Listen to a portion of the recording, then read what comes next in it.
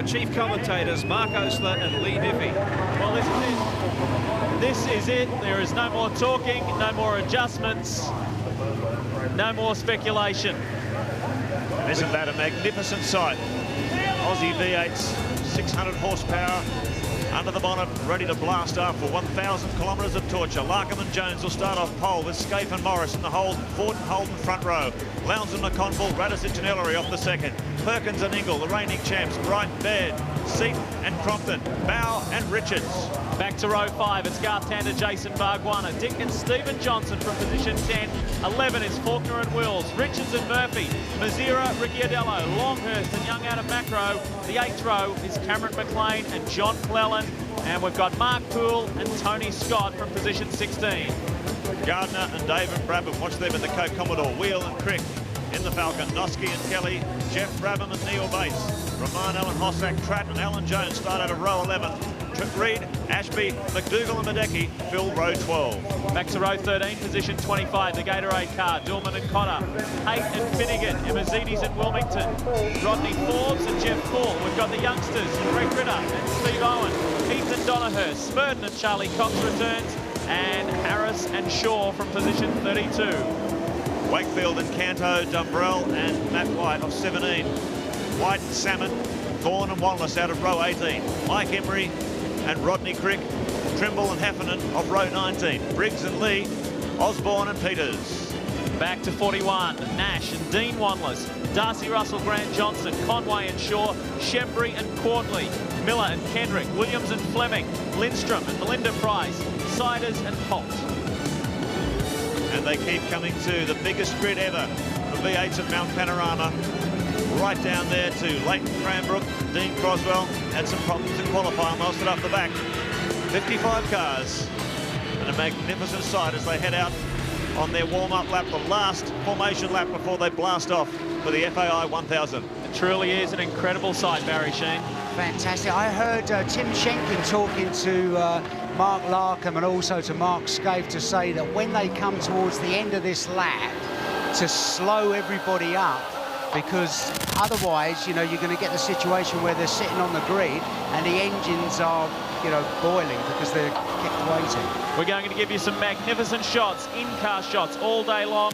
This is with Craig Lowndes and Cameron McConville. We go to the reigning champ, Jason Bright in the Pertec Ford, brought to you by Speed Stick.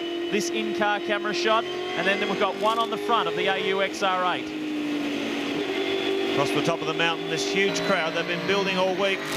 Some have set up camp even 2 weeks ago, making sure they had the best position against the fence for this classic contest. Dick Johnson's last appearance at the end of a magnificent career. Here's his former teammate, John Bow, hoping for good things today. Teamed up with Jim Richards in the Caterpillar Falcon. Had a few engine problems during the week. Not quite the horsepower they want, but the car's reliable. They could be there at the end of 161 laps. FAI on-board camera with Jason Bargwanna. One of the favourites for the race, Bargwanna and Tander.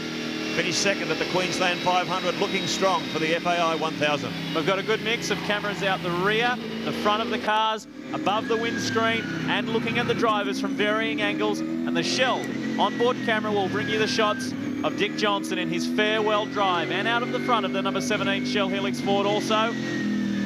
A beautiful sunny day here, perfect temperature for drivers, spectators, and everyone involved. The Valvoline Cummins Commodores just ahead. That is the Bargwanna Tander car. And we are just moments away from the 1999 FAI 1000. Victoria Bitter on board camera with Larry Perkins. Winner in 1993, winner in 1995, winner in 1997. He's been doing it on every second year. That sort of thing applies. He should be looking pretty good for 1999. We'll keep an eye on the Castrol Commodore. Always bulletproof in Bathurst form, and two great drivers in Larry Perkins and Russell Ingall. Mark Scaife, what a big day for him. He said earlier that he will be going for this win and he will be taking whatever risks necessary so he can take the win and help his teammate also, Craig Lowndes, take the Shell Championship Series. It could be an unbelievable day for the Mobile Holden Racing Team. Well, really, when you think about it, Lowndes is probably the only guy who's going in there with a predetermined race plan in terms of finishing within a certain number of positions. Exactly. Everyone else is out there to win it, so things haven't really changed in terms of this 1,000-kilometre contest. And you saw Mark Larkham slowing everybody up and then sort of getting away a bit again. It's a terrible thing, because otherwise you end up on the grid and you sit there for over a minute and a half. These things don't have fans or anything. They rely on outside, you know, the going through the air. Now you see Mark's just looking in his mirror there, and there's an awful lot of cars that are got to queue up. You see him still coming down the hill, and it's going to be a long, long time before. You know, it seems like it's only, say, a minute and a half, but it seems like he's been sitting there for 10 minutes, and you watch the old temperature. In actual fact, Mark Scaife said he was going to turn his engine off as soon as he got there, because he's been in that situation before and she heated up. There you go. We gave you the look at all of our in-car cameras and on-car cameras. We'll be switching to those throughout the full coverage, live and exclusive to your home of Motorsport Network 10. This is the 1999 FAI 1000. All 161 laps of this 1,000-kilometre classic. The field still rolling down into Murray's corner. Large number of rookies in the field this year. 55 cars. All the drivers who have never competed here, including members of the Super Cheap Autos team. So it's going to be a tough old day. 161 laps around this daunting 6.2-kilometre circuit. This is just an indication of how big the field is. They will grid up around the corner, around the final turn onto the pit straight, just like the good old days. Well, while the guys at the front are sitting there, the guys at the back are still coming, and Mark Larkham must feel like an eternity, sitting on pole position alongside Mark Scaife. There is the FAI race analysis, a full grid. 55 V8 supercars, 161 laps. Incredible. Now they must do a minimum of 4 compulsory pit stops and a compulsory brake pad change. We are getting ready to go. Nothing shakes them out like V8 supercars. This is the FAI 1000, and we are ready to go green. Seconds away. Bouncing off the red limiters. Away we go now. Skate forward, drops on Mark Larkham. Here they come now. Great start by Craig Lowndes on the inside, and Radicic on the outside in the number 18 Shell Helix Ford. Through Hill Corner. A smooth run so far. Radicic got away to a ripper around the outside of Craig Lowndes. They all try and squeeze through. Now the big drag race up Mountain Straight. Oh, look at that. That's quite incredible. That's quite an incredible sight. We haven't seen that for many, many years. A full grid of Mount Panorama. It's Paul Radicic, the fast man of the Shell team, is going to lead them up the hill for the first time. Great start for Shell 18 Ford. Dick Johnson got away to a great start also in the number 17 Shell Helix Ford as the full field scream up on top of the mountain. Wait till you hear the crowd cheer. Come through the board cutting for the first time. Looks like a relatively clean start to the race. Everyone knows they've got 161 laps to go. Listen to the fans roar as this big field comes across the top.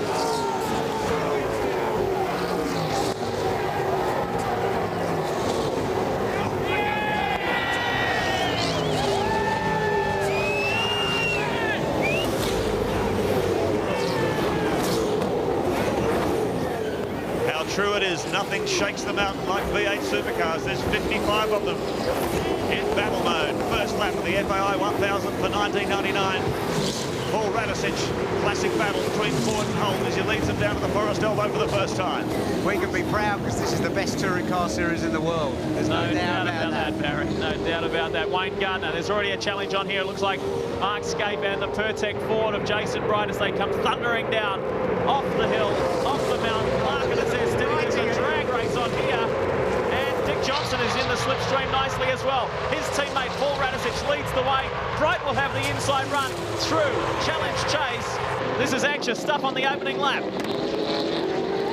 That's beautifully positioned on the inside. It's a bit cut and thrust for the first lap, isn't it? Yep, 1,000-kilometre sprint race. I know it's an enduro, but these guys attack it like a championship round. Dick Johnson has a big look down the inside. Not quite close enough. Very close. Tucks in behind the Pertec Falcon. But Dick Johnson driving like a man possessed. Not only his last performance at Mount Panorama, but his last performance, the end of a magnificent career. Can DJ bring it home and put this car on the podium? Glenn Seaton in the first of the Ford Tickford cars is hanging in there as well as they complete the first lap in 2 minutes and 16 from a standing start. Paul Radicic has already built a little margin over Craig Lowndes, and Larkham looking for an inside run. We go on board the Mitre 10 Falcon through speed stick turn on the second lap. Just have a listen to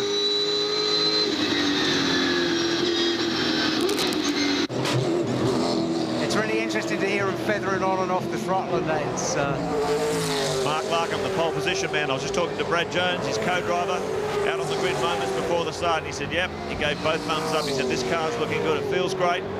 It's got plenty of power, it's riding the bumps very well. The car's reliable and the pit stop strategy is correct. These guys are looking very strong. Radicic, while qualifying fourth, leads the race at the moment. Larkham, our pole sitter, back in third, and Lowndes sitting there in second. His teammate Mark Scaife has gone from second back to fourth. Then it's Bright, Dick Johnson, Larry Perkins, John Bow, Jason Bargwanna, and Glenn Seaton. It's your top 10. Check out the Ford race score, the opening laps of the FAI 1000. It's Radicic and Ellery, Lowndes and McConville, nothing in it. Larkham in the Mitre 10 Falcon about a second behind. These guys look dangerous at the Queensland 500. Paul Radicic and Stephen Ellery, despite the huge discrepancy in height, they got on very well in terms of in the car. Their changes, they were very slick. They look strong. Unfortunately, a bit of a glitch with the car for them out of the Queensland 500, but the team has been working exceptionally hard between now and then, and the team morale is so high in the Shell Helix camp, they feel this race could be theirs. I think maybe Paul made a little mistake earlier on, but just a little while back, because Craig got an awful lot of ground on him in a big hurry. So we just have to keep our eyes open, make sure he doesn't have any problems. Well, we've been threatening to do this all year. Paul Radicic, 36-year-old Kiwi. That is, do you see the horsepower of the Ford pulling away from the hole? I was just going to say, the engineers will tell you that the Ford engine, the design of its cylinder heads, it has a better airflow characteristic. It should produce more horsepower. But no doubt about it, Warren Robb and Tony Monk's working away in the engine department at Dick Johnson Racing. These Shell Fords are renowned as being the most powerful in the field. And look at that horsepower, Baz. Wow, incredible. I mean, that is amazing. And that is so handy, believe me. It doesn't matter how good you are, when you've got a nice bit of horsepower on the straight, it doesn't half help. It's a horsepower track. It's V8 country, and there's 55 of them here. You imagine what it's like coming down the hill into the cutting. You know, that's a major. You can get a nice little rest down there. Well, a little rest such as it is, but to have a little bit of extra speed is very handy. Time's coming down. They're into the 2-minute 13 bracket already. Early days. Paul Radicic setting the pace. Craig Lowndes just a tenth quicker with a 2:13.2. They are quick times, aren't they? Low 2-minute 13-second bracket. That was qualifying. They were top 10 shootout times only a few years ago. And this is race pace. Let's have a look at the CUB driver profile.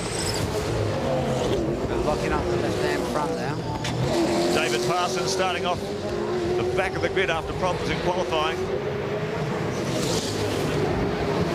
After 2 laps, he's up to 38th position.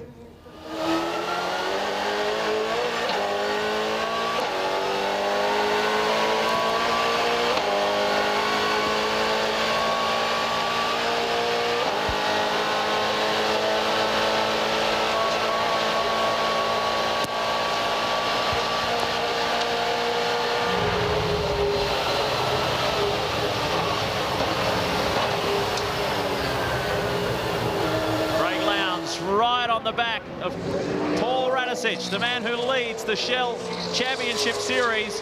All Lowndes needs to do is finish in the top 4 today, and that championship will be his. But Radicic is not in a championship position. He runs wide. Well, he's going for the race win. that's trying very hard for this early on, isn't it? Wow. Take a look again as we ride with Lowndes. We'll give you another listen later on. As we watch Radicic, the race leader.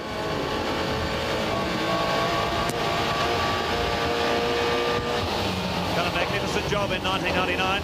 36-year-old Kiwi Paul Radicic is a hero in New Zealand, and certainly a hero of the Ford fans in Australia. big boots to fill with the departure of John Bowe after many, many years with the Shell team. He's done a magnificent job learning a new car, learning a new tyre, learning new tracks. He really did start behind the 8-ball, but he's responded magnificently. And you are now seeing the proof of the pudding. He understands the car. He's getting more comfortable with the car. And you're seeing the true talents of Paul Radisich at work. Yeah, it wasn't really until Surfers, Mark, was it, that we saw the real Paul Radisich stand up. He's had so much bad luck, and he really is very, very fast. New Zealand Touring Car Champ twice back in '89 and 1990. He also won the Fuji 500 back in 1992. FIA World Cup Touring Car Champion in '93 and '94. Very decorated career. The interesting thing about Paul is that when he came here, right at the beginning of the season, he said, I am here to win races. And I think that he got a little bit of a shock. As we look from the back of John Bowe's Caterpillar AU Falcon, the lap time's already down into the 2:12s. That's Radisich and Lowndes. This has been run at a ferocious pace, and we've only had 5 of 161 laps. That's quite... Lowndes is 1/100th faster than Radisich on the last lap. That's how close it is. This is an amazing battle here. John Bowe and Jason Bargwanna. Bowe started 8th. He is still in 8th position. You look at the top 15, Mark, it looks just like it's a who's who of motor racing, isn't it? It's fantastic. I can't believe the pace of Radisich. That's phenomenal. Consistently in the 12s. He's just done the quickest lap of the race. A 2:12.57 for the Shell Ford. Lowndes going with him. But that is the fastest lap. I tell you, he's turning the heat up his brighties in the 12s as well. With a full fuel load and under race conditions, and he's put in a 2:12.57. That would have qualified him in around 19th position out of 55 cars. So they are really cranking it up early in this race. The Bowe-Bargwanna battle continues with Glenn Seaton just behind. Stephen Richards, the first of the Wins Racing Commodores, is there in 11th position. Here's the replay from Mark Larkham's in-car camera. And look at Lounsey, look at that. That was a brilliant start. Got plenty of traction off the grid, and also Larry coming up there as well. That's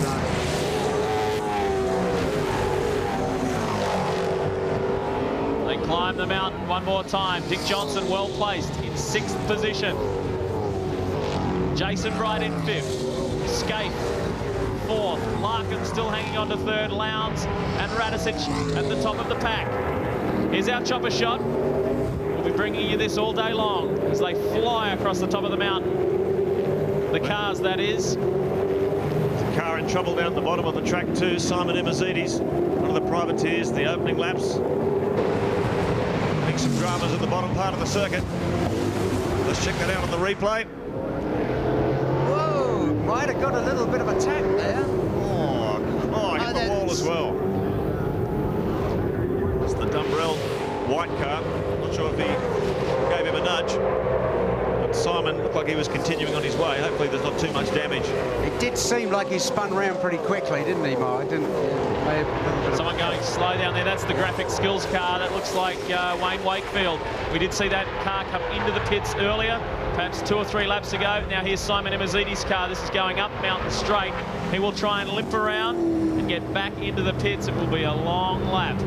So people at home wondering why he didn't go into the pit straight away. The pit entry is just coming off Conrod Straight. So if you go past that entry, you obviously can't go backwards against the flow of traffic. You have to limp around the full 6.2 kilometres of the circuit. John Bowe, his first Bathurst experience, his first FAI 1000 in the Caterpillar Ford, teamed with Jim Richards. Phil Curtis is at the helm, running the show, doing a fantastic job. Alan Draper engines, and they will be crossing their fingers for some success under the Caterpillar colours. It's been an interesting year. They have been working flat out, and they have hardly tested this car for the entire season. It's just been swinging from race meeting to race meeting. Now, is Larkham slowed there? No, I think it's just coming past that other car. So they're all starting to drop. The attrition rate, the pace being pushed by Paul Radisich. Fastest lap so far at 2:12.57. He's just dropped into the 13s at 2:13.1, but only just. So Radisich cranking it up 2.6 seconds. The gap between first and second. Craig Lowndes in second. Mark Larkham and Mark Scaife. This is the battle for third. FAI telemetry on board the Mitre 10 AU XR8. And the Minor 10 boys, they were still smiling this morning after yesterday's effort. It was a much-needed boost. It's been a testing year for the guys, developing this new AU Falcon. Scafey. Oh, he's going to go! I was going to say, Scafey's getting ready to have a go, and he didn't be. Very close on the approach. Now let's have a look at horsepower-wise down here. Speed. It looks like there's been... Does it look like there's been a touch on the front of Larkham? No. I thought it was a touch on the front of Larkham's car. So Larkham tucks in behind the Mobile Holden Racing Team machine. Scaife on a charge, up to third position now, behind his teammate Lowndes in second. About 2.3 seconds, a bit further down the road, just saw Lowndes going out of view. So Larkham drops back to fourth. Jason Bright. Dick Johnson sitting handily in sixth position. Larry Perkins seventh. John Bow in eighth. Jason Bargwanna. Glenn Seaton in the FTR Falcon, rounding out the top 10. Greg Rust. Well, I'm down here, Mark, at the moment with Team Gatorade. Peter Dillman at the wheel. He's been in here for in excess of 5 minutes now. He complained on the starting line that the Commodore was overheating. Now, the team have brought him in a couple of laps into the race. He's been in 5 minutes now. They're trying to change one of the radiator hoses. Apparently, one of them has split. So a little irony in the fact that the car, which is meant to keep you cool, is overheating. Well, they said it was going to be a tough race, and the cars are going to start dropping that early.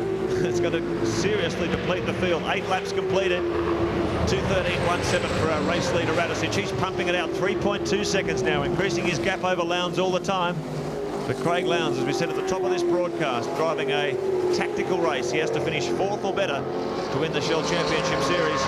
That's exactly what he's aiming for. I can tell you the top privateer is Cameron McLean, remaining in the position he qualified, but he's been leapfrogged by Mark Poole in the John Deere Grounds Care VT Commodore. That's the ex-Craig Lowndes car. The South Australian-based driver is doing a great job, and they were very inspired after their qualifying effort in 16.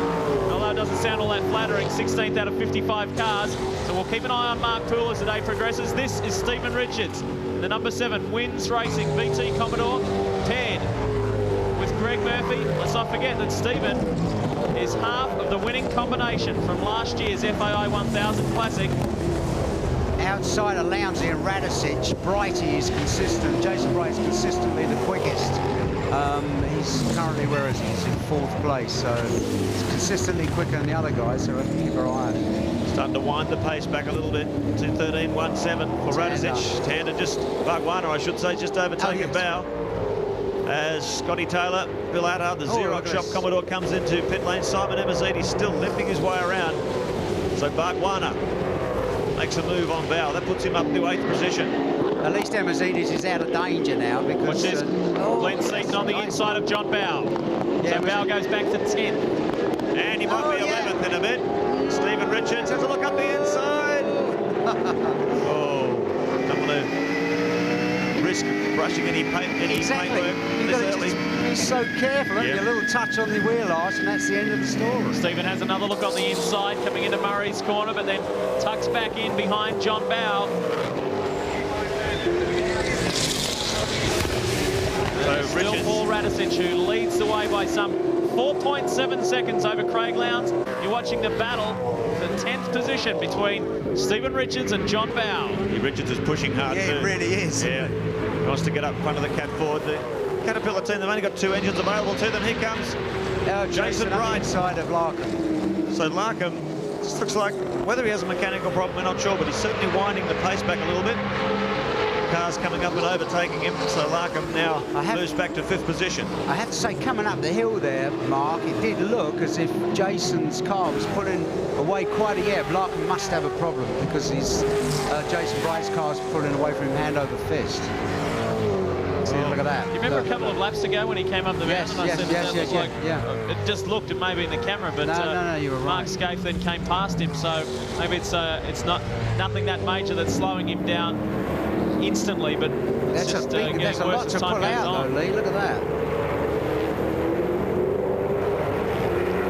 So Radicic really building on that, a 13.25. So the hot pace of those opening laps now starting to wind back a little bit. 14.6. Radicic still easily the fastest man on the circuit. The Shell number 18 Falcon leading this race, 4.7 seconds.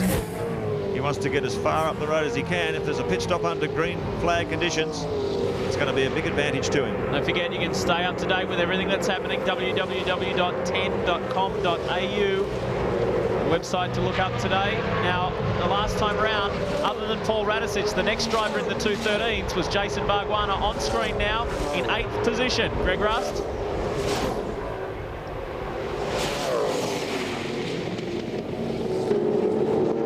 Greg's not quite ready down there at the moment. But Richards pushing hard to try and open a bit of a gap on John Bower. That puts him into the top 10 in the Wins Kmart machine. This is one of the strongest driver pairings in the race. Stephen Richards, last year's winner, of course, with Jason Bright, the FAI 1000, driving the Pertec Brothers Ford. And teamed with Greg Murphy, a former Bathurst winner as well. Greg Rust.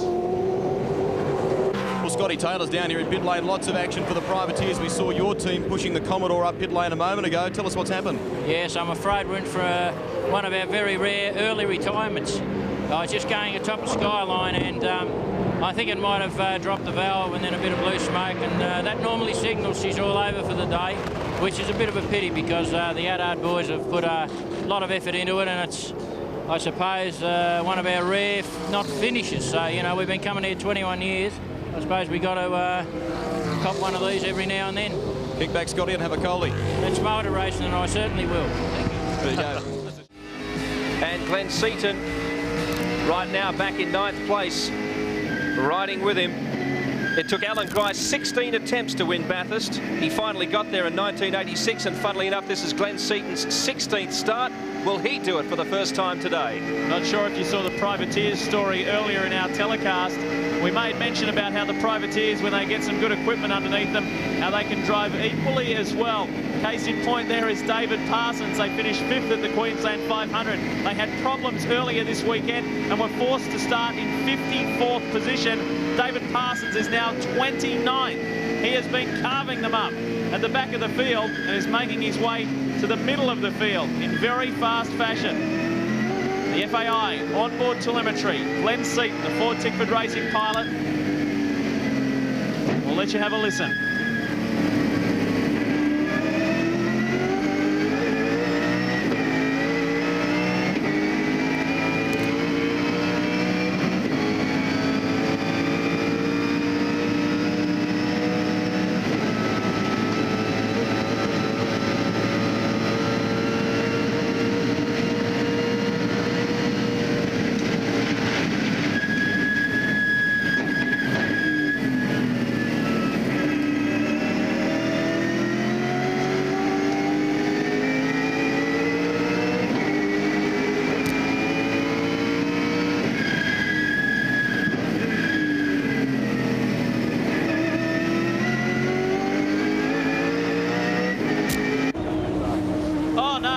The Paul Dumbrell, Matthew White entry.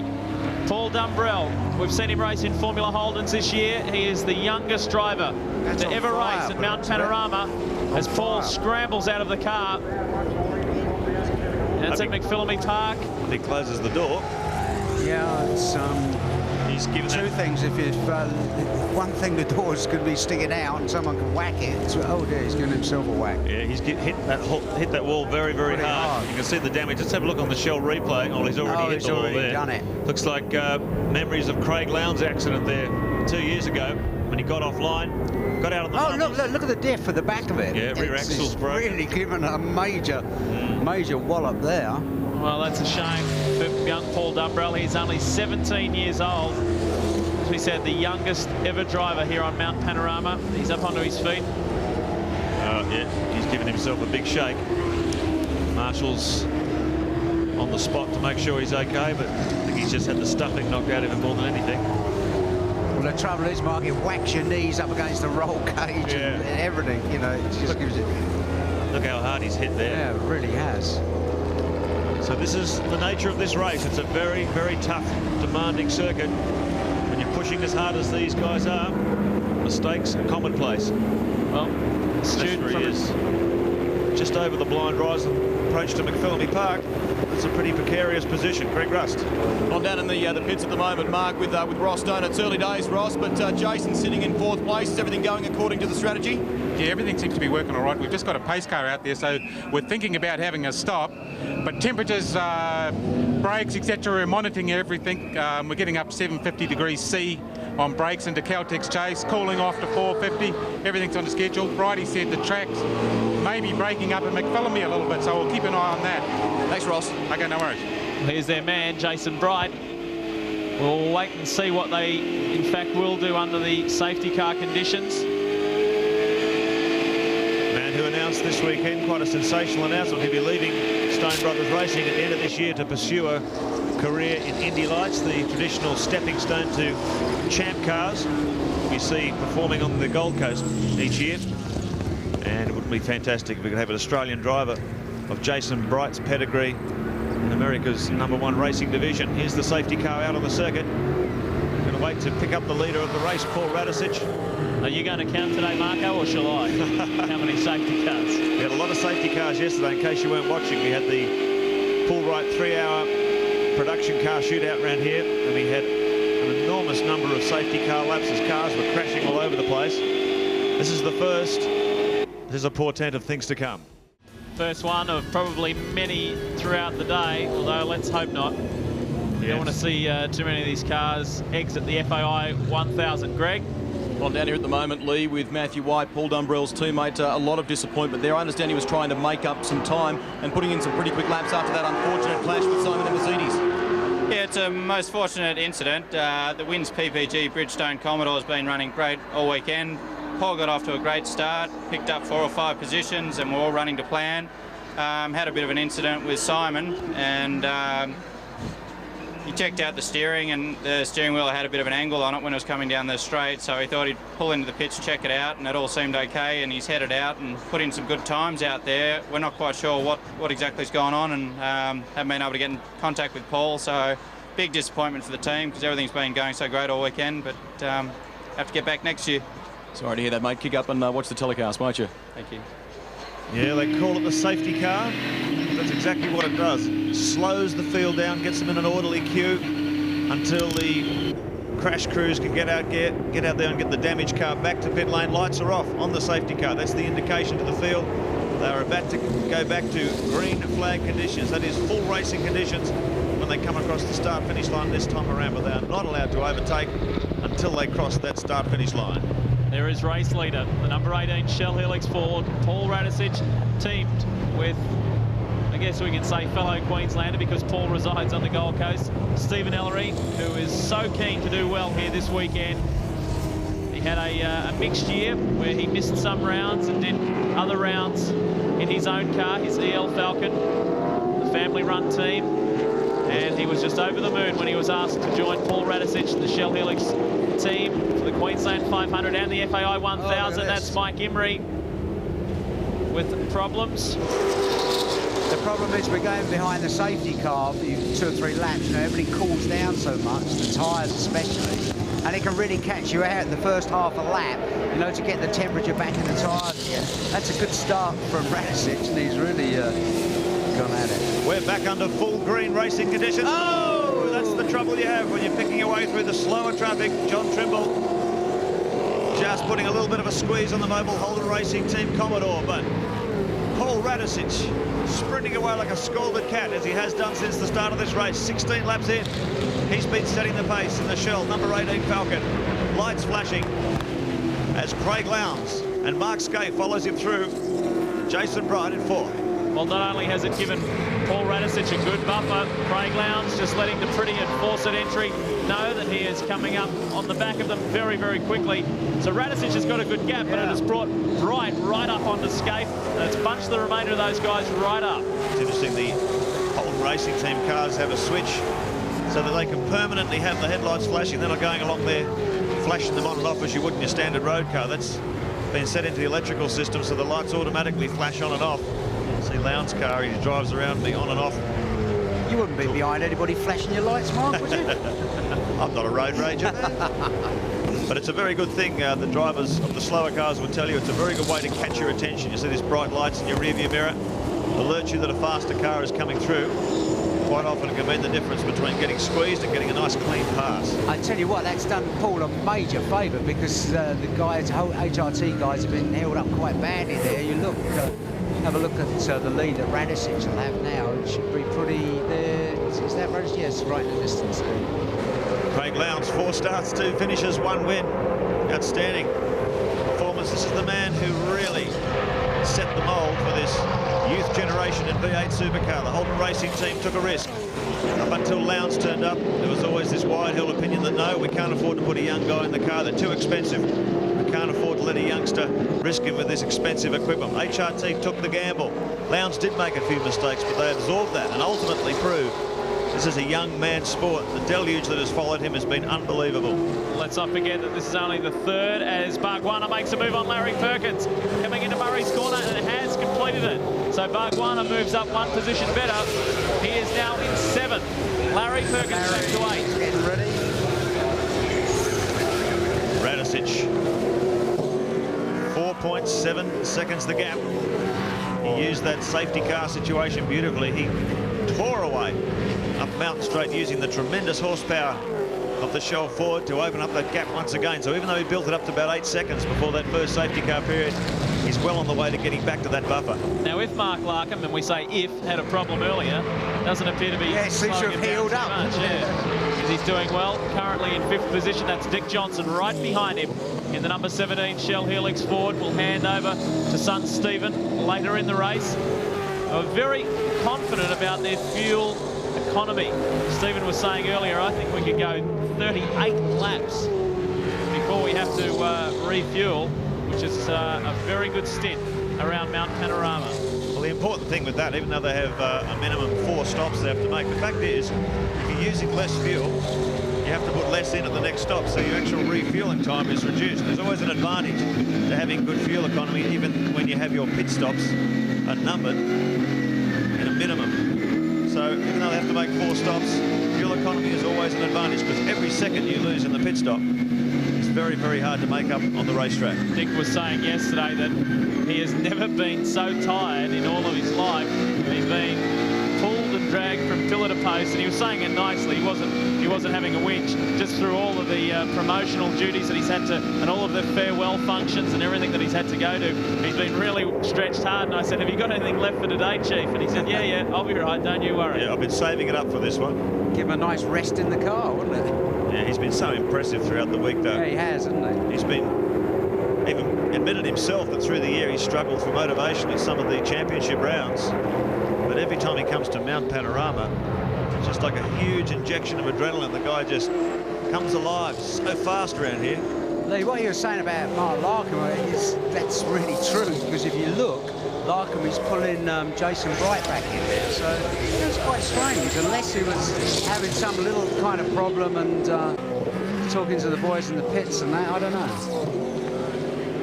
5.6 seconds the gap. Radicic back into the 12s. A 2:12.80. This man is pushing hard, and he knows the approach to this race is, as Larry Perkins said, you just have to get out there and drive 110% for 161 laps. And that's the approach Radicic is taking right now. A 2:12.80. Race leader really punishing the opposition. 5.6 seconds the gap now. Back to second.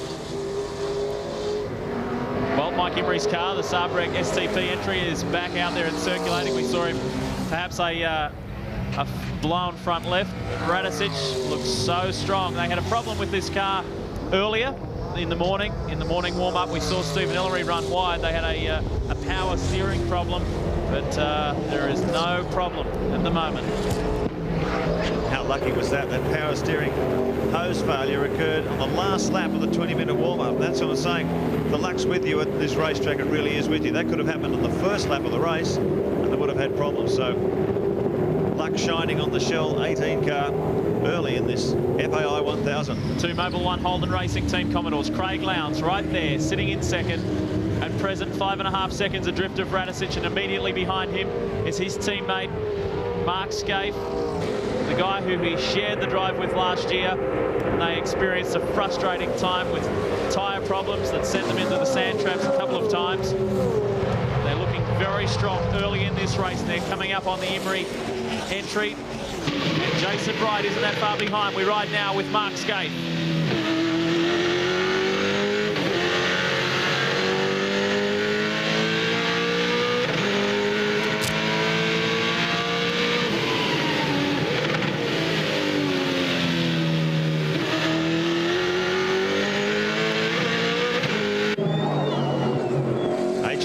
want the double this weekend. Mark Scaife very much going for the race win.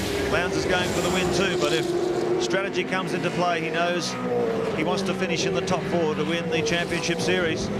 So HRT on an ideal weekend for them. Scaife will win. Lowndes will take the championship.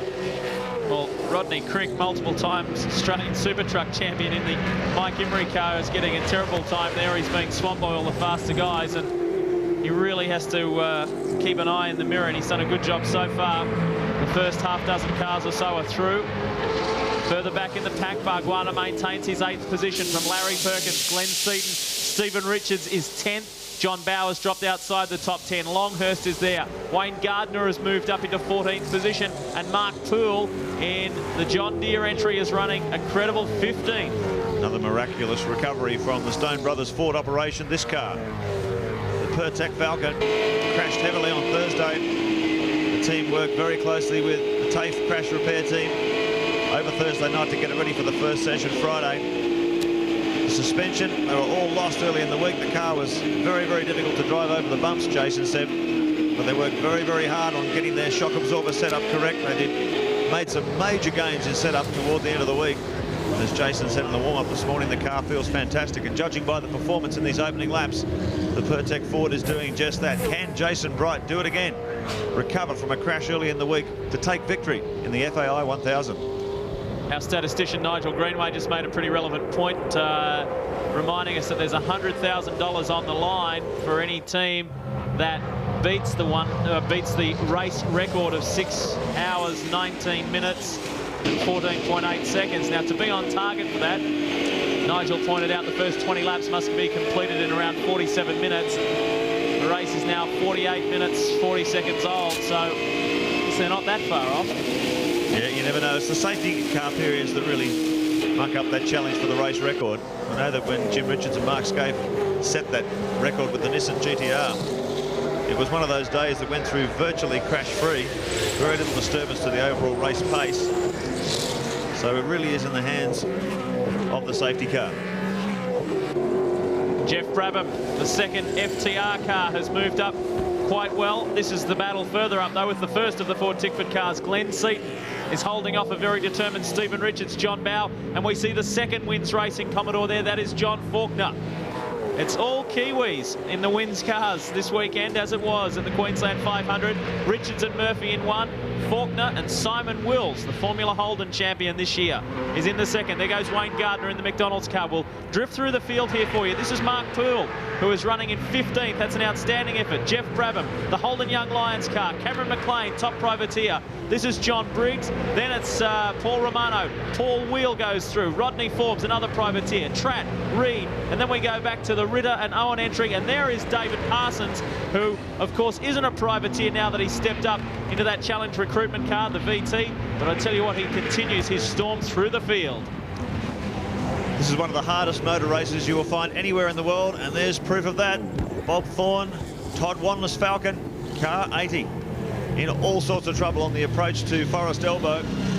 Bob Thorne out of the car. Oh, there's Simon Emazidi's safety car. As you can see by that sign in the background, will come back on the circuit to clean up these wrecks. So it looks like it's going to be one of those days, Lee. Okay, I'll keep count, all right? That's 2. We always think that the safety car is probably going to do as many laps as the race winner. They call it out so many times. And look at the wreckage here. This great shot from the Channel 10 chopper. Bob Thorne has come to grief in the second of the Super Cheap Autos car. I'm wondering if there goes Simon Emazides, and the sand trap doing its job beautifully. Oh, there you go. Really pulling him up very quickly. The FIA track safety engineers will be very happy to see that. A lot of design, a lot of development work goes into designing sand traps and safety additions to racetracks to try and arrest spinning cars, and that was working beautifully there. And they hit that sand trap. Simon Emazides would have hit that sand trap near on 200 kilometres per hour. So that goes to show how well the sand trap does its job. Now, further down the track, further down the mountain, is where Bob Thorne spun the Super Cheap Autos EL Falcon in exactly the same position. We saw that horrific crash last year involving, I don't know, 6, 7 cars, something like that. Yeah. And there we go. Bob Thorne is out of the FAI 1000. This was the Mitre 10 Falcon stop just came in under that safety car period, and it all looked very orderly as they came in to change tyres, put more fuel in the car. But watch this. There was all sorts of drama. Jason Bright trying to get out of the pits. They almost ran into another car. Now there were air hoses stuck into the car. And look at that. It pulled the whole fuel rig and gantry with it. The team working frantically to try and get Jason Bright clear. But that is a very, very dramatic moment in the pit lane. That is a scary moment. That could have collected any of the crew members or anything. It almost collected our own Greg Russ. Greg, how was it down there? Oh boy, what a nervous moment that was. There was pretty heavy gas bottles flying around the place, and that gantry, as you mentioned, came clean down. Now, I think this really gets back to exactly what we were talking about this morning. It is just so tight here in pit lane at the moment that if somebody came in during the course of the pit stop, if there were 3 cars side by side as they were, they literally run out of room. That's what happened. Murph came in, Jason Bright came in, and of course Mark Larkham came in. As Brighty was trying to get out, he had to try and maneuver the car around. Part of the overhead air hoses got caught on the rear wing and underneath the car. It pulled the gantry completely down and the gas bottles with it. Poor old Larko's fuel stop was delayed as a result. And to make matters worse, if that wasn't enough, as Murphy was trying to leave, there was almost a collision with Ashby and Reid here in pit lane. It was all happening. I think what we must not generalise there, what we must take away from that is it was a very, very lucky situation for a lot of people. Yeah, dragging those air hoses along the ground. Anything could go wrong. Let's have a look at that again. You can see the Wins Commodore coming out there getting squeezed. The Optus machine backs off to give them some room. But look at that, the whole gantry with it. And any one of those guys in the crew could have been injured there as that big aluminium post was dragged along the ground. They managed to clear it. They're very lucky that all those hoses didn't get wrapped around a rear tyre or around the rear axle. But just goes to show how tight things are in pit lane. Under the pressure of a pit stop, anything can go wrong.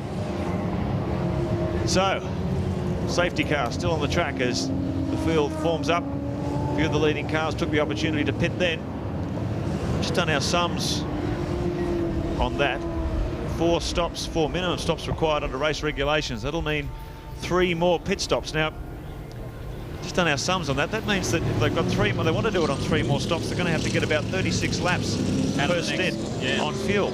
And on some of these cars, that could be marginal if we're running under full green conditions for each stint. And looking at the times at the front, that's been said of a 2:12.57 is the quickest lap so far, said by Shell Helix Ford driver Paul Radicic. Gives you a good look at the whole field. Coming on through Murray's Corner, we see the Mike Emery Rodney Crick car come into the pits yet again. It's the 3rd time this morning this car's been in. Well, can you believe how this many dramas? Lap 24 of 161. This is going to be a long day. And plenty more action to come from Mount Panorama. This level of competition, as I said before, this is one of the toughest motor races you will find anywhere in the world. The level of competition is extreme, the pressure immense. At that level, only the strongest survive. It was always anticipated that this would be a frantic race and also quite an eventful race. We've also already had quite a few cars exit the FAI 1000. Barry Sheen. Yeah, I'm standing here with Ross Stone. What happened there then, Ross? It was a bit of a drama, wasn't it? Oh, there was a shambles. We're jammed in here in the pit road. There's so many cars here, and your pit allocation space is only the length of the car. So we had a car in the front and the car in behind. We had to try and push out sideways. Completely our fault. We have a system, and the system let us down for a bit of a rush like that. Anyway, we'll recover and be away. 2 Shell cars, the 2 Mobil cars, running very strongly at present. Radicic, Lowndes, Skate and Dick Johnson in his farewell drive. Marvellous stuff. Can we say it even now, lap 25 at 160, mate? Can you imagine what would happen to this place if Dick Johnson and Steve Johnson ended up winning this race? It was interesting yesterday afternoon, Mark was listening to Steve Johnson say that, of course, like any father and son, they've got a special relationship. But this weekend, they've been spending time together, talking over the data and really, you know, not necessarily negotiating on what sort of a setup they want and really talking things through. And he said this weekend they have built an extra special bond trying to win this race in Dick's last appearance. Oh, I don't think there'd be a Holden fan in the country that would begrudge Dick Johnson's efforts over the years. And if they had to allow a Ford to win, I'm sure that's the one they wouldn't mind winning. Dick Johnson, what an amazing career. And look at him 54 years of age, still very much in contention at the top level of V8 supercar. Hard under brakes at the end of Conrod Straight. Paul Radicic gets a little bit of a wiggle on as he gets the power to the road. It's very difficult. The cars now no longer have those bleed-off valves on the tyres, which maintain the tyres at the optimum pressure. What they have now, as the cars cool down, the temperatures drop. That means the pressures drop. The first few laps out after a safety car period, the cars are a little bit skatey, the drivers say. They're quite difficult to control until they get up to that optimum temperature again. Jason Bargwanna has got ahead of Dick Johnson now. So Johnson back to 5th.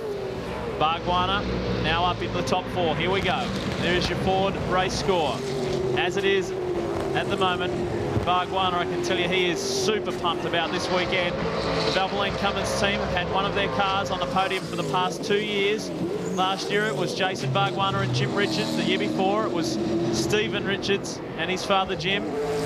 Can it be Garth Tander and Jason Bargwanna standing tall on the top spot today, the end of 161 laps? Gary Rogers feels as though they've got it. They have done the preparation. They've got the tools. They've got the drivers to do it.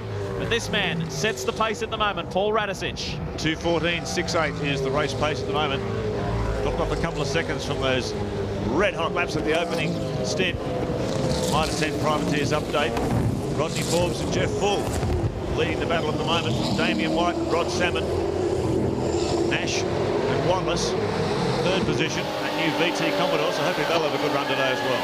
Well, one request that we get from a lot of our viewers that are interested in V8 supercars, they say, can you give us a lap around Mount Panorama, just inside the car, watching what the drivers do? And it's very, very interesting from the driver's perspective, especially Lowndes chasing Radicic. Let's do it now. A full lap with Craig Lowndes.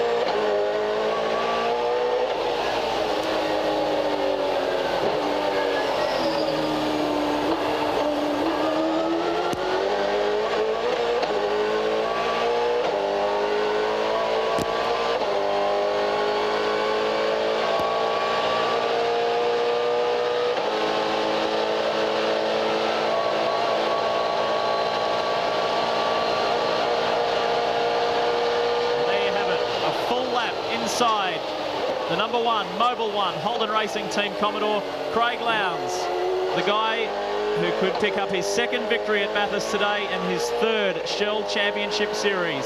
But that is a long way off. He's charging hard after Paul Radicic at the moment.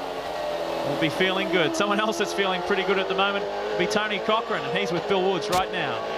Yes, the Avesco chief. I thought Tony Cochran, the only music to your ears was the sound of V8s at Mount Panorama, but I'm not right. Well, our great new family show, and on in Sydney at the moment, and what a great show here at the Mountain this weekend. I mean, just fantastic, unbelievable crowds, and the whole show, it's tremendous, and every major contender's still out there running around in great shape. Tony, it's hard to imagine them fitting any more people into this venue at this stage, particularly along Pitt Straight. Yes, well, I mean, you know, we as a sport now, we're the fastest growing sport in Australia today. There's just a record crowd here. They've had to shut the campgrounds. They've had to shut some of the gates. We need some real assistance now from the federal government. This can become the Nuremberg Ring of Australia, the Monza of Australia. We've really got to spend some money now, 20 or 30 million, and really upgrade the facilities here. The government talk about regional development, and Bathurst really needs it, because this is just going so gangbusters now. It's a great Australian icon sport, and you know, I mean, what do you say? It's just a great atmosphere up here on the mountain today. Well, John Cleland, for one, who's an international touring car star, and he's partnering Cameron McLean up here. He not only couldn't wait to get back to Bathurst, where he has driven before, but into a V8. It's one of the fastest growing categories in motorsport around the world. Yeah, I think 3 years ago, you know, when we talked about, we had a corporate aim to make this the greatest touring car championship in the world. You know, lots of people laugh, which was fair enough. We accept that at the time, but you know, we're turning that into a very fast reality now, and there's an awful lot of interest in us all over the world.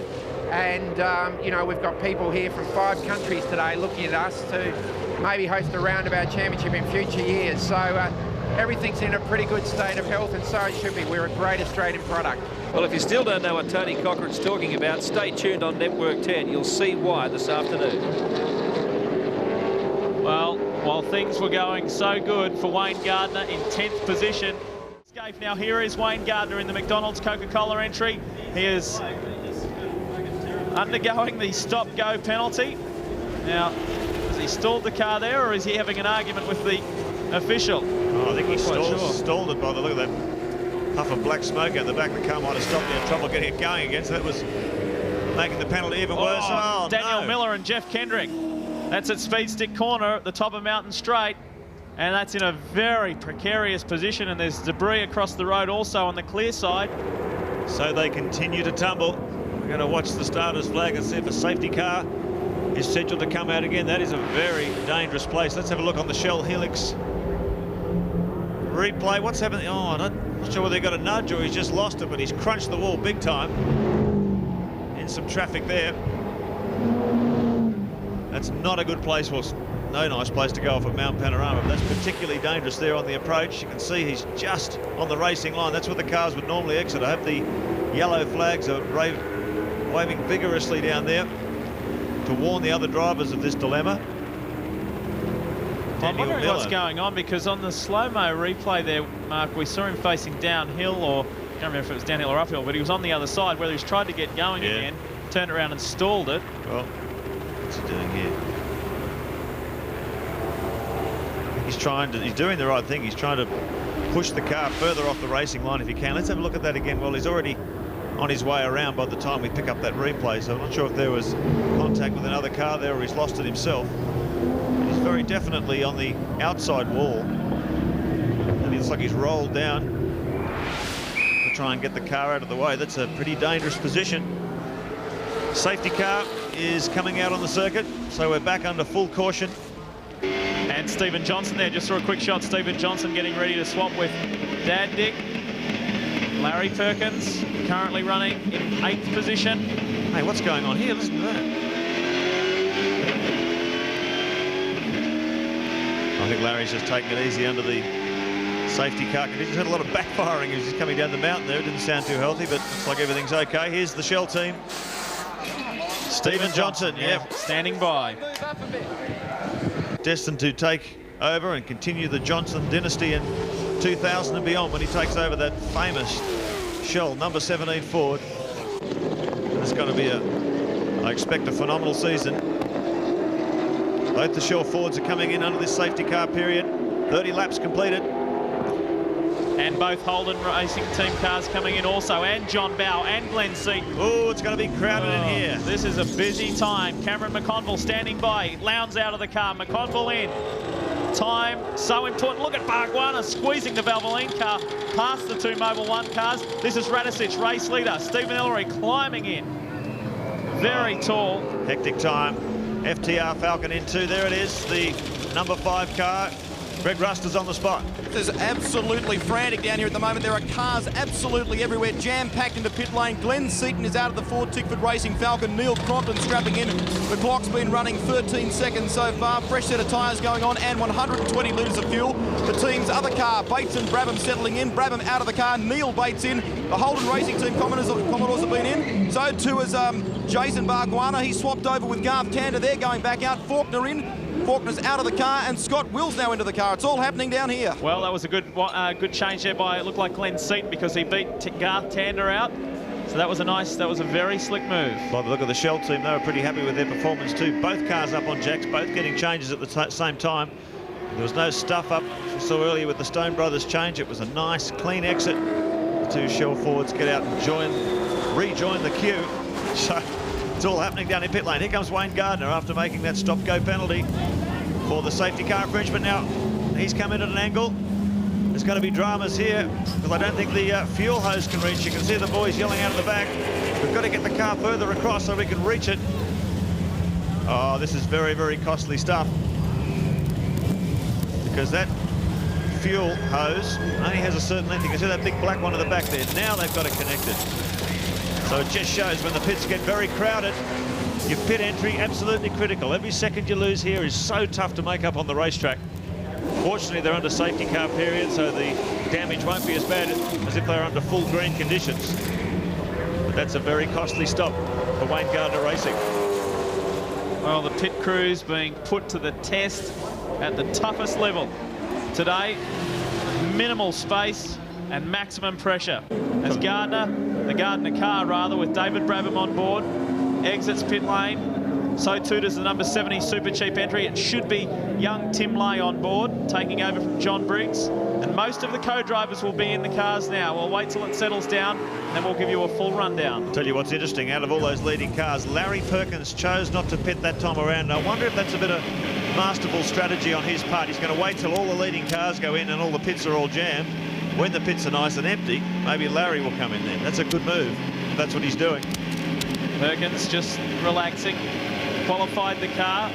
Did a good job in the top 10 shootout. Russell Ingall is just dying to get into this car after he's finished his stint. And there is Russell now. Well, there you go. See, they're very good at strategy, aren't they, the Castrol team? Larry would have deliberately stayed out. He's seen the crash in the pit lane. He's seen the accidents that have been happening already. So just stay out for one extra lap, get all your main competitors out of the way. Then he comes in when the pit lane's relatively clear. Well, this is on board with Neil Crompton in the Ford Tickford Racing AU. And he's looking in the rearview mirror. He doesn't want to get a hit from behind, as there's a bit of confusion here as Daniel Miller's reversing across towards the truck. He's hooked up to the truck. Towing him, yeah. He's got a tow strap there. Crompton waves his arm and says, well, what's going on? Completely blocked the circuit. So Neil continues on his merry way. Miller's car out of the way. Well, Larry Perkins, expect him to peel off the queue this time around, go in for his first scheduled stop, and then join the back of the queue. Russell Ingall standing by anxiously. You can bet that Russell will drive the wheels off the car when he gets in. He's so anxious. Expect Larry to peel off now. Here he goes. Down pit lane. Under safety car period, the best time when you can pit, because the race pace is pulled right down to a crawl. You lose the least amount of track time. Barry Sheen's the man on the scene when Larry comes into the pits. Baz? Yes, I'm down here. In actual fact, it was radio problems was the reason that Larry didn't come in. He didn't hear it. But as it turns out, you were completely right with the sort of a strategy, because had he have come in when he was supposed to have, it was like Brixton Market on a Saturday morning down there. There was no room. They were in the back cars up, get them sideways. There were people screaming and shouting, and it's nobody's fault. The only fault is the pit lane is vastly too small nowadays, you know. We need a much, much bigger pit lane, and they're just waiting. Russell's waiting. Everybody hands up. Nice, clean stop. They are so slick, the Castrol Perkins team. Here's Russell Ingall with his now familiar chrome dome, his chrome helmet. Larry out, Russell Ingall in. Greg? Well, I'm down here at the moment, Wayne Gardner. Every time or every year you and I talk, it seems to be some problem with officialdom. What's happened this time? Well, they've given me a penalty for passing under the yellow, which obviously I didn't think I did, because the car in front of me, yellow, slowed up and waved me by up here. So I just passed him. Then we come to the mountain corner up there in the yellow zone. I went, oh, okay. And then as we're in the pace car lineup, I put up his sign. I went, thank you. Thanks for letting me, because I was catching him hand over fist. So I just give him the thank you sign. And then, of course, the next minute I'm getting called in for penalties. Look, I don't know. I mean, I'm sure he slowed down a lot up Mountain Straight and just waved me through. And that's why I was thanking him. So I'm pretty disappointed in the whole thing, although, you know, it hasn't undone the whole day, but it's just set us back that little bit. Good luck for the rest of the day. Thanks. Bill?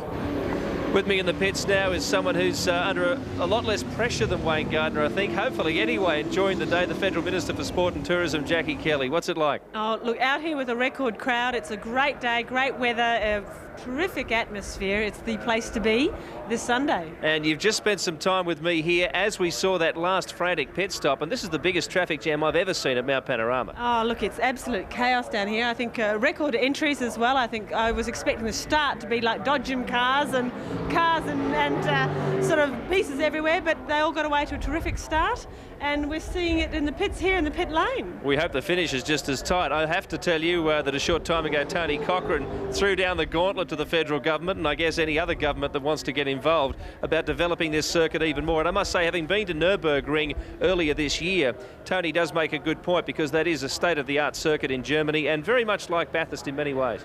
This event has the potential to go worldwide. There is going to be nothing like it internationally. It's out in regional Australia in Bathurst. We're seeing an enormous number of tourists coming to regional Australia to enjoy the event, and it is well worth supporting. And I have been already lobbied by the Bathurst City Council about the surface on the track here being in need for upgrade, and I'll be talking to our state colleagues on that one. It's a very good point, actually, because it is close enough to capital cities to bring people here, but at the same time it's great to see an event out here.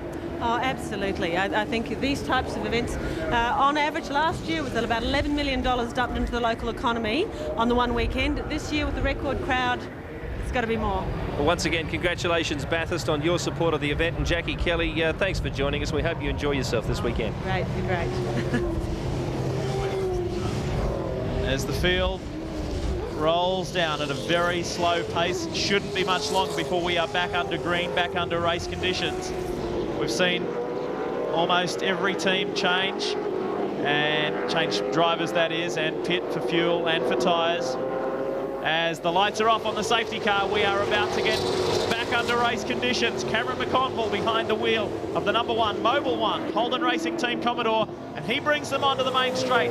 So much pressure on Cameron this weekend, riding shotgun to Craig Lowndes. Look at this, the Thomas Mazira car, the Densatron VT Commodore, the inside line, one of the Wins cars right on him. Oh, big puff of dirt there as someone drops the wheel over the edge of the curb. As we said earlier on, the drivers tell you this is the toughest time. And the restart after a few laps under the safety car, the tyre temperatures drop, therefore the tyre pressures drop, and the car's very skatey for a couple of laps until they come up to full temperature. Oh, real squeeze there. There's contact too between the Castrol Falcon of Tony Longhurst and Adam Macro, and they're still arguing about it as they come up the shelf. And that is Tony Longhurst behind the wheel. Young Adam Macro hasn't stepped in for his stint as yet as they climb the mountain again. The Shell Fords are right there. This is probably the strongest run we've seen them have in quite some time. Russell Ingall, he jumped into the car when Larry came in, pitted a lap later due to radio problems apparently. Wasn't a strategic move, but he's up to 27th position. So he's sitting a little bit further back in the queue. Pick that up as they come across past the timing beacon. For the first time we'll get a position or a time gap on where Ingall is sitting relative to the leader. He's just sitting back a little bit further this queue than they'd like to move, but I'm sure over time they're going to make up that ground fairly effectively. Down the mountain for the first time, lap 34 of 161. Fantastic contest in the opening second of the FAI 1000. Mark, there's quite a few people interested in seeing how young Tony Ricciardello goes in the Thomas Mazira VT Commodore. We know that he's got quite a few runs on the board in terms of sports sedan racing. In fact, that's the breeding ground Cameron McLaren McLean did very well in. So it's Ricky Adello's big chance to show the V8 supercar fraternity what he can do in the Densatron VT Commodore. Waiting for the number 1 Mobile 1 Holden Racing Team Commodore to come across the line, and our timing monitor will get itself all into order again after those series of pit stops. Oh, there is a classic example. See how the cars, these tyres aren't quite right. They're very difficult to handle, but they've got to push really hard. You can't afford to cruise one lap with the FAI 1000. Wins machine, wins Kmart Commodore, moves up one place on Thomas Mazira, doing a double stint. Hasn't put young Ricky Adello in the car yet. So Craig Lowndes, 1.1 seconds up the road from Mazira. It's an interesting situation up front with Cameron McConville, who of course is co-driver for Craig Lowndes. The guy behind him is Greg Murphy. He used to be the co-driver for Craig Lowndes, and they won here at Bathurst in 1996. They're very close mates, both live in Melbourne. Both them and their girlfriends spend a lot of time together, going out socialising, and now they're face to face, hard at it in the FAI 1000. Greg? Well, Wayne Gardner was none too pleased when we spoke to him a short time ago about that 60-second stop-go penalty. Cameron McLean, he says you waved him past going up Mountain Straight. What's the story? No, I didn't wave him past at all. We went up Mountain Straight, we crested the hill. There was a safety car board out just before the crest of the hill. He passed me going into the end of Mountain Straight. Wayne and I are at the same drivers briefing, and Tim Schenken said yesterday that unless a car's got a wheel hanging off or it's in serious trouble, even if someone waves you past, you don't pass them. So it doesn't matter what he thinks. There you have it from Cameron McLean. Yes, well, Wayne Gardner in the wars. We've seen it a number of times over the last few years at Bathurst. And once again in season 99, coming together with the officials. But this is a tremendous battle for the lead of the FAI 1000 between Cameron McConville in the Mobile 1 Commodore, Greg Murphy in the wins machine. Look how close Murph gets under brakes as they come through the challenge chase. Great battle. Stephen Ellery disposed of Thomas Mazira. Mazira is going to have to pit. He'll drop out of this battle because he pitted early, lap 15. That moved him up the order. So got a bit of an overlap going, so he's going to have to pit a long time before these leading 3 cars do.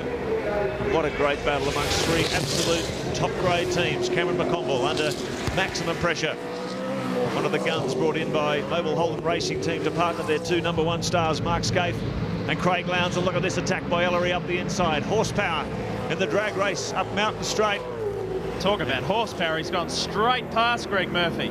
Well, that's something that would put a big smile on the face of Warren Robb and Tony Monks, who worked so hard beavering away in the engine department of Dick Johnson Racing, trying to find that extra horsepower. They've certainly been very effective in season 99, and they've built these engines specifically to run so hard down the long straights at Mount Panorama. 25-year-old Cameron McConville leads the way from 25-year-old Stephen Ellery. 27-year-old Greg Murphy sitting in 3rd place. These are very talented drivers that have accomplished quite a lot at a very young age. McConville was the 1996 GT production car champion in a Porsche 911. Stephen Ellery, his biggest achievement was 3rd here several years ago, partnering Tony Longhurst, and of course Greg Murphy has done the double, a Sandown win and a Bathurst win. 3 very talented guys. How good is this racing league? 3 cars, a 3-car war as they fight over first place. Never have we seen racing at Bathurst so cutthroat, so competitive, so extreme in its level of competition and the pressure these drivers are under as they fire out of Forest Elbow down Conrod Straight once again, each looking to crack the other one's will. 2:15.04 from McConville. He's setting the race pace at the moment. Stephen Ellery locked in behind. It's so good to see Stephen Ellery being given a run in a competitive car. Look at the Shell Helix Ford. He's left Murphy behind, and here he is on McConville. Stephen Ellery is all over the back of Cameron McConville through challenge chase. This car has got big power. Well, they've been saying it all year. Ford is amongst the engine builders. They all say that it has a superior design, particularly in its cylinder head airflow characteristics. It should produce more horsepower than the Chevrolet. And they certainly seem to be screwing maximum power out of them now. Most impressive speed from the AU, particularly now the AU Falcon is a slightly smaller shape outside. It seems to be a lot more aerodynamically efficient than the previous EL model. So all those factors added together, and a track as fast as this makes the Fords look pretty good in season 99. Let's see what Stephen Ellery has to offer McConville up Mountain Straight. A lap ago, he overtook Murphy. I don't think he's close enough here on McConville just yet. No, he's not, as they come up into Speed Stick Corner. Now, Murphy should catch up to Ellery across the top. Thomas Mazira in the Densatron VT Commodore still hanging in there. Back in fifth is Stephen Johnson, 25-year-old Stephen Johnson, who has been given the green light to take over from his dad next year in the number 17 Shell Helix Ford. So that has been confirmed that he and Paul Radisich will make up the driver lineup. Now, here are the casualties. The Gatorade Commodore of Dorman and Cotter. Taylor and Attard are gone. Emmazides and Wilmington. Very fast exit at the top of the mountain. Dumbrell and White and Siders and Holt. They have gone as well. We've also lost Rouse, Barnacle and Bob Thorne and Todd Watless didn't even get to do a race lap. Coming up some lap traffic. The leaders pick their way through. Oh, he's looking down the inside there. Cameron McConville decided to pull back. It was a good move. I don't think the car in front saw him. It's the Barnacle Rouse entry. But they find their way through now. So tight stuff at the top of the hill. Look at Stephen Ellery just menacing the back of McConville.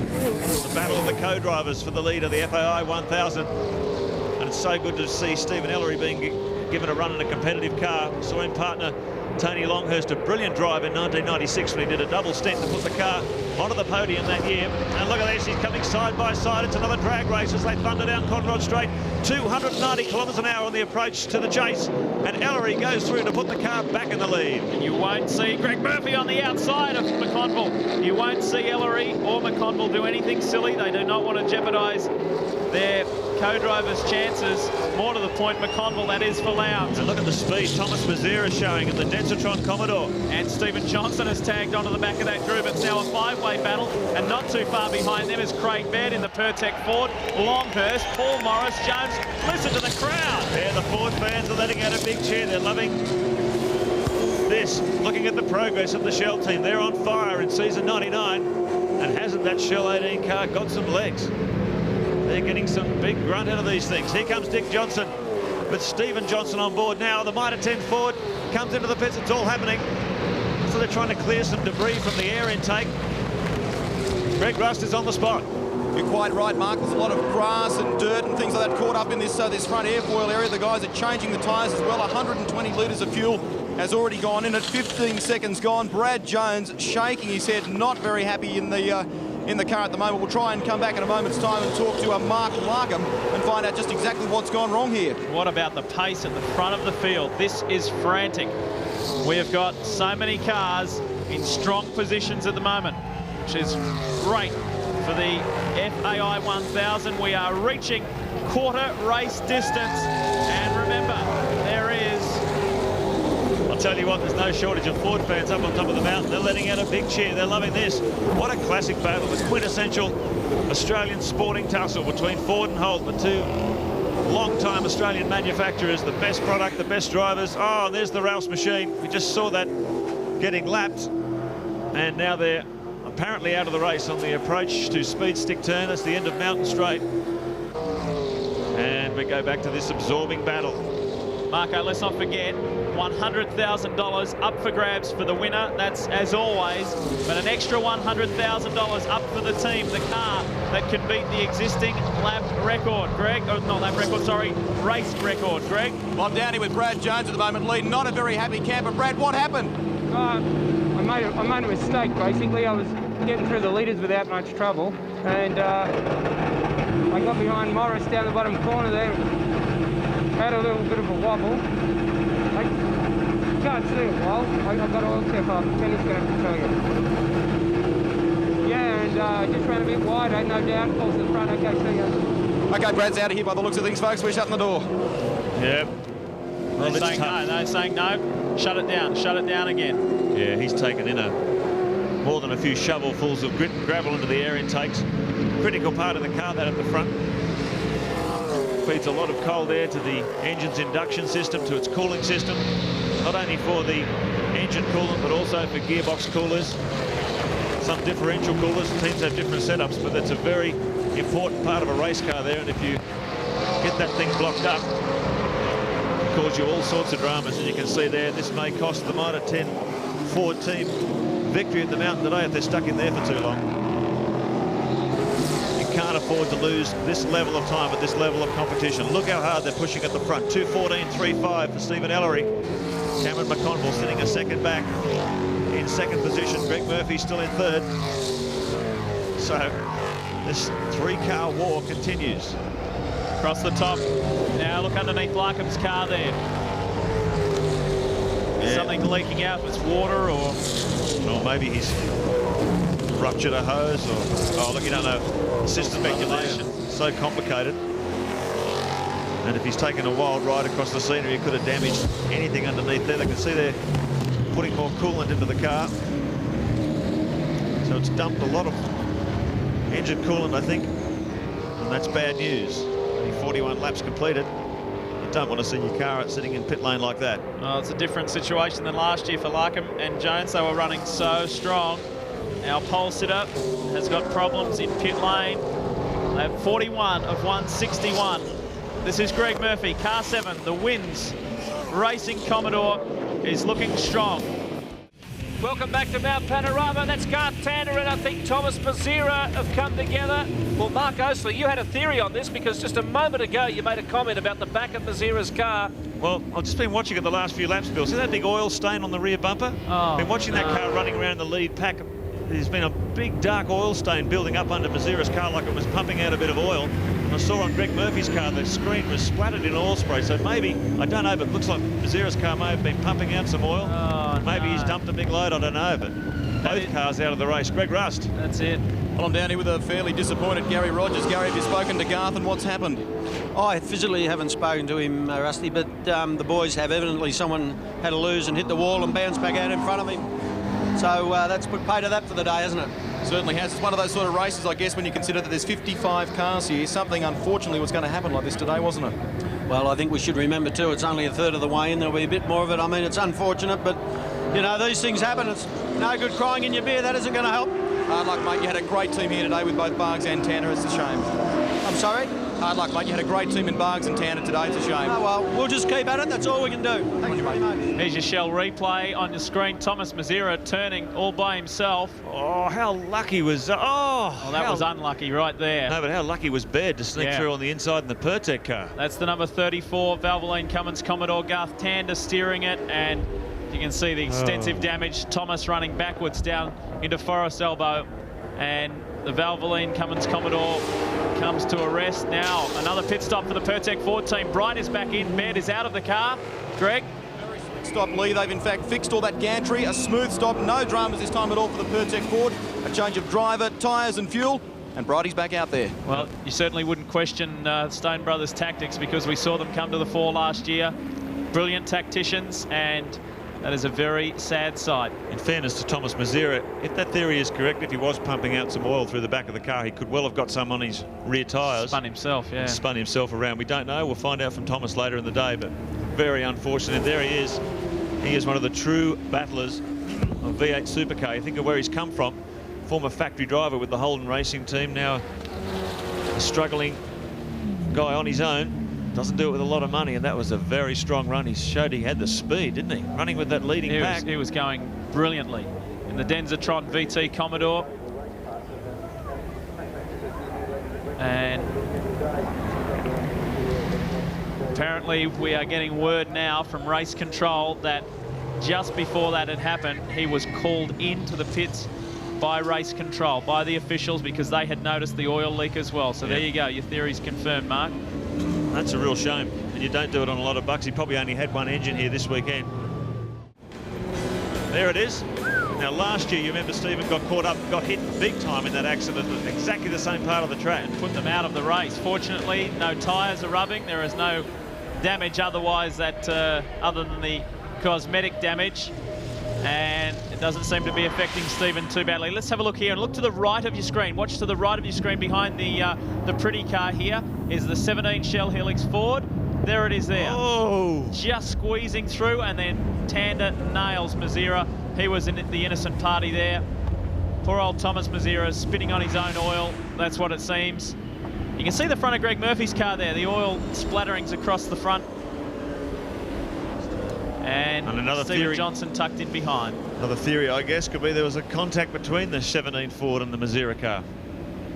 While we're still under the safety car, let's check the Ford banner competition. And will it be the day for Shell Helix 17? Who knows? They're going so well, and the sort of luck that Stephen Johnson has just had is the sort of luck you need to win the FAI 1000. You can register your vote by phoning these numbers. It's very, very simple. And that's the number you dial to vote for banner number 2. Here's the number for banner number 3. You could win a trip for 2 to Monaco, the Grand Prix, as a guest of Ford. The person or people who create the winning banner will win a Ford XR8. It could be one of these 4. It could be this one right here. Look at the work that's gone into that. And a lot of work has gone into putting Ford back into the firing line in V8 supercar racing. This is the culmination of what has been a sometimes difficult year for the AU XR8 Falcon, but it's all coming together for a number of Ford teams this weekend at Mount Panorama, and who knows, it could be DJR that is the victim. Stephen, who is about to take over and continue this amazing racing dynasty, behind the wheel right now, and we're riding with him. Yeah, well, it's interesting, isn't it? Barry Sheen. Do you recognise that bloke driving that car? Do I recognise him? It looks familiar, doesn't it? DJ, what happened with Mazira up on the top? I didn't quite see. We just came in a little bit late. Well, from what Stevie said, he had a bit of a lose around that corner coming down into Forest Elbow, but previous to that, he's been spewing oil out of the back of the car. It's got all over Steve's windscreen, so but his eyes are young enough they can see through all that stuff. So what happened? Where did the damage come from on the front of the car? Well, he was lucky enough just to escape between Thomas and the wall, and he just got a bit of a hit on the way through. Well, you know, maybe this time the luck's going with us. Well, everything on course so far? Yeah, the car feels fine. You know, the engine's fine. Everything feels just nice. It's just a matter of it's early days, as you know. All right, we've got our fingers crossed, DJ. Oh, so have I, mate. I've got everything crossed. Thanks, mate. See you. Interesting watching there the in-car shots of Stephen Johnson. You can't see it from the outside, but on the inside of his helmet, in front of his mouth, he's actually got a little mini fan system set up. And he carries a 9-volt battery set up inside his race suit. And he's got these 2 little fans inside his helmet, right at the front of his helmet there, that allows him to keep the visor shut, and there's cool air that blows in around his mouth and around up his facial region. So it keeps him nice and cool. And he was standing there yesterday and he said, have you seen my fans and my helmet? And I said, oh yeah, sure. And he said, no, I'm serious. And he turned it on and I stuck my hand inside, and it blows out quite a nice amount of air just to keep him cool. He said, I can keep my visor down, don't fog up. He said, it's great. The new style of Ford fan. Yeah. Stephen Johnson, pace car, safety car I should say, lights are off, heels off in the pit lane. We're going back to full green racing conditions. And it's Stephen Ellery in the Shell, number 18 Ford, that leads them across to start yet another sprint in the FAI 1000. Cameron McConville in second, Greg Murphy in third. Just a reminder, of course, we're about to embark on One Summer, the 5 amazing rounds which combine triathlon, Ironman, beach volleyball and swimming, where you'll see Australia's Olympic swimming representatives in action. The first round, there it is, Cronulla in New South Wales, 27th and 28th of November. Join Matthew White and the crew for what should be an amazing day. Ford South Australian Open, our incredible golf season starts in Adelaide on the 20th and 21st of November. Big summer of sport coming up on Network 10. That's your telecast time for the Sunday and the final edition of RPM, a 2-hour special looking back on quite a year of motorsport, November 28. 12 to 2 p.m. Note that special time. We're normally on from 2 to 3, but a reminder, we're on from 12 to 2 for the final edition of RPM in 1999. And I pose a question to Mark Oster and Lee Diffie here. Will Paul Radisich let Dick Johnson win this race if it does come down to a 1-2 finish for the Shell Helix team? Well, I was arguing this point with the team PR manager, David Siegel, and he said, well, Radisich is such a hard man. I reckon he's the sort of bloke who wouldn't let Dick through to win. But, gosh, imagine, I don't think he'd be allowed to leave the country alive if he did. What do you think, Luke? I agree. I think he'd be lynched if he didn't let Dick pass when it counted most. He's down in the pits with Barry Sheen. Barry? Yeah, Paul, now they're just talking upstairs as to whether if it's a first and second job, would you let Dick pass to win? Well, it'll be great to see Dick running up there and come off with a win. And that wasn't the question. Well, it's true. And hey, I'll do my best. I mean, I've watched Dick from a very young fellow, and man, if he was behind me, I'd have to really think about it. Yeah, you would. I know you would. So how's everything going? Everything running all right? Everything's just been fine. You know, clear air, breathing oxygen rather than fumes. So.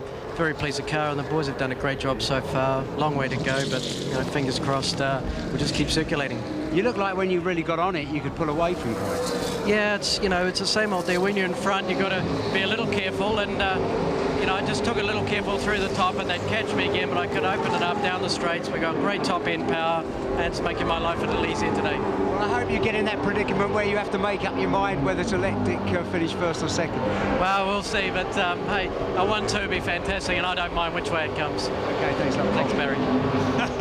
He's a hard man. He still didn't commit, did he? We'll have to wait and see. Talking about life was pretty easy. It's not too easy for Stephen Ellery at the moment because Cameron McConville is doing a superb job in the number 1, Mobile 1, Holden Racing Team Commodore. He's sitting second. He's got Greg Murphy breathing right down his throat, and he is applying the pressure to Stephen Ellery. It's hard going, though, in a straight line. Plenty of grunt on board the number 18 Shell Helix Ford. We've got the second Shell car back in fourth, and this is a very strong showing from that team.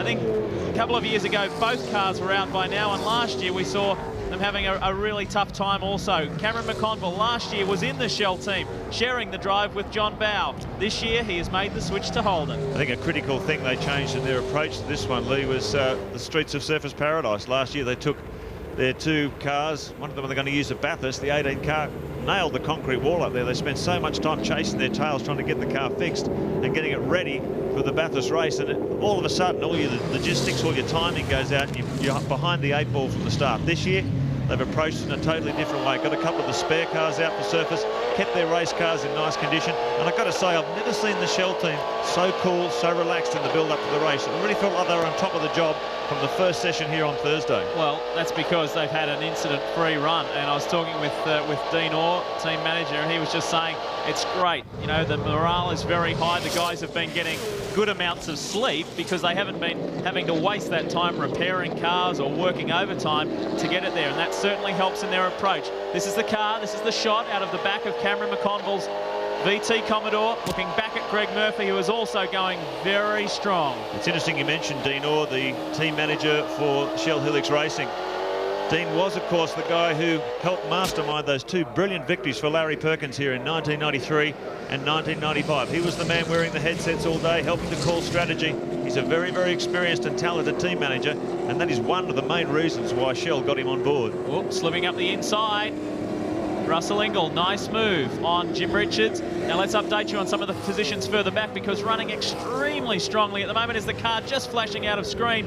The My Car entry, the Holden Young Lions boys, Todd Kelly and Mark Noski. Todd Kelly is there. Here's the 2 guys that are involved in the incident. The Greenfield Mowers car and the McDonald's Coca-Cola car. David Brabham is on your right of screen in the Gardner Commodore. And then in the number 40 Greenfield Mowers car is John Clellan. The previous British Touring Car champ has got a smile from ear to ear to be back in Australia, back in Bathurst and back in a V8. 47-year-old Scotsman had his first race here back in 1986. 5 starts, 4 finishes, best result, a 5th. But he just loves driving these big V8s. The ex-Dick Johnson Racing EL Falcon's a good weapon.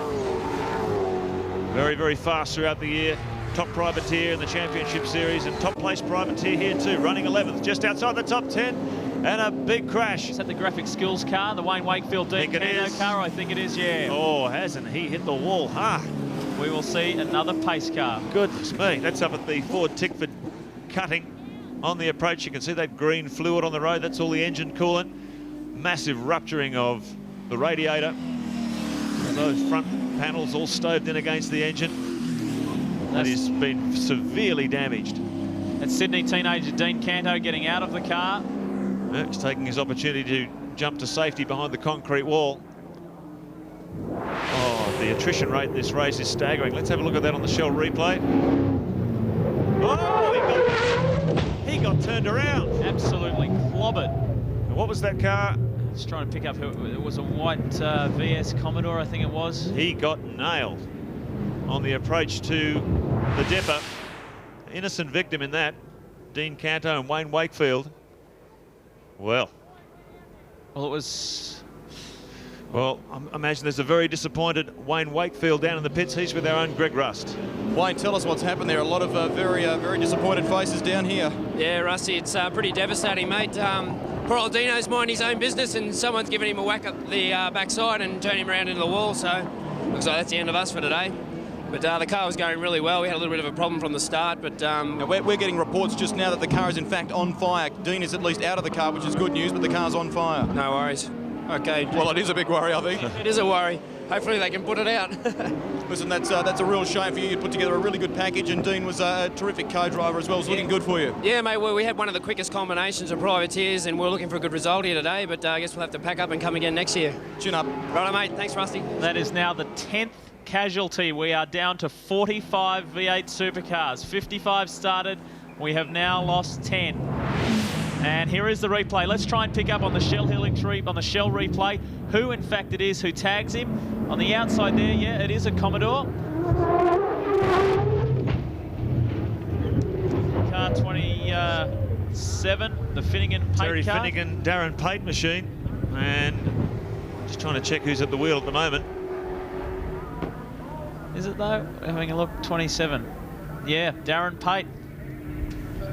As they climb the hill, and apparently the Finnegan Pate entry is in pit lane as the fire marshals attend to the graphic skills Canto Wakefield entry.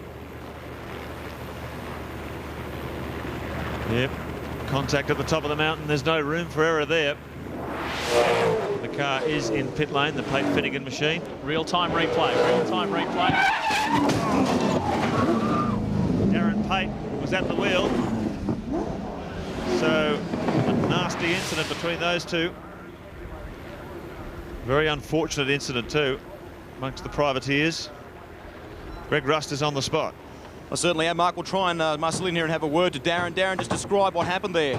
Oh, mate, we're just coming out of Forest Elbow, going up the hill, and Dean got a bit sideways, and all of a sudden he lost a heap of power going into the cutting, and we had contact. How much damage has your car sustained? Mate, I think we could be pretty well out of the race. The front left-hand side's all damaged, and I'd say the steering's quite bent, so, I mean, it's one of those things.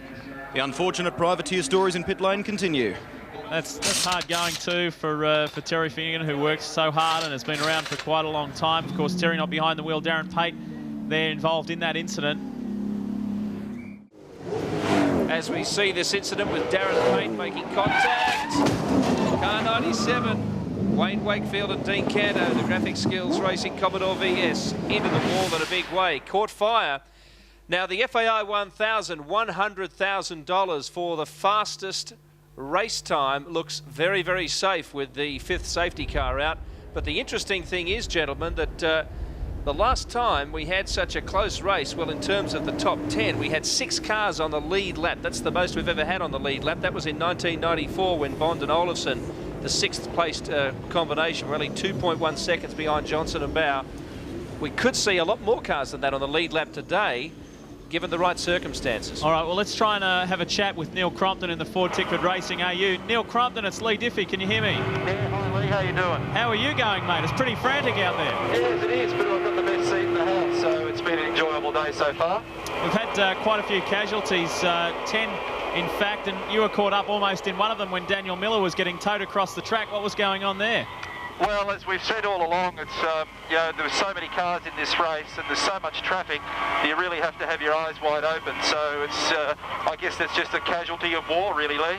Hey, listen, we've seen the Shell Helix Fords with plenty of grunt in a straight line. How's your machine going? Not too bad. There's one of those things in front of me at the moment, and it's got plenty of squirt for sure. But if you're tucked under the back of it, you get a bit of a benefit from it. But my car's actually excellent, but you know, you've got to untangle yourself from everybody. If I could get clear of all this mob, I think you know, this car would demonstrate its pace. But things are pretty good. The only complaint that I've got is that my drink bottle hose doesn't actually reach down into the bottle, so I've had to use Cetos, and I certainly hope he brushed his teeth this morning.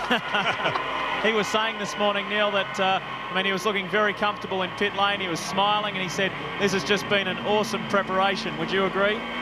Yes, it has been, Lee. I drove the car in Melbourne last Friday, and I got out of it with a bit of an internal grin. I knew that the car was very good. I've been up here plenty of times, and this is certainly the best car that I've ever driven here. But we just have to hope that everything falls into place. I mean, you know, there's a lot of very good teams and a lot of very good cars here, a lot of very good drivers. All you can do is your best, and hopefully that'll put you at the right end of the field. How's the circuit at the moment? Because we've seen a lot of crashes with debris on the circuit, or how is the track in general? It's a little bit grotty. There's quite a bit of rubber and a lot of grass, and certainly a lot of glass and bits of plastic and stuff as well. But you know, it's okay. You've just got to be careful. One of the difficulties when I was battling with Paul behind me is that if you try and get offline and pass somebody, there's so much garbage on the road that you can start to lose grip. And you know, what time of the day is it? 12:20. I certainly don't want to make a mistake this early in the day. Or in fact, I don't want to make a mistake at any time during the day. I hope you don't do that too often when you're going down Conrod, do you? Taking a look at your watch? No, but there's probably a good Contra sponsorship opportunity here, so I should just show it around. Which camera are we working to? There's no red lights in here. We're not telling. How are you, Marco? Good, mate. Look, doing a good job out there. Yeah, well, the car's very, very good. I mean, the car is a flattering car to drive, so all credit to Glenn and everybody at Ford Tickford Racing, because this is a very good machine, and it's really a pleasure to drive it. So if you've got a good car, it's an opportunity to look half okay. I'll tell you what, for the Ford fans up there, and there's plenty of them on top of the mountain, it's great to see a factory car back in competition at Bathurst too. Yeah, it's fantastic, isn't it? I mean, it's such a thrill to be involved after 26 years. I came up on the mountain yesterday to watch the top 10 shootout, and there's certainly plenty of fans. There's a few that aren't fans, I might mention as well. And a couple of my good brothers came up and told me that, but no, it's good fun. Good stuff. Well, thanks, Neil. We'll leave you alone. Okay. Thanks for the chat. Have fun, you guys. Okay, you too. See ya. Barry Sheen. Laughing about Crompton and his Contra deals. He should know Omega's the only one. Okay, Thomas said, is he still talking, was he? He was talking a long time, was he? Was that Cromley, isn't he? Yeah. I can't shut him up, you know, it's like Brock. Thomas, what happened? It was just, you know, really unfortunate, you know. We were lapping the slower traffic, and the bloke led the 3 cars ahead of me through, and I arrived there just through the kink before the forest elbow. I was alongside him, and he didn't see me, and he pushed me into a wall. You know, I smacked the wall, spun around, and you know, turned had nowhere to go. He just arrived and smacked me in the rear end, and ripped the fuel tank out. And what about, there was oil coming out of your car before, wasn't there? Oh, it was a little bit from a breather, you know, the engine was sort of breathing a little bit of oil out of it, but it was going fine, it was going, you know, quite well, and, you know, we finally got the car up to speed, and we really needed to walk away with some prize money from here, and now, you know, we completely buggered, like, you know, I didn't need a broken motor car, like, you know, it just, you know, I don't want to, you know, sorry stories in that, but it's, you know, I think that could be the end of us, yeah. Very sorry, Tom. Cheers. Well, we're just about to get back to green, but that's a little bit of a confusing story, because he said a slower car hit him, but there was a slower car in front of him, and Stephen Johnson was behind him. It's a little bit... Who knows? Yeah. Maybe Stephen came into contact with the back of the car. We'll never know. It's only going to be between the drivers who are involved. But meanwhile, we're back to green flag, full race conditions in the FAI 1000. This fascinating race, an absorbing contest as it continues to unfold on Mount Panorama. There's one thing we can tell you for sure, though. Stephen Ellery is leading this race from Cameron McConville, Greg Murphy, Stephen Johnson in 4th, Neil Crompton in 5th, Paul Morris in 6th, Simon Wills in the Faulkner machine, Russell Engel, after that stop, put him 28th back in the order. He's up in the top 10 now in 8th in the Castrol Commodore. See the car right on screen, the purple one just flashing out of view. That is David Skippy Parsons. That car has come from 54th on the grid to 14. 40 positions for the ex-Stephen Richards wins Commodore. Now the Challenge Recruitment Racing Team Commodore, and that is an amazing effort, just cutting a swathe through the traffic. Those guys are a real flyer. An outstanding effort. So too is Simon Wills. He just managed to squeeze his way past Paul Morris. So Wills is now up 1 position higher. And there is the Victoria Coffee entry. That is Chris Smurden and Charlie Cox. Across the top, dropping down off McPhillamy Park on the Skyline on maximum attack. Stephen Ellery trying to get his tyres up to temperature after that long safety car period. And look at the quality in that queue. This is an incredible race. Never seen so many cars on the lead lap, so competitive. Green flags out, that means pedal to the metal, boys. And they're working it hard as they come down Forest Elbow. Muscle the nose of the car into the apex, out toward Conrod Straight. Build up the 6th gear, top speed, 290 kilometres an hour if you really got it down. And these Shell Fords had it all weekend. Tremendously powerful cars. Look like they're leading the horsepower race at Mount Panorama this weekend. And have a look at who's in third. The number 17 Shell Helix Ford, Stephen Johnson, has got past Greg Murphy. So it's the Shell cars 1 and 2. Sandwiching the Mobil 1 car, that's Cam McConville sitting in second. Then it's Greg Murphy, then it's Neil Crompton. Simon Wills, the current Australian Formula Holden champion, who has had a very busy time of it of late. Last weekend, he was racing in the Drive Safe 500 in Pukekohe, New Zealand. We say hello to all of our NZ viewers via TV3. Hope you're enjoying the coverage. This is Stephen Johnson and Greg Murphy up ahead. And the door has been opened right there. Yep. Stephen has placed the AU XR8 on the inside of Greg Murphy. Now it's a drag race, and we know which of the two cars has the superior straight line speed. Yeah, well, Murph had a bit of a slow run out of that corner too. Didn't quite get the looks across, and Steve, bye-bye. We've been seeing it all weekend. As Crompton mentioned, the factory Falcon just sitting a little bit further back in the order. Those things have got some grunt. Looking out the back, that's Stephen Johnson. There's our leaderboard. Radicic and Ellery still leading as they've done pretty much most of the day. There's a sandwich behind them. Lowndes and McConville, Dick Johnson, Steve Johnson. That is just such an incredibly high-quality top 10. You could pick your winner out of any of those. Be right across the top with Cameron McConville sitting in there in second position. What responsibility does this young man have on his shoulders as he partners Craig Lowndes? It's very, very difficult, isn't it, when you take a driver who doesn't compete in the V8 Championship all year and expect him to turn on such speed, consistency and accuracy in traffic when you really haven't done anywhere near as many miles as your co-driver. If you remember, he was asked to step into Craig Lowndes' shoes at Symmons Plains earlier this year when, after Craig had that massive accident at Calder Park, and they replaced the car with the VS model as they had to get a new VT up and running. And Cameron did a very good job. He did what he was asked to do, and he is now running well in second position. Someone who has dropped from the leaderboard, though, is our pole sitter Mark Larkham in the Mitre 10 Ford. He's with Greg. Well, Brad Jones has just climbed out of the Falcon and he slammed the door on the way out, Larko. The smile has turned to a frown. Tell us why. I think Brad got caught up in a bit of a situation a few laps ago and got some junk in the radiator. The car got very, very hot, and it's just taking its toll on components surrounding the engine, and it looks like now the clutch has had a big heat. So mate, looks like Saturday was our day and Sunday's not. Time for a VB, I think. We'll be back. Thanks, mate.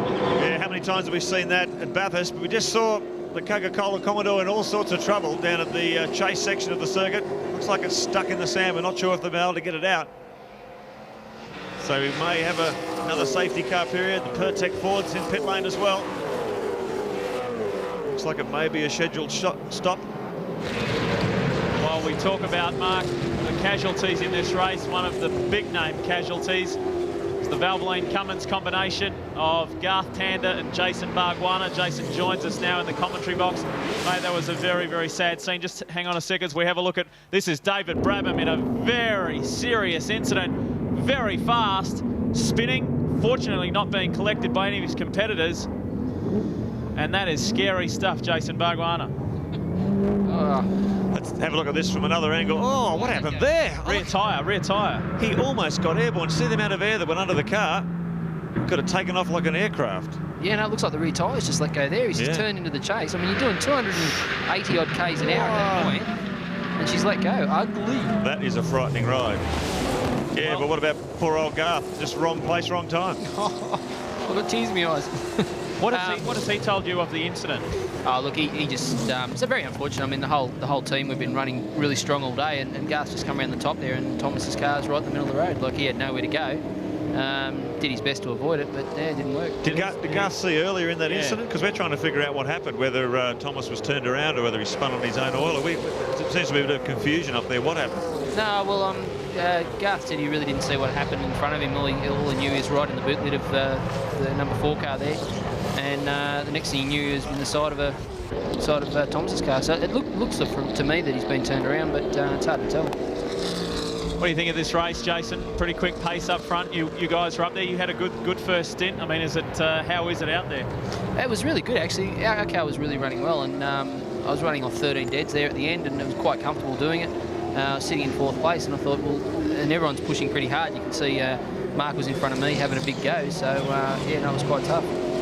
Let's go down to Greg Rust, who's in pit lane. Well, you're talking about that incident involving David Brabham a short time ago. The Pertec Falcon has just been in. There was lots of debris coming from the front of that particular car, and this is the reason why. Jason Bright has been forced into a spin, taking evasive action. He didn't want to hit David Brabham, and look at the damage to this tyre in the process. Now, Brighty thankfully has caught the car. He's brought it in. They've changed tyres, and like Brad Jones, they've had to take a whole lot of rubble from the front of the car near the radiator. Gee, keep an eye on that. What do you think's happening there, Jason?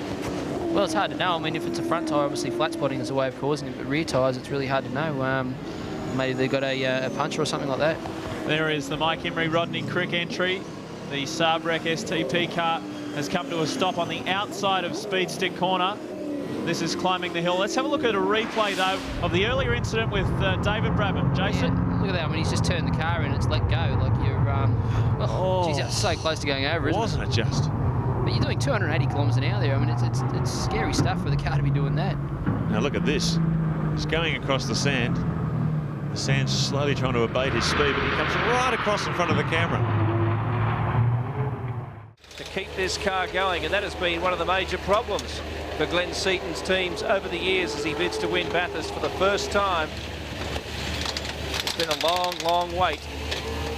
Will it be another Bathurst for Bow and Richards? They've won here before, but for other teams, the debut year of Cat Racing. What a great driver combination. The reliability so far, so good, as number 600 is in 9th place, but they'll be all over the place when they come out of the pits. They've had driver changes, pad changes, tyre changes. This has all happened in the last couple of minutes. The Ford Tickford Racing car back out onto the track. High attrition rate in previous years. Don't forget, more than 20 of the cars were out of last year's grid of 44. This year, 55 cars started the race. And once again, it has been very tough on them. However, the positive is, from all the safety cars, and there have been half a dozen now, we have so many cars on the lead lap and still so many good quality cars that are going well. Don't forget too, we are in that brake pad change window between laps 48 and 112. We will see more of that as the race progresses. Oh, the yellow quench entry, Dougal McDougall and Andrew Badiki getting a little sideways there. One super cheap car still left running. That is the AU XR8 of John Briggs and youngster Tim Lay. Now look at this, Cameron McConville getting squeezed by Ellery and Steve Johnson.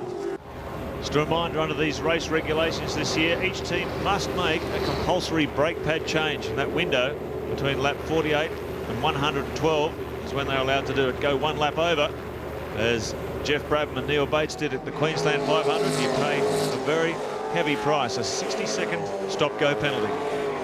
You'll see the cars move around a fair bit across the top here. When you're under the pace car situation, you're going so slow that the tyre cools down a hell of a lot. And then obviously on the first couple of laps of the restart, you'll see the cars moving around a lot. I mean, I had a fair bit of understeer in the car straight away. You had to change the bars a little bit, get the tyre back up to temperature and go from there. It's a very strong team representation here with the 2 Shell cars and the 2 Wins cars and the 2 Mobiles cars running very, very well. Paul Morris is sitting back in 7th position, and although Paul enormously experienced, this is going to sound a little strange, but Paul is in fact a rookie for this event, a rookie V8 driver at Mount Panorama.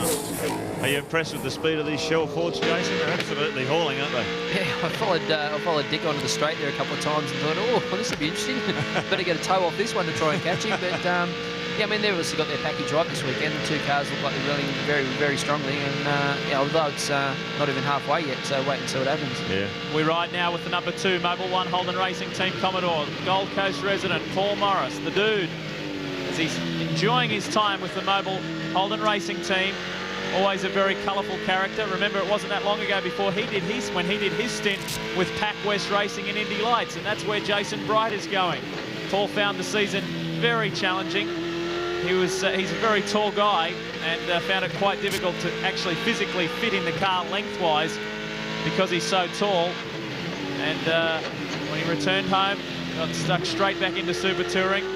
It's great to see him in the FAI 1000 this year. There's another readout from our onboard telemetry system. We follow that yellow line, that's the road speed. Hovers between 60 kilometres an hour and 300. You can see there, approaching 250 kilometres an hour as they climb Mountain Straight. The white line on the bottom is brake applications, and every time you see a bump there, that's when he's on and off the pedal. Been some talk too, Jason, that if Craig Lowndes, if his overseas hopes do come off and he does manage to get an Indy Lights drive, that Paul Morris would be the one knocking on the door to take over his drive.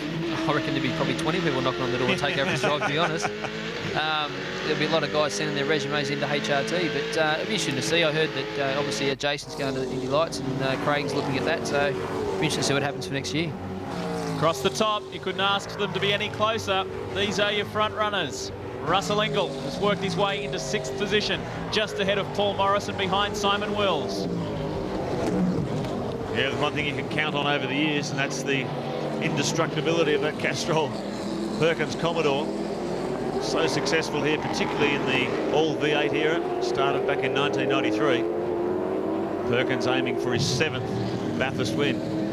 Could 1999 be the year? Got a shell replay on board 17 with Stephen Johnson ranging up behind Cameron McConville.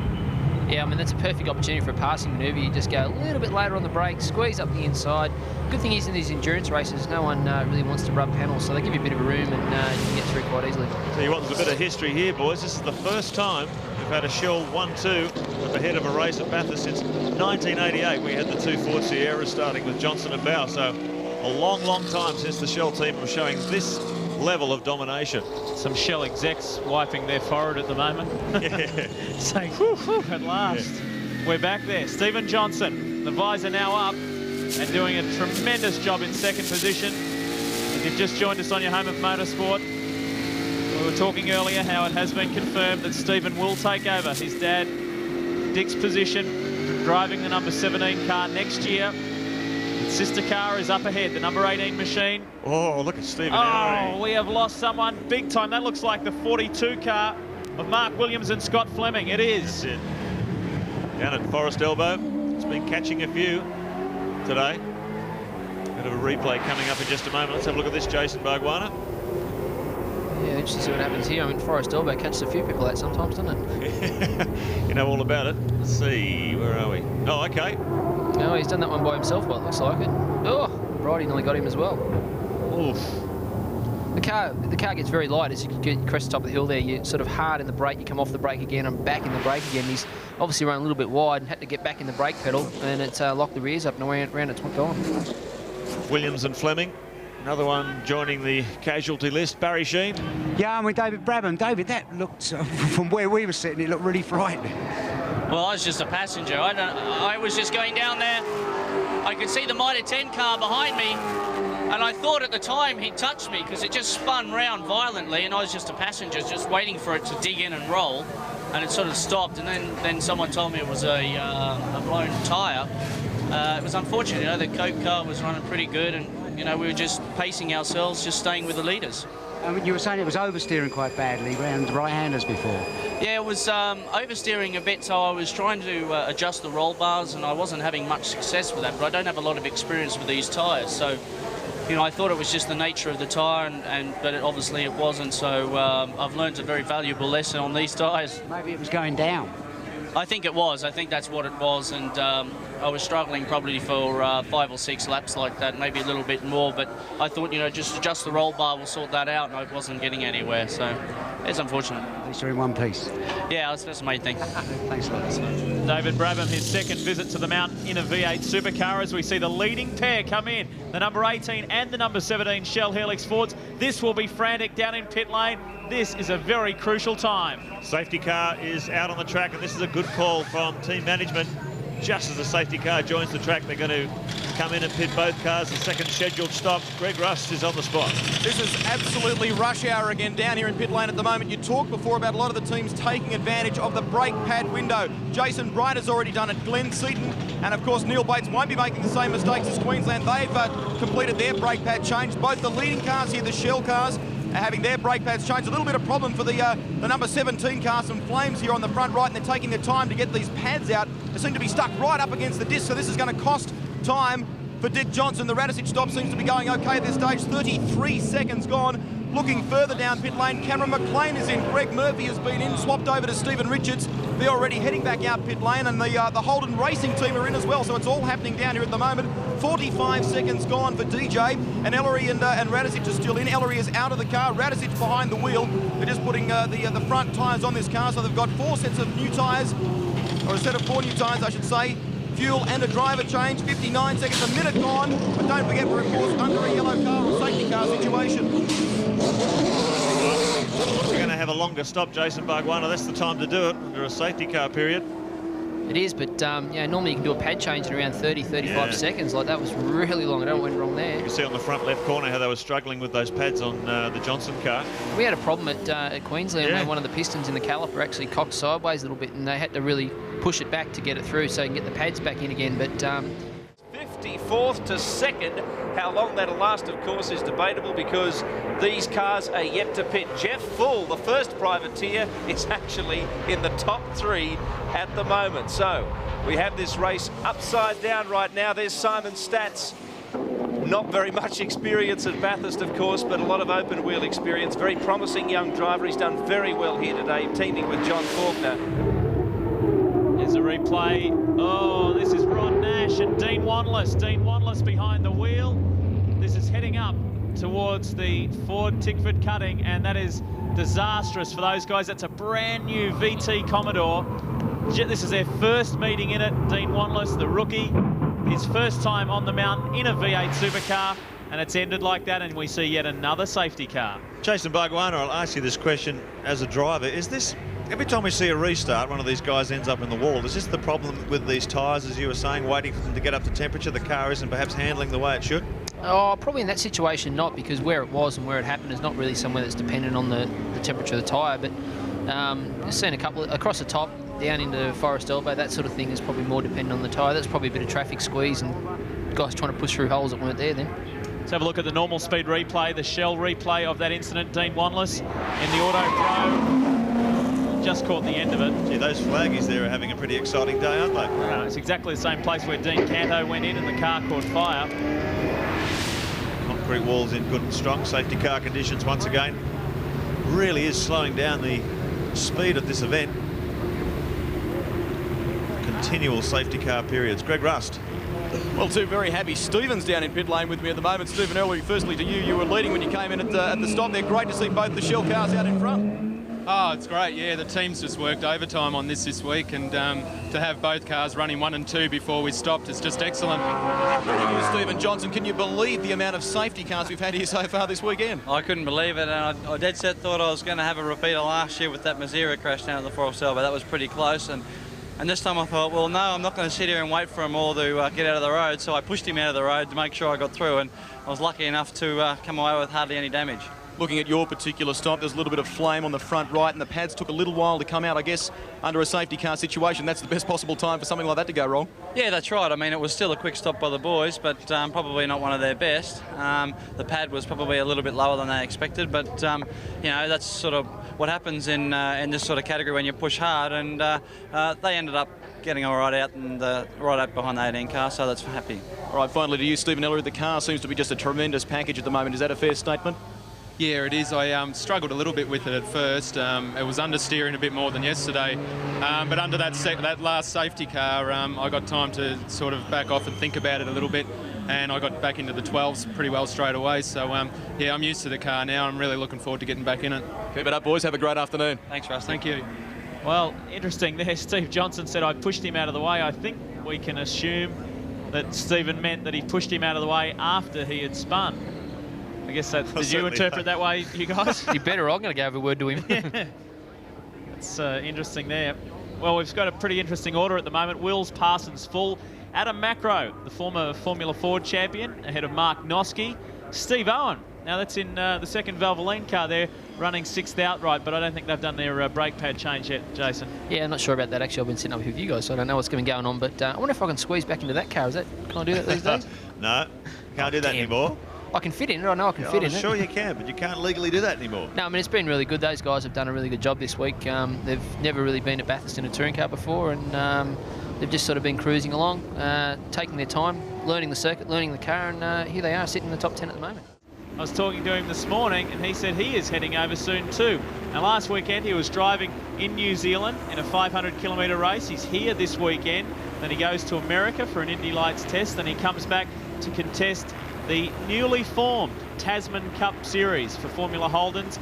2 races in New Zealand and 1 race here in Australia at the end of the year. Kicks off in a couple of weeks' time, actually. So Simon Wills, this year's Australian Drivers' Champion in the Formula Holden category, is a very busy guy at the moment. And he said that if his plans don't work out for more open-wheeler stuff, well, then he's knocking on the door for a V8 drive next year. Yeah, that's certainly high on his priority list as a V8 supercar drive if his overseas plans don't work out. Keep in mind, this is also round 13, the final round of the Shell Championship Series for 1999. And assuming the cars stay in their current positions, this is the way the championship table will look. Craig Lowndes, 1798, Russell Ingall, 1684. Seaton in 3rd, Scaife in 4th, and Tander in 5th. That's assuming if positions stay the same, but we've got an awfully long way to go in this race. And I'm sure that table will look very different by the time we get to lap 161. Now you're hearing us talk about perhaps unfamiliar, or not unfamiliar, but guys that you didn't expect to be up the front. That's because the majority of these drivers, say in the top 6 or so, top 6 or 7, haven't yet performed their brake pad change. Glenn Seaton back in 8th. I think off the top of my head is the first one there who has. John Bow in the Cat 4, then Craig Lowndes, then Jason Bright. So from about position 8 back is where we see the cars that have performed that mandatory brake pad change. That's a true representation of the race league. Yeah. Because, these guys still have to change pads. They're a bit confused at home, so keep an eye on the FTR Falcon. I thought it was going to be quite interesting, actually, because when a couple of cars peeled off in that very first safety car period, I thought, well, this is going to change a few things during the course of the day, because I wasn't sure who was going to be leading and where you'd be on the, over the pit stops and sort of thing. So it all changed throughout the day. Safety car pulls off, and Dougal McDougall, Andrew Madiki follow. We are back under green yet again. Let's hope we can string some laps together here. Some clear race laps. No more safety cars for a while, please. Well, it's very, very difficult. These opening couple of laps, the drivers complain about how difficult the cars are to drive on cold tyres. They've had a long time under the safety car period for those tyres to cool down. We've seen a lot of cars getting into trouble on that opening lap or 2 laps after the safety car period. Let's hope they can get through cleanly and we can get some good, hard racing miles. This is Simon Wills in the Wins Racing Commodore. Out in front. Then it's Jeff Full in the Diet Shake Commodore, followed by Adam Macro, Formula Ford champion a couple of years ago, and there is Glenn Seaton in the Ford Tickford Racing AU, climbing the mountain, and realistically, he is the guy that is at the front of this pack when the rest of them go in to do their brake pad change. That's Simon Wills! The day is over! 2 years in a row, he crashes out in the Wins Commodore. And the day is over for John Faulkner as well. I cannot believe this. Every lap we come back from a safety car period, Jason Barguana, there's someone sticking it into the fence. Yeah, he's probably run pretty hot into the cutting there and just gone way too deep. The car's just on the cold tyre again. That'll probably be a cold tyre situation where the car's run wide and it's all over from there. What do you think about the decision by the FIA to ban those bleed-off valves that kept the tyres at the right pressure? Look, I mean, it's a sort of situation where you know it's going to be like that. You accommodate for it. You don't drive as hard on the opening couple of laps. You take it easy, build the pressure and temperature back into the tyre and go from there. Well, Simon Wills has paid the price he was due to come in for his pad change. Let's have a look at that on the Shell replay. He's already hit the fence. Look at the debris. Big, hard hit. He was on his own too. Yeah, I mean, it's hard to see, obviously, but he's probably just gone in there a little bit too hot. Got it all a bit wrong. The car will drop off the edge of the road there because there's a little dip on the right-hand side if you get out near the fence, and then it just drags you into the fence. So, well, I don't know if anyone had money on the safety car, but He's going to do just about as many laps as the race winner by the time this is over. This is incredible, isn't it? We thought in 1997 there was a high attrition rate. This is just off the wall. Simon Wills is okay, though. From where we can see, he's on his feet and talking to the marshals, which is a good sign, and be very disappointed, and so too with John Faulkner back down in the pits, because they were running pretty strong, and now they are adding to this group here. Dillman, Cottergon, Taylor and Attard, Emmazides and Wilmington, Dumbrell and White. That's the second of the 3 wins cars to go, and Siders and Holt. Don't worry, we've got plenty more to go. Rouse and Barnacle, Thorne and Wanless, Miller and Kendrick, Conway and Shaw, and of course Tander, and the man sitting with us here, Jason Bargwanna. They went as well in spectacular fashion. So too did Thomas Mazira. Canto went up in flames. Finnegan and Pate, they were involved in that incident. Larkham and Jones, Imrie and Crick. And of course the car on track is the last one there. Gardner and Brabham. Now, we did see that car go back out, but obviously it must be all over for the Gardner-Brabham car. Here's a replay. Oh yeah, he's all on his own. He's off on the loose stuff. Yeah, just on the edge, right edge of the white line there. The track actually drops away a little bit. If you stick a wheel over that, it actually pulls the car. He's obviously dropped the rear wheel over that on the cold tyre, and the brakes, rear brakes obviously working quite hard. Dropped the rear wheel over it, and it's pulled the car into the fence. Well, I'll tell you what, he's had a pretty tough 12 months at Mount Panorama. That's easy for you to say. If you remember, 12 months ago, he was involved in that big crash on top of the mountain at Forest Elbow. And now he's done it again. It's obviously very disappointing for Simon. I remember last year I just made it through that big crash up there, and obviously unfortunately, it's happened again for him. In the wins Commodore, but this is how it finished. Wills actually leading the race. He hadn't pitted yet. There he is on the left of your screen, just losing the right rear into what Jason Bargwanna described there as a little bit of a runoff, a bit of a gutter. Well, not quite a gutter, but anyway, it was enough to pull that right rear off. Under brakes and the tyres cold, all those factors combined, perhaps with little inexperience as well, to finish off Simon Wills for 1999. He partnered David Parsons last year and had a similar fate. So Wills yet to finish at FAI 1000, but there are plenty of drivers who can say that. Greg Rust is with his partner, John Faulkner. Well, John Faulkner, things were certainly looking good. This is not the result you were looking for. No, look, it's I've said it before, it's a cruel sport. It's probably the most well-prepared we've ever been with, you know, support from Cummins, Wins and Kmart. We've come here with a great car, new co-driver, probably a little inexperienced, but, you know, he did a fine job to take it to the lead. But there's got to be something wrong. Every time I get up, go to the toilet to prepare myself to get in the car crashes. So I think I'll stay away from it next year. But no, we're in with a shot still. Next year, who knows? That's a different deal, isn't it? It is. At least we prove we can lead this damn race. So kick back, mate, and have a nice afternoon. Great, thank you. Well, that's it. That team was actually leading at the time. They were yet to pit, and we at the moment have a privateer leading the FAI 1000, which is quite remarkable after 67 laps. Adam Macro second, Mark Noski third. They are all yet to make their pit stops. And that brings us to Greg Rust explaining the importance of pit stops in this remarkable venture. The tyre stop, problems with the fuel as well. Oh, there's been a flame. There's a flame here.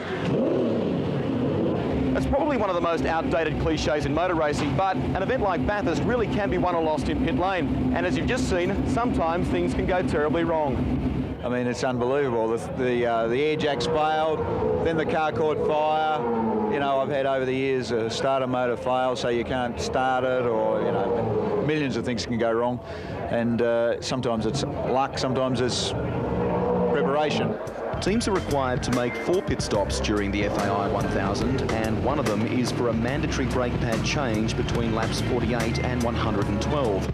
Jeff Brabham, Neil Bates and the team at FTR are determined not to repeat the mistake made in Queensland. They pitted 1 lap outside the window while leading the race and copped a 60-second penalty. Racing's a team sport, and particularly when you get into these long-distance races where it's not just the driver racing out the track, but it's the whole team as well. And any one of us can make mistakes, and we all do. And you know, sometimes the drivers fly off the road and make mistakes, and other times the guys in the pits can make a mistake. So the team that wins at the end of the race more than likely has gone through without any mistakes whatsoever. Only 8 members of the crew are permitted to work on the car during a stop. Bidding for a driver change, 120 litres of fuel and a set of 4 tyres will take the top teams between 20 and 25 seconds. Expect the stopwatch to run approximately 35 seconds when the teams make the mandatory brake pad change. It also becomes quite strategic, so you need people in your corner making calls about pace cars and stops and fuel and brake pad changes and all that sort of thing, which really the driver can't do because the driver's driving. And if you're thinking about when you make your next pit stop instead of driving, you're liable to spear into a fence or something. So it's quite a tactical race as well.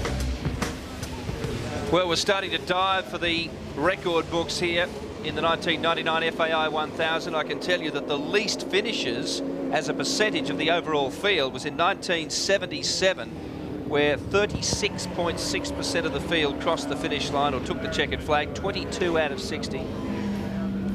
We are going to find out what is the longest race ever on Mount Panorama as well. As we take another look at the Ford banner competition, there are finally 4 of them. You get your chance to vote for one of them.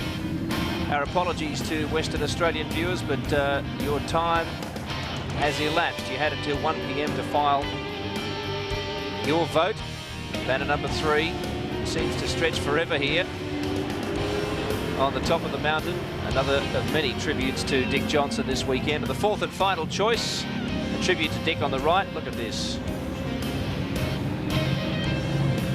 The banner in motion, so to speak. One of the 4 you can vote for if you do manage to jag the winning banner this weekend. From home, you can win a trip for 2 to Monte Carlo and the Grand Prix, courtesy of Ford. Whoever creates the winning banner will win a Falcon XR8. 55 grand's worth of motor car, and the AU's Lee Diffie are doing very, very well this weekend here. I was just thinking that'd be a fabulous prize to win, but nothing special for you, Billy. You go there for your annual holidays each year, don't you? Monte Carlo or the Falcon? Well, this is quite an extraordinary race, Jason Bargwanna. We expected some safety cars, but not this many. Are we putting a pit stop in for the pace car soon and putting fuel on the back of it? Yeah, it's incredible. Certainly it's going to stretch things out today, that's for sure. But, it's really frustrating, obviously, sitting in the car. You just want to get on with the race. You're driving around, you're 2nd or 3rd gear, cruising around, trying to not run into the guy in the back of the guy in front of you. So you just want to get on with the race, and it's frustrating, obviously, that these guys have hardly done a racing lap in probably 10 laps.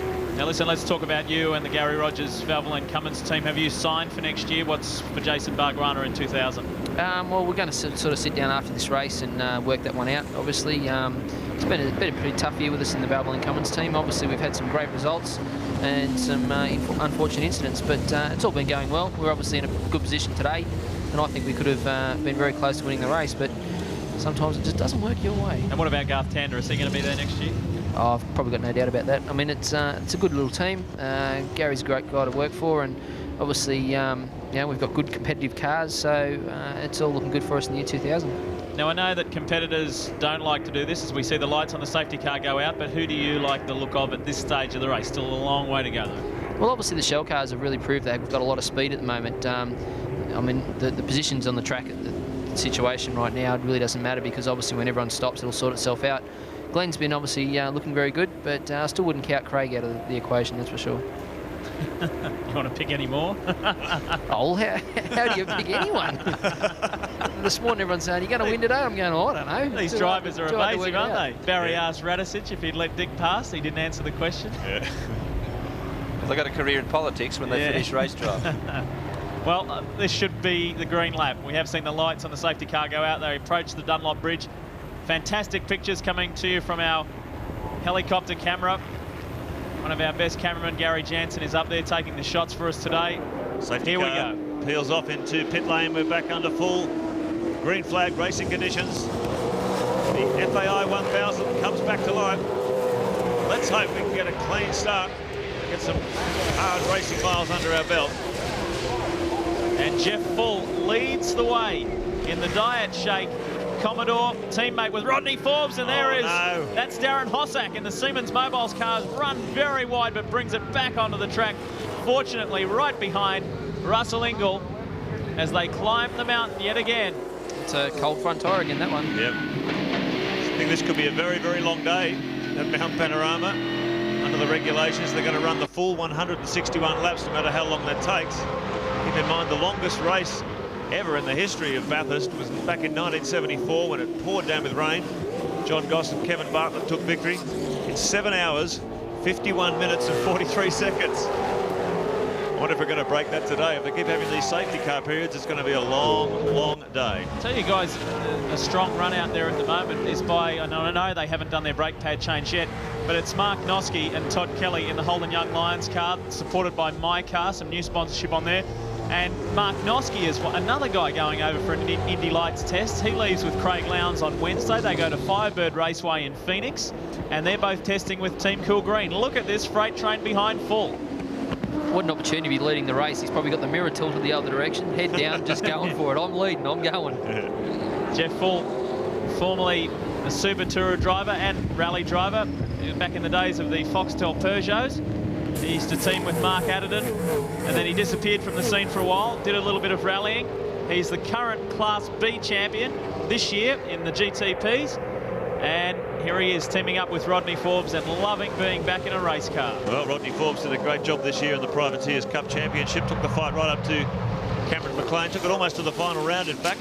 The Sydney Sider had a great debut season in V8 Supercar. As you can see, the car virtually free of sponsorship. Bit of a battle here. Who's got displaced there? Is that Longhurst? I think it was Longhurst losing a few positions as they came through the chase. Adam Macro behind the wheel in that car, and he lost a heap of positions, Mark. You're dead right. Yep. Yeah, it's like a Formula V race. You get hung out the outside, you just stay there and go backwards. So it's Jeff Full once again, top place privateer, and the man leading the FAI 1000. Still yet to make his stop for pads. So too is the car behind him, Stephen Richards, the Wins Racing team. They haven't gone in for that compulsory brake change as we go on with Glenn Seaton. He flashes by Dougal McDougall in the yellow Quench car and is right behind Stephen Richards. Now, realistically, once these two guys go in for their pad changes, Glenn Seaton will be your race leader. Yeah, Seaton's very well positioned at the moment. Crompton did a great job. Oh, look how close they're coming there. As Richards looks for a way past Full, getting very, very close on the approach to the Ford cutting that time around. Don't want to get involved in any panel rubbing this stage, particularly when you know that car in front has to make another stop for brake pads. It's out of sync with 3 cars behind it. Whilst Full's leading the race there, and he's probably entitled to be leading and not give away to these guys, it's probably a little bit smarter for him to get out of the way, because obviously the cars behind are a lot faster and it could end up pretty ugly. I think he's enjoying his time in the sun, actually. Ford race score on screen right now. It'll flick over at the bottom of your screen. And Seaton moves up ahead of Jeff Full now and chases Stephen Richards in the Wins Commodore. We go back through the positions. The Lowndes McConville entry back in 6th. Brabham and Bates making ground there in 11th. And Radicic and Ellery back in 12th. And top privateer, if I haven't overlooked that, is Cameron McLean and John Cleland. Running very well. So too is the Smurton Cox entry and Reed and Ashby. Actually, I have overlooked it. It's Jeff Full who was the top privateer with Rodney Forbes way at the top of the pack. We know what you mean. Yeah, I mean, it's hard. I mean, you'd naturally overlook that, don't you? Yep. So down into the chase once again. Challenge chase. Move under brakes. Goes the My Car. Young Lions car. Oh! Jim Richards. And it's got squeezed. John Bow in the car, in fact. Made that other change, so it was John Bow in the Caterpillar Ford. Looking for a run up the inside of Jeff Full. So contact at the chase, and John Bow is on a charge. It's a frustrating thing, really, because obviously Jeff's running for the lead. He was leading the race there for a moment, but he really has to realise that he's not in a car that's really capable of staying there. He has to give these guys room because they're going to come through anyway. Well, he was leading the race at one stage and had to sit there facing the wrong way and watch everyone flash by. As they climb the hill, it's Richards, Seaton, Noske, Lowndes, Scaife, Bow, Bright, Ingle, Radicic and Adam Macro, your top 10. Jeff Brabham just outside. Has been a real return to form for the Gibson Motorsport team. Looking back through the history books, first time a Gibson Motorsport car has led Bathurst. St Richards and Scaife did it back in 1995. Let's check out the Shell replay. Yeah, I mean, he certainly left the gap wide open there, and I would have taken the exact same position. I would have tried to go through there. It looks like he's moving over, getting out of the way, and unfortunately Bauer's been caught out there. So look at that from another angle. John Bower was left with nowhere to go. The door was well and truly open. He stuck the nose up there, then he shut it very quickly. This is why we have the safety car out yet again. That's the Rod Salmon, Damien White car, the One World entry, spinning at the top there. And there's also another car off to the side. I think there may be. There's a car reverses out of danger. That's the one. That's the colour scan car there. That's the other one. Brett Peters, Danny Osborne, and that brand new AU Falcon was only completed last week. Didn't get a lot of race miles in before the race, but they were having a great time in qualifying. Looking forward to a strong run, but it was not to be. Safety car out once again. In a little bit of a tricky position there. Too dangerous a position to leave it. Well, don't go all quiet on us, Jason Bargwanna. What do you think? It's incredible. Well, it doesn't look like there's too much damage to that, so maybe he's just pulled off with a problem, but if he'd have pulled off to the inside, you probably could have kept racing without a problem. Unfortunately, he's gone to the outside.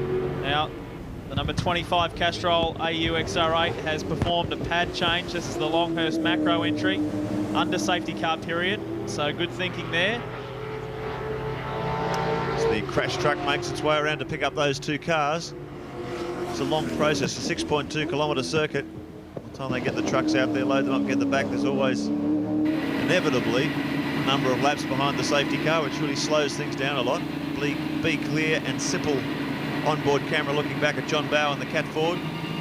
As he slows it down again. Got involved in that tangle with Jeff Full down at the chase. 45-year-old John Bower still resides in Devonport, Tasmania. Spent most of his life living in our southernmost state. Made his Bathurst debut back in 1985. 14 starts, 6 finishes and 2 wins, both with Dick Johnson Racing. Team with Jimmy Richards for the FAI 1000 in '99. First time on the mountain in cat colours, and it's been quite an effort by this team. Pretty interesting year. They've changed owners. John Briggs now owns this team, and they have moved from WA to Brisbane, and there's plenty going on. Greg Rust? Well, some very happy faces down at Wins Racing, and one of them is Greg Murphy. Murph, good to see you out in front of the field. Yeah, well, we knew we'd have a pretty good car today, and Steve did a sensational job in the first stint, and we came in early, and obviously there's been a plentiful supply of pace cars to get your pit stops in, and then my stint went pretty well. It was sort of getting... The car was pretty good, getting held up a little bit there sometimes and on and off, but the pace cars obviously slowed things down a lot.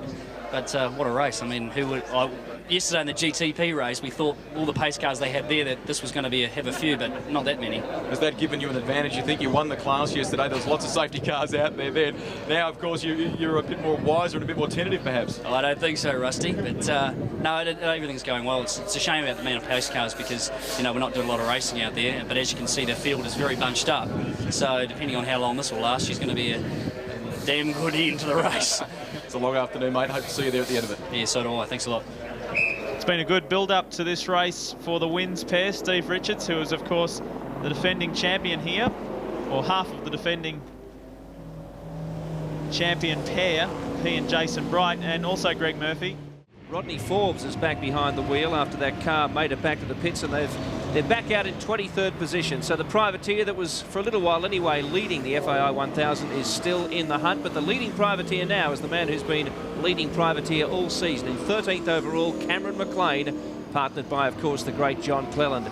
And Charlie Cox is at the moment behind the wheel of the second place privateer, just a couple of positions behind them in the field.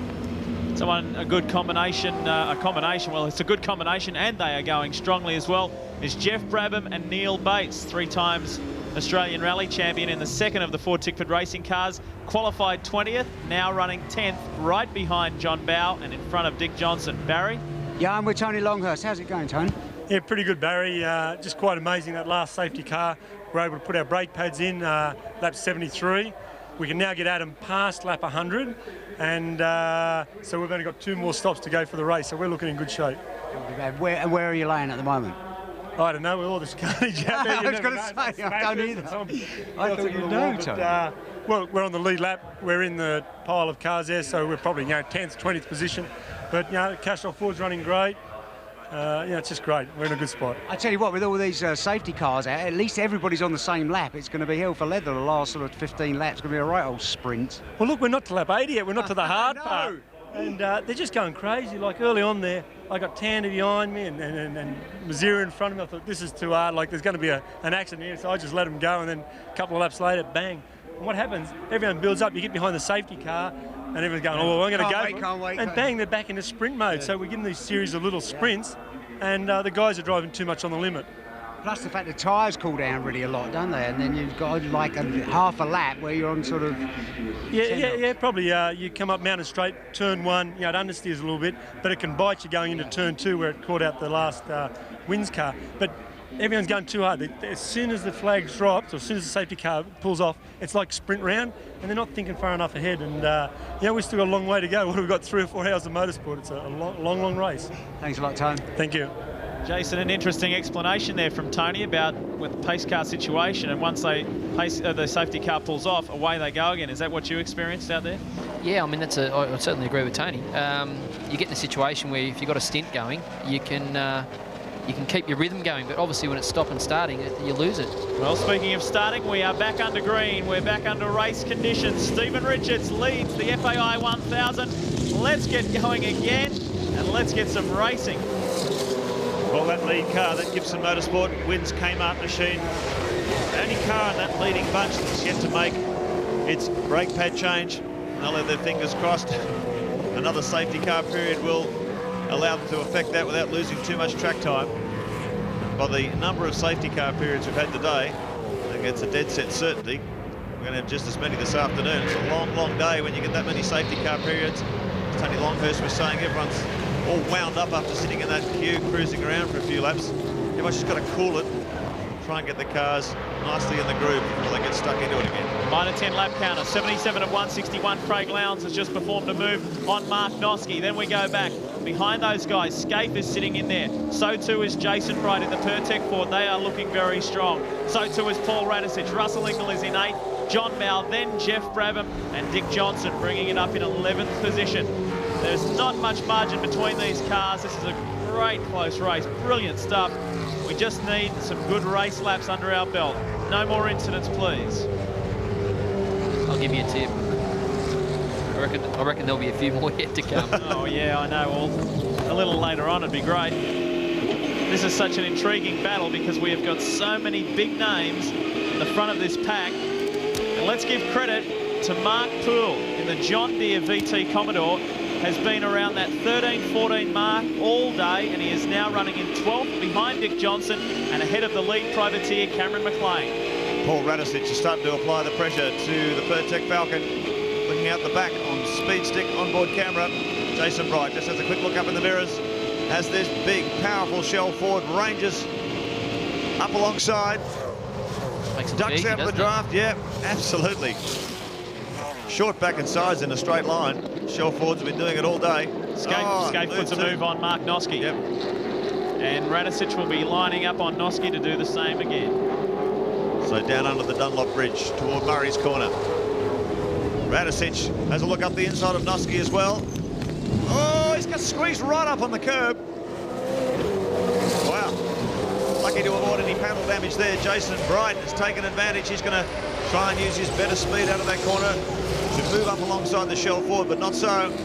And Radisich now makes his move at the next turn. It's a dent in the guard there. They might have actually touched then. The mirror's been pushed back out again. You can see Paul trying to get his mirror out, so obviously they did touch. Yeah. Bright will swallow up Mark Noske coming up this hill, and there's another one lining up there as well. It's Larry Perkins, rather Russell Ingall in the car. He's looking at Mark Noske now, so he's copying it from everywhere. Noske doesn't want to relinquish his position to Jason Bright and doesn't. As they head through speed stick turn, we ride with Russell Ingall. Carlton United, in-car camera through the Ford Tickford cutting, where we've seen quite a few incidents today at the cutting and also as Forest Elbow. And now we're starting to get a good race rhythm again.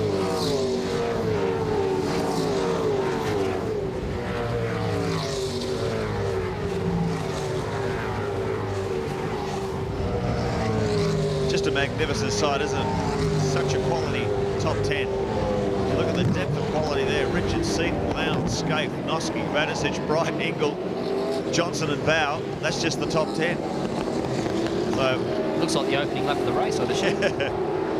Well, he feels that way too. They've been behind the safety car for so long. Plenty of time to cool down. It has been a series of sprint races today, more than any other year I can remember. Well, at almost 2 o'clock Eastern time, that is, it's a little bit weird to be saying we're almost halfway. Yeah, it's been a long, hard haul. Look at Dick Johnson on Russell Ingall. The power of the number 17 Shell Helix Ford. These things are awesome in a straight line. Russell Ingall will make it difficult for Dick, though, to get through on the challenge chase. Ingall holds position. Where Dick was hung out to dry there, I mean, there's a lot of rubber build up on the outside there, so the last thing you want to be doing is turning at 280 k's an hour. That little balls of rubber under the tyres. The car at the back of this pack is the car that I was mentioning just a few moments ago. It's the Mark Poole Tony Scott entry. It's an ex-Craig Lowndes car, sponsored by John Deere Grounds Care, and these guys are the first to admit that they've got a relatively inexperienced crew in terms of comparing them to, say, the main level 1 teams, and they are doing a brilliant job back in there, tucked in behind the FTR car of Jeff Brabham. Bill? Well, if you think it's a long race today, spare a thought for Mark Larkham, of course, the man who was sitting on pole as they took off this morning on this 55-car grid. But I do have something that might make Larko come away from the mountain with a smile. FAI has announced a couple of things during the race today, one of which is they will jackpot the $100,000 that goes to the team that pulls in the fastest race time, because obviously it won't happen today. They are also going to give the winner of this race an extra $25,000 on top of the $100,000 prize money. And why we've dragged Larko all the way up pit lane for this is that they're also going to give $25,000 to the pole sitter, and that's retrospective. Larko, how does that make you feel? Well, hang on, I was just put a smile on my face. I had absolutely no idea. No, that's great. Well, thank you, FAI. I mean, they certainly didn't have to do that. That's much appreciated. It hasn't been our day-to-day, Billy, and I guess we'll sit around the bar tonight and talk about yesterday. You know, it's you know, you can't slash your wrist every time you don't win this race. We'll be back for more next year. People might be thinking, mate, I mean, I know you love your motorsport, of course, and when you're not in the race, I mean, how much do you sort of become a spectator at this point? I mean, you have so much team business to look after and sponsors, etc., but do you take much of an interest in the outcome and the tactics that are going on out there? Well, to be honest, Brad and I have just locked ourselves in the front of the trailer and sat around feeling sorry for ourselves about the last hour. No, we've actually, the guys have dug in and they've actually repaired the car. They've fixed the clutch, and we're going to go back out and just keep circulating for the fans and our sponsors who have been great supporters. So I'm looking forward to going and having a razz around. Oh, Mitre 10 will be very pleased to hear that, and the rest of your sponsors. That's great news. At least we'll get to see you running around, and you'll have a smile on your face while you're doing it. Well, that's just made the day a little happier. Thank you, Billy. Thank you, FAI. That's terrific. Good on you, mate, and I know you'll come back and win one sooner or later. Yeah, I think we'll keep coming back, no question. It's getting better for us every year. Well done, Mark Larkin. That put a smile on his face, didn't it? I tell you what, he might have to be careful, though. I've seen those Mitre 10 boys in action. They might drink that $25,000 worth tonight. Put it on the bar, Larko. Dick Johnson runs a little wide out of Murray's corner on pit straight. It has been menacing Russell Ingall for a number of laps now. And look who is right behind him. His old teammate for 11 years, John Bowe, in the Caterpillar Ford. This is a tough race. And whoever wins this today, well, of course, it's the same every year. But they are really going to deserve it today. We have got a star-studded lineup in the top 10, that's for sure. There's your Ford race score. Stevie Richards still leads the way from Glenn Seaton, Craig Lowndes and Paul Radisich. They're your top 4. Scaife, Noski, Bright and Ingall. Right back to 8. That'll keep revolving at the bottom of your screen for you to keep you up to date. Who is in what position? Top privateer is still Cameron McLean and the Scotsman, John Cleland. Race leader, Stephen Richards.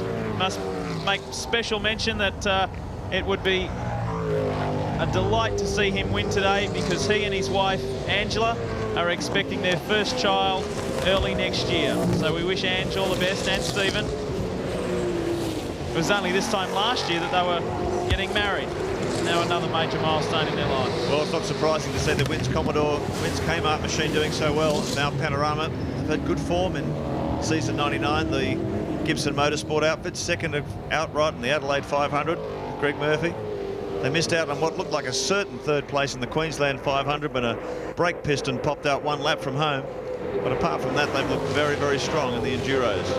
Make sure you stay in touch when you're online, when you're on the web, www.10.com.au. That is the Network 10 website. Lap 80 of 161. And look at Paul Radisich. number 18 Shell Helix Ford, the 2 times World Touring Car Cup champion. And he is giving Craig Lowndes a nice old work over the outside run into Murray's Corner. That's the long way around. Lowndes will hold line. He's a man on a mission, isn't he? Radicic fell back in the order after they did their compulsory pad change. 2 cars came in together, put them back in the queue. And they've been sitting back there because of all the safety car periods we've had. Now we're back to full racing conditions. He is charging. Greg Rust. Well, I'm with Craig's teammate, Cameron McConville, and it seems as though Radicic is giving poor old Craig a bit of a hurry-up. Yeah, car 18's very fast, Greg, in a straight line, so it's really hard to keep the Fords behind. You can get a really good run out of the corner onto Conrod Straight, but they've just got so much more speed. But the car's going really well, but he may have to let Radicic through and just sort of sit in behind him. You and the dude and all the Holden racing team here are paying very close attention to this race. Are you still maintaining that approach you took before the race, that you're going to look after the championship and Scafey can look after the race win if possible? Yeah, that's still the plan. Look, I mean, we're running. I think we've got to stay in the top 4, though. It's safer there. There's been so many safety cars already. You need to stay out of the trouble if you can. But no, everything's going according to plan so far. For you, all your pit stops are going fine. I think about the only pit stop we haven't seen is the safety car so far, isn't it? Yeah, I think it'll need a fuel stop pretty soon. It's been out there. I mean, everyone's driving very, very hard, and maybe some trying a little too hard. Good on you, champion. I've got money riding on you, so don't let me down, will you? Good idea. Thanks, Greg. Maintaining a hot pace at the front. Stephen Richards in the wins. Kmart Commodore 2:13.60 the last lap. 1 second lead over Glenn Seaton. A bit further back on the Mitre 10 Privateers scoreboard. As you'd expect, Cameron McLean and John Cleland leading that class. 12th outright, ahead of Reed and Ashby in 15th outright.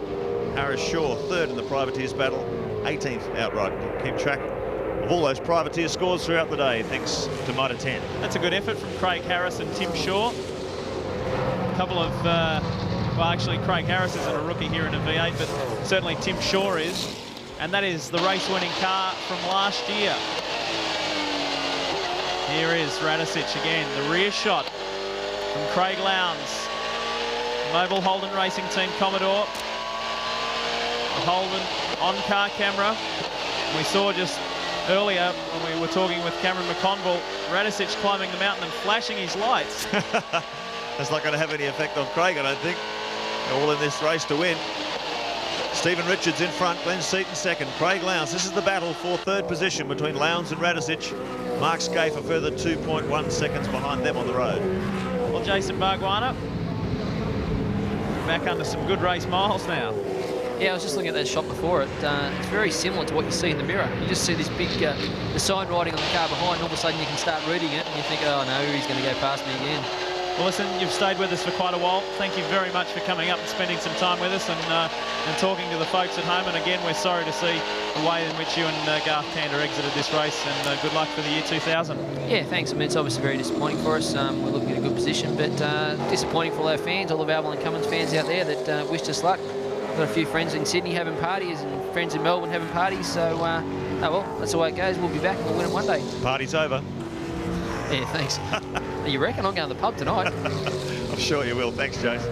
Elroy Jetson stepping out of the commentary box. Barney Rumble. Oh, you've got about 15 nicknames, hasn't it? Thanks, mate. Jason Bargwanna, very unlucky today, but both he and Garth Tander as a driving combination remain one of the strongest in the race. And they'll be back in full force next year, I have no doubt. Look at they get pushing their way through the traffic. FTR Falcon driven by Glenn Seaton, second position. Craig Lowndes closing in on the back, and he's copping plenty of heat from Paul Radicic. The battle for second position is very tight. Couldn't ask for this to be any closer, could you? Craig Lowndes, look at this. Here comes Paul Radicic. The Rat is on the move. Pulls out of the draft and has overtaken Craig Lowndes in a straight line down Conrod. And Glenn Seaton is the next one on his list. Lowndes then returns the favour. He pulls out of the draft, but Radicic has really pulled off that move nicely. Horsepower, raw horsepower in a straight line as we go through Challenge Chase. Seaton sitting in second position. Stevie Richards is still your race leader. Joining us in commentary is British Touring Car Champion John Cleland, who's sharing the driving with Cameron McLean today. Down the inside goes Radicic, so he takes Seaton as well.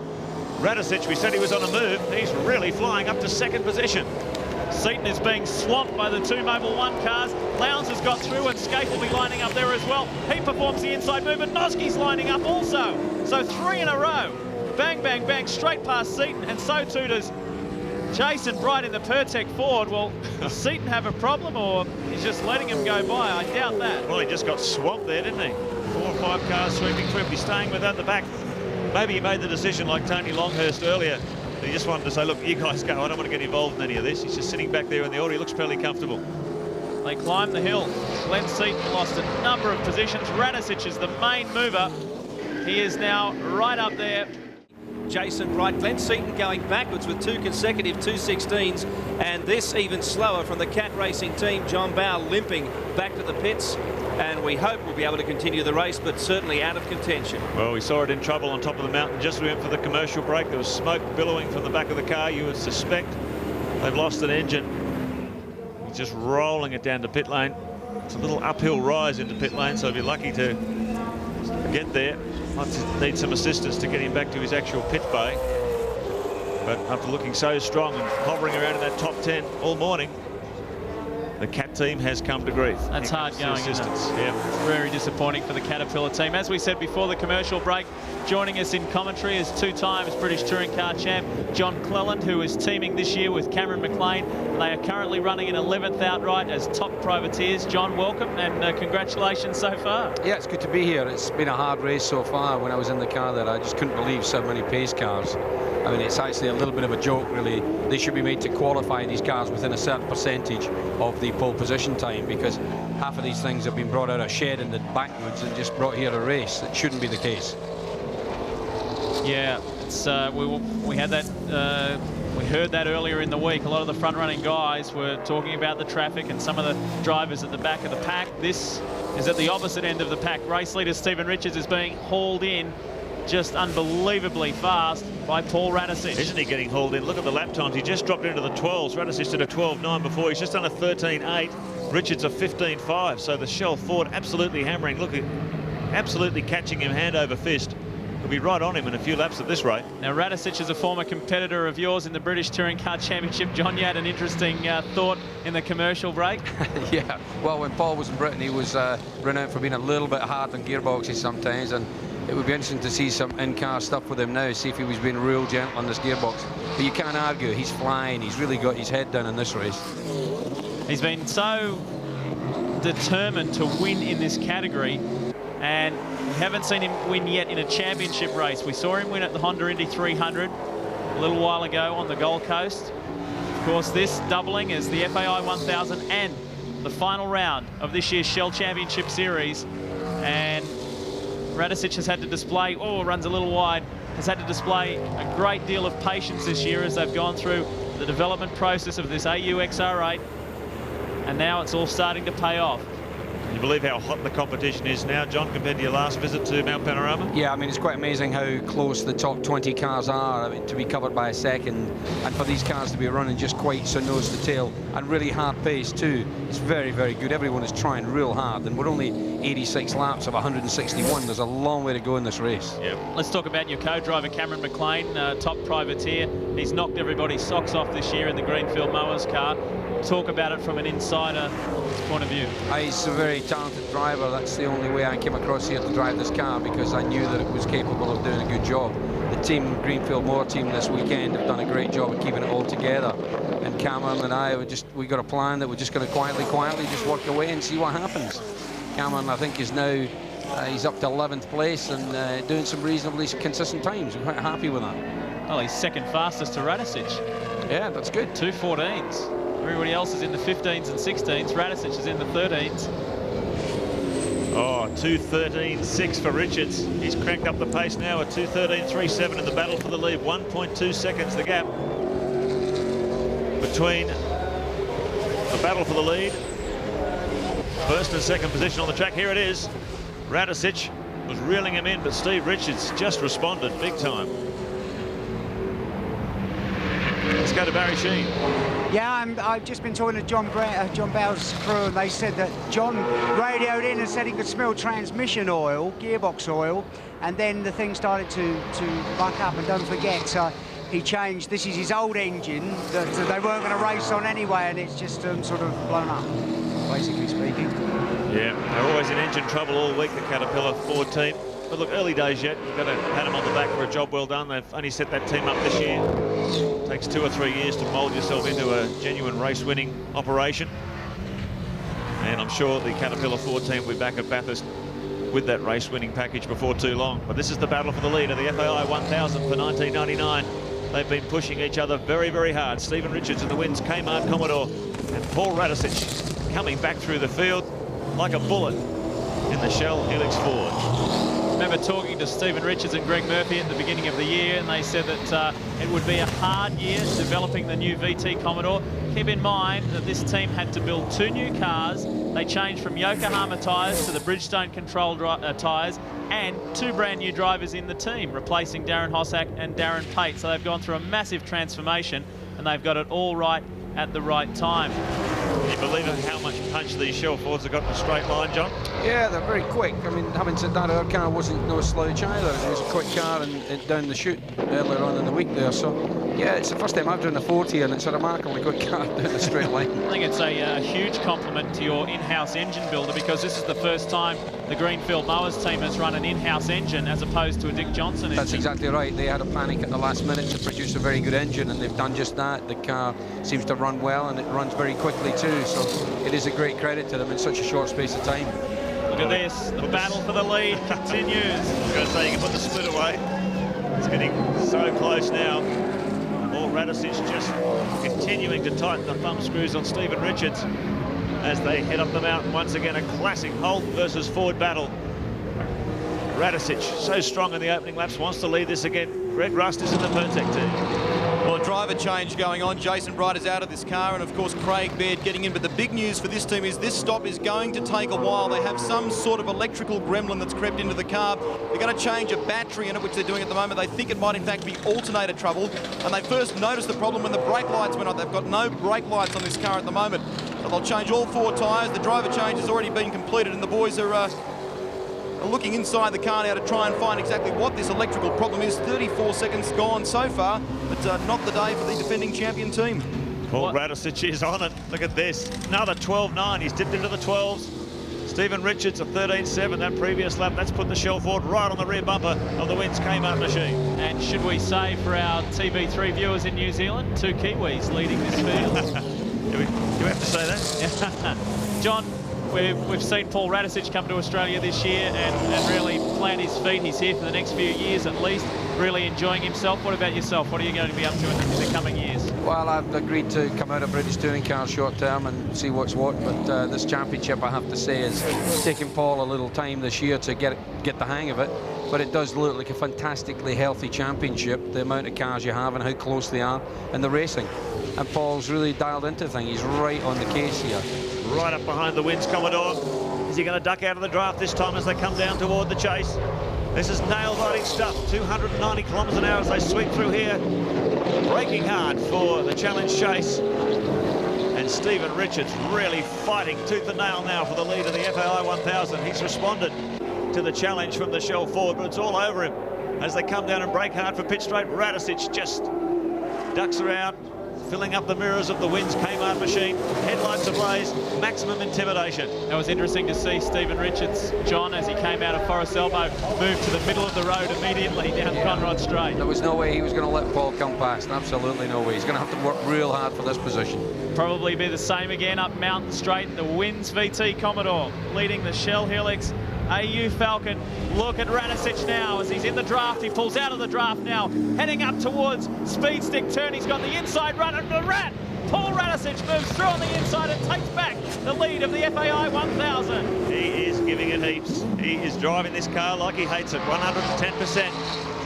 Radicic has the hammer down, takes the lead back of the FAI 1000, lap 88, and a long way to go. How have you found track conditions in general, John, throughout the day or for the period of time you spent out there?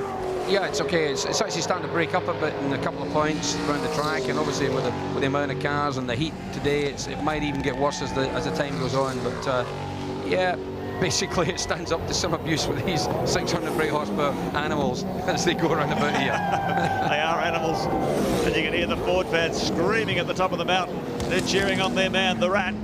I'd just like to point out that we're now 10th. Cameron McLean is now 10th in this race. Okay. We'll just point that out for John Cleland. He's now 10th in the race. Well, something else very relevant to point out that Greg Crick and Paul Wheel are running 11th. That's a very good effort in the K&J Radiators, and we can see the Pertec Ford back in the pits. Yeah, problems here for Bright and Craig Baird in the Pertec machine. Mechanics working feverishly inside, trying to fix some problem. I would suspect an electrical problem if they're working that side of the car. Stephen Richards now drops back into second place. Craig Lowndes still in third in his potential championship winning performance. He has to finish fourth or better to claim the Shell Championship Series at the FAI 1000 this weekend, and he's doing good. Oh, there's one over the curbs. He's coming out of the chase. Fortunately, gets it back on the black stuff. That's a pretty forced entry, I think. Coming up, this will be lap 90 of 161. We are well over the halfway mark now. Paul Radicic in command. We'll give you a rundown through the top 10. Lowndes is back in third. Scaife is fourth. Noski maintaining that fifth position from Glenn Seaton, who slipped back a little. Russell Ingall is seventh. Dick Johnson is eighth. Cameron McLean is back in 10th. Jeff Brabham is in 9th position. We thank John Cleland. He had to fly out of the commentary box in a big hurry. He realises his driving stint in the Greenfield Mowers car is coming up very quickly, so we thank John for his time. And terrific to see the 2 times British Touring Car Champion joining us in Australia for the great FAI 1000. Mark, another good effort today too, although we're looking at the front-running cars, is Greg Ritter, Steve Owen, the 2 Formula Ford boys. For Steve Owen, this is his debut drive in a V8, and for Greg Ritter, it's his first time, both of the boys, in a V8 at Mount Panorama. They're running in the top 15 and have performed their brake pad change. Great effort. They've been just going out there and flying the flag for the Valvoline Cummins Gary Rogers machine. Yeah, I really felt sorry for Steve Owen early in the week. I think it was on Thursday, the first or second session. Had a bit of a coming together with the Wayne Gardner Commodore at the top of the mountain. Had a spin, did some damage to the car, and he was certainly hanging his head low, but that's early times in the week, as Jason Bright has proven. You've still got time to get your act together and get back into a competitive situation. They're certainly doing that now, just outside the top 10. Some good team running, as we mentioned earlier. If you look inside that top 10, we've got 2 Shell Helix Fords, you've got 2 Mobil 1 HRT Commodores, and you've got the 2 Ford Tickford Racing AUs. So some good, strong team representation there. Mark Noski doing a tremendous job in the My Car Holden Young Lions entry. This is the ex-Craig Lowndes car. This is the car that Lowndes drove at Oran Park. Mark Noski team. Todd Kelly yet again. Noski just 24 years of age, and he's heading overseas very soon to attend an Indy Lights test with Team Cool Green, owned by Australians Kim and Barry Green. So we wish Mark all the best in that venture. The Holden Young Lions team sponsored by My Car this weekend. Team managed by Rob Crawford. It was a very successful car throughout the Shell Championship Series in Mark Scaife's hands, 6 round wins. So it's a good piece of machinery. Steve Reed, Trevor Ashby in the Optus PPG Commodore. Sister car to the one in front. That is the Rodney Forbes Jeff Full entry. And these guys, this is their 14th Bathurst start. Quite incredible. They went to high school together. They run and own a business together. They go go-karting together. They race cars together. They do a wonderful job. And it's like something caught in the front spoiler. There a bit of paper or something? The wind has really picked up. Very strong gusty breeze blowing across Mount Panorama now, so you end up with chip packets and all sorts of things floating around in the air. There has been a lot of, I mean, this is going to sound strange, there has been a lot of potato chip packets floating all around the circuit. During the week there's been a bit of wind, and there's quite a bit of wind around today. These cars do have enormous cooling capacity, and even though that radiator is partially blocked, they still may be okay. I'm sure the team will be keeping an eye on that. And if the engine temperature does get to a critical stage, there'll be a warning light on the car's dashboard that'll warn the driver of that fact. So hopefully things okay for the Lansvale team. The Optus Commodore really powering on at the moment. drops it down through Reed Park up toward McPhillamy. Good strong performance from Steve Reed and Trevor Ashby, both 49 years of age. Run the Lansvale Smash Repairs operation out of Lansvale in Sydney. Well, the word is, Lee, that it was suffering some sort of back tyre dilemma. Now, during the course of that pit stop, the guys worked on the rear suspension settings. They've made an adjustment to it. They threw 4 new tyres at it, threw Cromley in the car and threw some 120 litres of fuel in the car and sent him back out again. So hopefully that'll keep the tyre dilemma at bay. Interestingly, when they came into the pits, the cars were right nose to tail, and when Brabham came into the pits, he gave poor old Glenn a little nudge, and that meant that they couldn't get the Brabham car off the deck very quickly. Yeah, it's always tight when you've got those 2 cars. They're really only given a 1 car length pit allocation. And really, for 2-car team, you need 3 pit allocations. So you're going to have enough room to work in. So maybe that's something the organisers are going to have to look at in future as we move now to a full 55-car field. This is the Longhurst macro entry rounding up Neil Crompton. Now here's a replay of an earlier incident. Here's a skate passing Lowndes on Mountain Straight and moving up into 3rd position outright. Stephen Richards still sitting in 2nd and Paul Radicic leading the way. Now we have had word that the Holden Young Lions car has come into the pits. They were running in the top 10. It'll need to be a slick stop to get them back out there as well, and Todd Kelly should be in the car. Shell replay. Oh, the Craig Harris car. Tim Shaw had a bit of a spin coming on to pit straight. That is in fact the car that won this race last year in the hands of Jason Bright and Stephen Richards. So not so lucky in 1999 in the privateer's hands. Here's the sole remaining Valvoline Cummins machine, driven by Steve Owen and Greg Ritter, 2 of the top Formula Ford drivers from this year. In fact, 1st and 2nd in this year's Ford Racing Championship. Speaking about Australian drivers being exported, Steve Owen hopes that he will be one of them.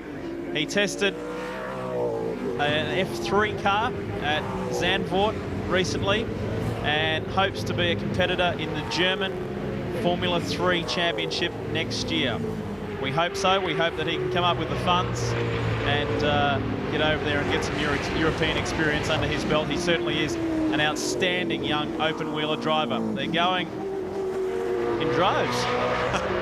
Well, they're trying to. Well, yeah, it's great though, isn't it? There's a big push. We've got so much Australian talent in 2-wheel action in both America and Europe.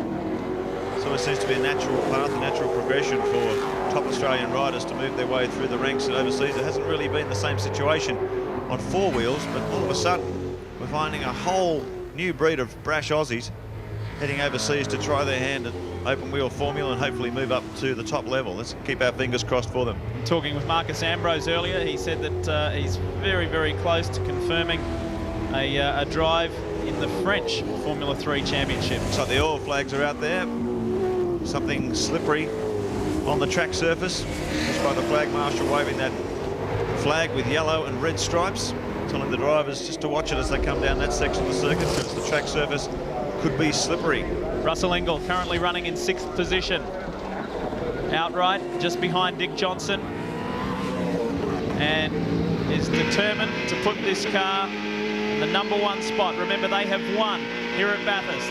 Well, Larry won with Greg Hansford back in 1993. Then he has won with Russell in 1995 and 1997. It is going in the sequence of every other year. Russell said he feels good about it. The team feels good about it. They're all staying back at their favourite house in Bathurst. They couldn't stay there last year because the house burnt down and got rebuilt. They're back there. The whole team is housed there. They eat their meals together, and there's a really good team vibe this year. So he said, let's hope that's a good luck charm. Well, they really are on race contention. Excellent form, 6th fastest, 6th position I should say. Lap 81, their fastest lap at 2:13.4 on lap 81. So they're really cutting some competitive times. Just sitting there comfortably in the top 6. Castrol Perkins Commodore.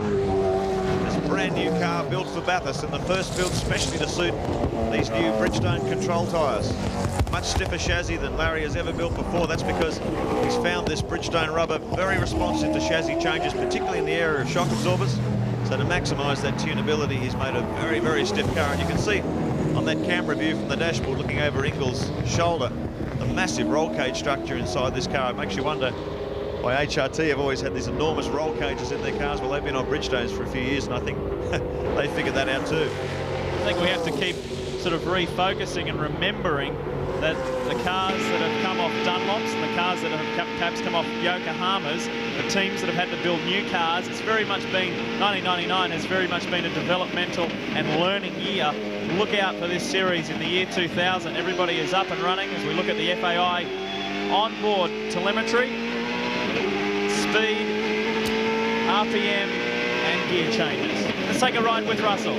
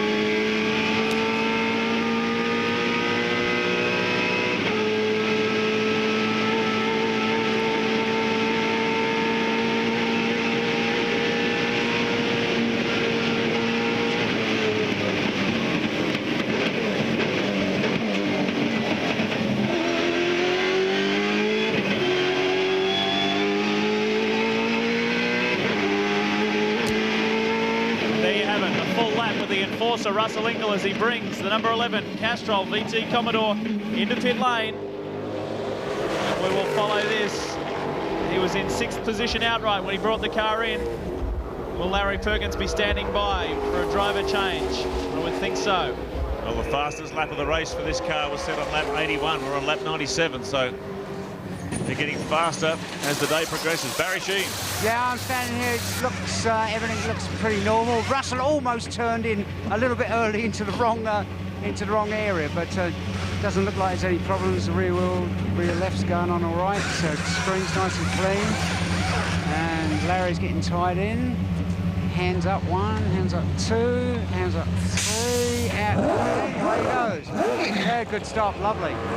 That's perfect, actually, because Radicic is due in at the end of this next lap, and had they had Radicic come in first, that would have been in a right old state to get Russell in. Yeah, they are very slick, the Castrol crew. 23 seconds, no fuss, no bother, well drilled. Larry Perkins rejoins the battle. Lose a couple of positions. Getting under green flag conditions. So after that rash of safety car periods, all of a sudden we've had a good clean run of hard racing. Paul Radicic, we believe, word from the pits, he's coming in this lap. He's been setting a cracking pace out there, 3.1 seconds the gap over Stephen Richards in second. So Radicic now bang on target for his next scheduled stop. He peels off into pit lane. This is a really interesting looking top 10. Your race leader has just come in. Richards is in second position. Scaife is third. Lowndes is fourth. Dick Johnson is fifth. Russell Ingall, now Larry Perkins in sixth. But Cameron McLean, top privateer, is 7th. Paul Wheel is 8th. Todd Kelly is 9th. Greg Ritter is 10th. And Mark Poole is 11th. Here's your race leader, Barry Sheen. Yeah, oh, wow, quick change. And don't forget Stephen Ellery is quite a lot taller than Paul Radicic. There's a lot of damage. Damage on the door panel here, damage on the front, left-hand front's finished, right-hand front's on. So right-hand rear, yeah, lock wheel's done. Right, okay, all they're waiting for is the fuel. Fuel in, fuel out, and away. 26 seconds, not bad.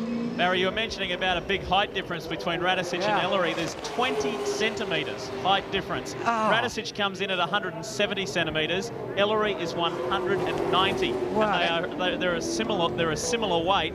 Radicic weighs about 70 kilos, and Ellery's a bit of a beanpole. For that height, he's 74 kilos. But they're an effective combination. They're very slick on those changes. Number 18, Shell Helix Ford goes back out. Well, they've been setting such a cracking pace. They rejoined the track, rejoined the race in 7th place. Stephen Richards is trying to secure a rare double as we see car 17 pull in. The Johnson & Johnson pairing. Dick and son Stephen. What a farewell that would be. Barry Sheen. Yeah, I'm just looking, no dramas at the moment. Still quite a bit of damage on the right-hand front there, but nothing fall off it. Nicely well-oiled pit stop. Yeah, Stephen's still tying himself in. Yeah, tightening the old shoulder straps up against the rev limiter, and away he goes. That was pretty quick. I don't know what it was, but it seemed pretty quick to me. Stephen will give this car a very good run as he brings the 17 Shell Helix Ford back out. Joining us in the commentary box is Caterpillar Ford pilot John Bow. John, welcome along, and things were going so well early on. Yeah, well, they were, Lee. I mean, this is a bit of a race like that, isn't it? Things go well, things go bad.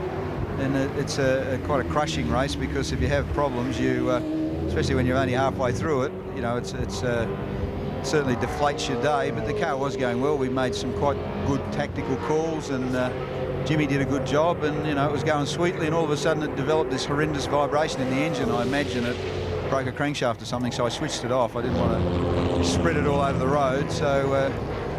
as they say in the classics, we'll have to come back next year. I think if you could take stock from the year, the Caterpillar team has achieved an amazing amount. Despite the disappointment today, from what you've done, you achieved your first win at Willowbank, and starting from scratch, it's been a pretty amazing year. Well, it has. It's been terrific in lots of ways, and quite frustrating and disappointing in others, but I think the car's potentially as good as any out there, and we're, you know, the team itself is developing into a very, very good team, and we had the help today of Neil Lowe and Alan Horsley, who are friends of mine from way back, and you know, with those two guys, we were looking quite strong tactically, I thought, but you know, it's just one of those things, isn't it? It's a bit of a crushing old sport at times. Pretty interesting old day. It's almost 2:45 Eastern Standard Time, and we've only just clocked up 100 laps. It's unbelievable, isn't it? I think we were behind the pace car more than we were not behind it there for a while. I think there were 11 pace car laps went there before half distance. Oh, it's just been an incredible amount of safety car periods. Here's the man who's just come in for their stop, and they've made their brake pad change. But Greg Murphy back in the number 7 wins. Kmart Commodore going like a train. Pick up as he comes across the timing monitor. There he is in 5th position. About 50 seconds behind our race leader, Craig Lowndes. And have a look who's in 2nd position. Cameron McLean, top privateer. For those of you who got on through Centrebet earlier in the week, he was at 51-1. He and John Cleland. Don't get too excited yet, though. He still has to perform a brake pad change. Yeah, well, I mean, with the window from, I think it's lap 42 or something until 48 to 112. Yeah. 112, yeah. So there was a lot of that going on in that thing. But Cameron's a very good operator. He's got a really good little team, and it just goes to show that there's not much wrong with the EL Falcon either, is there? On board with the Pertec Falcon, up behind one of the Ford Credit machines. This is Jason Bright pulling out of the draft in the run down the main straight. He overtakes Neil Bates down into Challenge Chase. Hasn't exactly been a smooth day for the Pertec boys either. They started it off with that pulling down the gantry on one of the pit stops when it was a very cluttered pit lane. Talk about that, John. How have you found the pit stops when it's been a full pit lane? Well, we were very fortunate. We had Terry Finnigan one side and the toll car, Anthony Tratt and AJ on the other side, and they weren't there when we were there, so it was pretty nice. But yeah, I mean, really, when you've got 55 cars, I think the place needs a bit of a revamp, doesn't it? Yeah, that's what they've been saying. Not used to. It's been a long, long time since we had a full grid here. Now all of a sudden, when you're trying to get that many cars processed and serviced in that time. I think that contributes also to the use of the safety car, because there's a lot of people out there that don't drive that often, and probably a record number of rookies. I mean, you can't stop rookies coming here, that's for sure. Everybody was a rookie once, but it really does cause some dramas. Cameron McLean pulling into the pits, and second on the road at the moment, top privateer, and this will be for a brake pad change, and 2 times British Touring Car champ John Cleland will jump in the seat as well. Let's watch how effective they are, Greg. You're quite right, Lee. It is going to be a brake pad change this stop. Cameron gets out of the car. John Cleland getting in. 7 seconds gone so far. Dave Homer, for those of you at home, folks, watching, that's the guy working on the front right-hand wheel at the moment. Now, he's got these special set of calipers designed to push the pistons back in. They've got to try and get the brake pads out from that incredibly hot area under the front there that's trying to push the pistons back at the moment. He's working in unison with the guy on the other side of the car. There come the pads are out. The fresh set will go straight in. They'll clip them in. Pretty simple process, this. And then they'll throw the other wheels back on, and Johnny Cleland will be out of here. 35 seconds gone so far. It's funny, you know, that young guy, Dave Homer, came out from England as a race mechanic, and he was he was a mechanic on my Ford Sierra years ago, so he's a veteran of the sport as well, isn't he? That must be just so tough. You see them stick their hands in there, and temperature of those brake pads, I mean, off the top of your head, what do they get up to? The brakes operate at about a maximum of about 850, 900 degrees on this circuit. Celsius, we're talking. Celsius, on the AU, so they'd be 1,000 degrees on the EL because they don't cool as well. So, yeah, they're pretty brave boys. They've got the gloves on, but they wouldn't want to hang on to them for more than a second or two. John Cleland back out in the car as we take a look back at the #1 Mobile Holden Racing Team, Commodore. Lap 103 of 161. And Craig Lowndes currently leads this race. He's got the Neil Bates, Jeff Brabham entry behind him, but they're quite a ways back, and in fact, he has just put a lap on them, if I'm not mistaken. Lowndes on a real charge at the moment. I think out of all the cars I was out there with, I think Craig looks the strongest. He's a tremendous driver, obviously, as his record shows, and he doesn't use the car up too much. He looks very, very strong. It'll be a very good combination that beats him, and the car itself handles very well. Climbs the hill. Let's not forget that the Shell Championship Series is on the line here, right now. Craig Lowndes and Cameron McConville must finish in the top 4. And this guy on screen will take his 3rd championship from only 3 championships contested. That is a remarkable record. It is amazing, and I hope he does get a chance to race in America, because he's always harboured those sort of ambitions, which I think is great for a young bloke, and he's one of the nicest people you could ever meet. For his success, he hasn't got a big head, he's not egotistical, and I personally would love to see an Aussie in Indy cars, and I reckon he's got a chance of doing it, along with Jason Bright, hopefully. So I think it'll be great for Australian motorsport. Tough thing is that there's so many young guys, so many young Craig Lowndes around the world. I was talking with Tony Noske, who's Mark Noske's father, yesterday.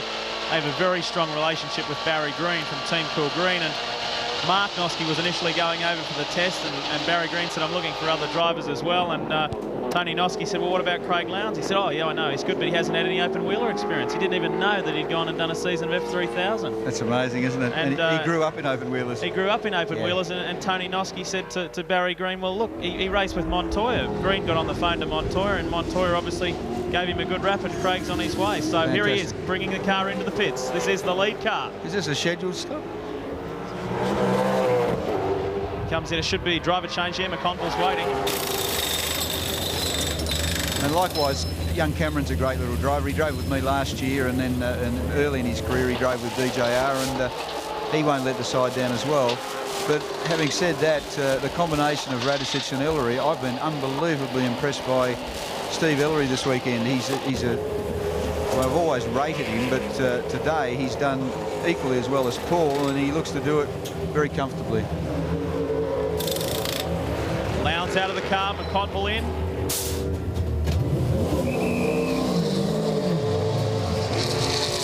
And away we go. McConville, John Bowe has done everything that's expected of him today. He just had to keep the car on the road, keep it at a reasonable pace and help Lowndes' chances. So he's done everything that's been asked of him. Former enemies in 2-litre Super Touring. Greg was a factory Audi driver, Paul a factory BMW driver. Now they're duking it out in V8 Supercars.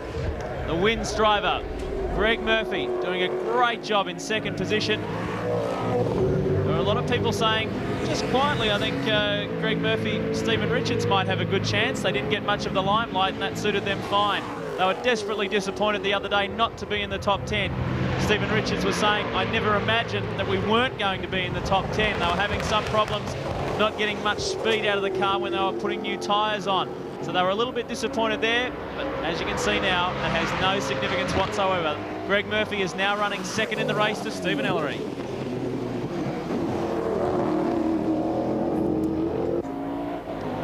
Paul Morris on the CUB driver profile, 31 years of age, living on the Gold Coast.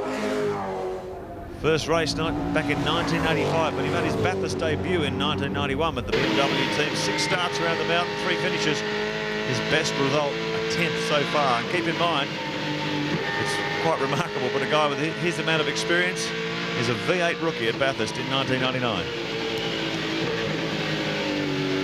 Greg? First time I think that I can ever recall. You were a little speechless when you got out of the car, almost green. It's just so tough out there, isn't it, Cameron? Mate, that was quite, I guess, a long stint. We did a full fuel capacity then, and I think there was 2 pace cars or 3 pace cars early on. I probably had to do 30 laps under hot green racing conditions. You know, it was, the car was going fantastic. The guys have prepared a good car, and it's just going faster and faster. I did my best lap of the day in that stint, so we're looking forward to the last 60 laps. Now listen here, a little bird tells me you've spent the money that you were going to use on Gina and the kids' Christmas presents on this gun engine that's in the car. I told you not to tell her that, mate. Thanks very much. It'll be a good. I'll be happy till Christmas if it keeps going, mate. That'll be a present for her. Keep it up. Thanks, mate. Barry? Yeah. Listen, it looks really, really hard out here. I mean, everybody's trying so hard. Well, I don't really know why we're trying so hard, but we are trying hard. There's no doubt about it. I mean, we were doing low 13s then. We were pressing on, but I mean, the rear tyre goes away a bit, and you've got to drive it pretty straight. That last stint looked particularly hard. It was. The first stint went really well. We sort of, I guess, gapped each other and just sort of cruised along. The Falcons are very quick in a straight line. We haven't got their pace, but we're good across the top of the mountain. But we just got to, I guess, for ourselves and Cameron, you know, we just got to keep plodding along and finish the race. Well, the point about it is, I can't imagine you're going to be sitting back thinking, well, I just got to finish the race in the first 5 or whatever. It's just as easy to go out and try and win it, surely, isn't it? Oh, well, we'll press on. Yeah, no, we'll press on. But I mean, last stint, that was hard work then, Baz. You know, so we've got to get ourselves organised and have another lash. But no, it'll be really good. It'll be a sprint to the end. Hard on tyres, so you've got to use their head a bit like for the first 10 or 15 laps of each stint, not knock the tyre around. Cameron's on the in-car now. Hang on a second, have a look. On the top of the computer. Driving beautifully. No, yeah, Cam's really comfortable in the car, so you know, really you just got to look, as Mark said, just got to look after the tyres. And really, the stints, we just got to keep pressing on and getting the most out of the car and the fuel, and really see where we sit for the last stint. You can imagine he'd be a bit nervous, wouldn't he? Be thinking, oh dear, if I go throw this at the wall, I'm really going to be in trouble. No, I think both Paul and Cameron are very comfortable, so, you know, whatever happens, happens. The traffic has been reasonably good. Obviously, there's been a few incidents out there, but generally pretty good, so we just got to keep plodding along and stay out of trouble, and hopefully we'll be up there at the end. Great, thanks a lot, guys. Thanks. Not only very comfortable, but they're very confident drivers, Paul Morris and Cameron McConville. Paul Morris actually is probably not a recognised V8 driver, but back in the early days of the V8 category, he did run a car with Tony Longhurst in his team, and he was actually quite good then, and he's done a lot of racing since, so I don't think HRT could have picked 2 better co-drivers for this sort of situation. Stephen Ellery, our race leader, 13 seconds, the lead over Greg Murphy. There's my old mate, he's having a go, isn't he? Neil Crompton back there in 7th position. Saw the team come in and make some shock absorber or changes to the adjustments on the shock absorbers because they're having a problem with wearing out rear tyres during Glenn Seaton's stint. Said the tyres were just about shot by the time he came into the pits. They've made an adjustment. But Crompton now sitting back there in 7th position, 2:15.45 his last lap. A slow one for Ellery and Greg Murphy. And Stephen Johnson, the fastest man on the track at the moment. He's done a 2:13.7. This is the kind of stuff that Crompton thrives on. We've seen it so many times before here at Bathurst. We saw it at the Queensland 500. Chips might be down a little, and he fights back. Just exactly the same as last year in this very race. Pulled the team from a lap down up onto the lead lap, and sadly only towards the closing stages of the race they dropped back a lap. If you're watching at home and you're wondering what this display is at the bottom of your screen, it's called the speed line. It's linked to the telemetry system on car 5. And that yellow line you're following denotes the car's road speed. You can see right over on the right-hand side of the screen, there's the road speed in digits as well. And the white line along the bottom shows brake applications. So every time he hits the brake, you get that blimp in the line, so you can really follow exactly what this car's doing at every point around the track. Greg? I'm down with Fred Gibson at the moment. Fred, both Stevie and Murph are running second on the road at the moment, but this is turning into an absolute nail-biter, isn't it? It's a dogfight, really, isn't it? Because the whole thing is there's still a couple of hours to go, probably, and a few laps to go, but they're driving the cars like a 10-lap screamer. That's what motor racing's all about. I think probably the Shell cars is car to beat. I think we've got the legs as good as anyone else as far as the HRT cars and that sort of thing. So let's really see how the Shell car goes against us all. People often forget that motor racing is all about a team sport. How hard has this been on you guys today? So many safety cars, that must have thrown your whole tactics into turmoil. Yeah, it has really. You've had to chop and change all the time. You start off with some sort of tactic to go through the whole race, and that's changed after the first pace car. So the thing is you have to chop and change it and see how you go, fuel strategy-wise, and also for the brake pad change. You've got to fit all that into your program. It's been a pretty hectic day, I can tell you. And it's not over yet. A long way to go yet, I can tell you. Good on you, Freddie. Thank you. Certainly is a long way to go for Freddie Gibson. He's been there. Two more experienced guys and two lesser experienced guys in this team. Of course, Dick Johnson and Paul Radisich, the senior drivers. Stephen Ellery and Stephen Johnson, the junior drivers. What do you have to say about those guys, John Bow, the two younger guys? Well, as I mentioned earlier, I've been very impressed with Steve Ellery for a couple of years. I mean, it's this year, everybody else has recognised the fact, but I had a couple of races with him a couple of years ago, and I thought he's got a lot of potential, and he's actually shown it. And young Stephen Johnson, I mean, he's grown up in this sport. He was destined to be a racing driver when he left the hospital when he was born, so what more can you say? Exactly. Thundering down Conrod Straight, Stephen Ellery's doing a fantastic job too. Let's check out the Mitre 10 replay down at the chase. Oh, Morris. Car 2. Paul Morris. Currently running in 3rd position, but he takes a wild ride over the grass on the way out of the challenge chase. He executed that pretty well, didn't he? Let's have a look at this on the inside, JB. Dear oh dear, like he's missed the sandpit. How lucky is that? Oh. That's the luck of the winner usually, isn't it? That sort of thing. There's so many potential winners out there. Very, very hard to pick, even at this stage of the afternoon.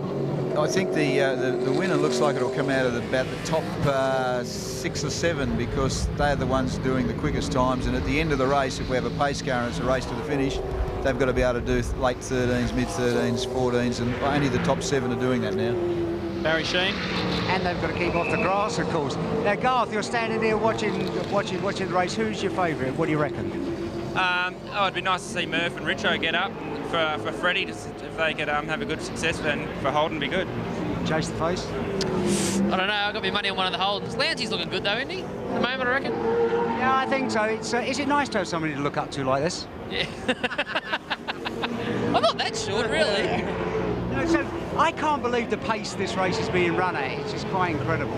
Yeah, well, this morning on the start, like after about 10 or so laps, it was like a sprint round. Like we're just driving flat change and flat out. So I decided to keep up with it this morning, and they're obviously still pushing on. So it just proves how good the cars are. Oh yeah, I mean, when I was out there in my stint, the second stint, the pace had slowed down a little, but it was still flat out, and everyone was blocking and carrying on. It was like a sprint race, and we're only 40 laps into the race, so it was tough work, but you know, that's what this race is going to be like now, so it's part of the job. Thanks a lot, guys. I know it's really tough watching. It's horrid, isn't it? Yeah, great. Thanks a lot. Yeah, the two very competitive youngsters. 22 years of age for Garth Tander, 27-year-old Jason Bargwana. Yeah. Barry Sheen working very, very hard to give him a small man's complex. Barry really doesn't have any right to give anybody a small man's complex, does he? Lap 113 of 161. If you've just joined us, the reason why Barry Sheen was interviewing those two guys is that Tander crashed out accidentally. He was the wrong place, wrong time, and smashed into the back of Thomas Mazira when he spun. Now, Barry, you got something to say to John Bowe? No, I'll let your secret out, Bowie. If you get on my case, I'll have you back. And we know what we're talking about, don't we, Chad? I think we'll steer away from that one. And look, great battle here. Stephen Ellery, 12 seconds up the road from Greg Murphy. And this is the battle for third place between the teammates, Paul Morris and Cameron McConville. Morris, you saw him take a wild ride across the grass there, gathered it up, got back on track. That's allowed McConville to climb right onto the bumper. So the teammates are battling over third, and right in behind them is Stephen Johnson in 5th position. How close do you like it? With the Parsons car sandwiched in the middle, the Challenge recruitment car. They've done a tremendous job. On screen now, just going by in front of Steve Johnson. There he is. Bit of a battle-scarred car, but it hasn't affected the performance of the Shell AU XR8. You can see the lights flashing there. Paul Morris just letting the cars up ahead know that he's coming on through. There's David Parsons. Car 73, the ex-Stephen Richards wins VT Commodore.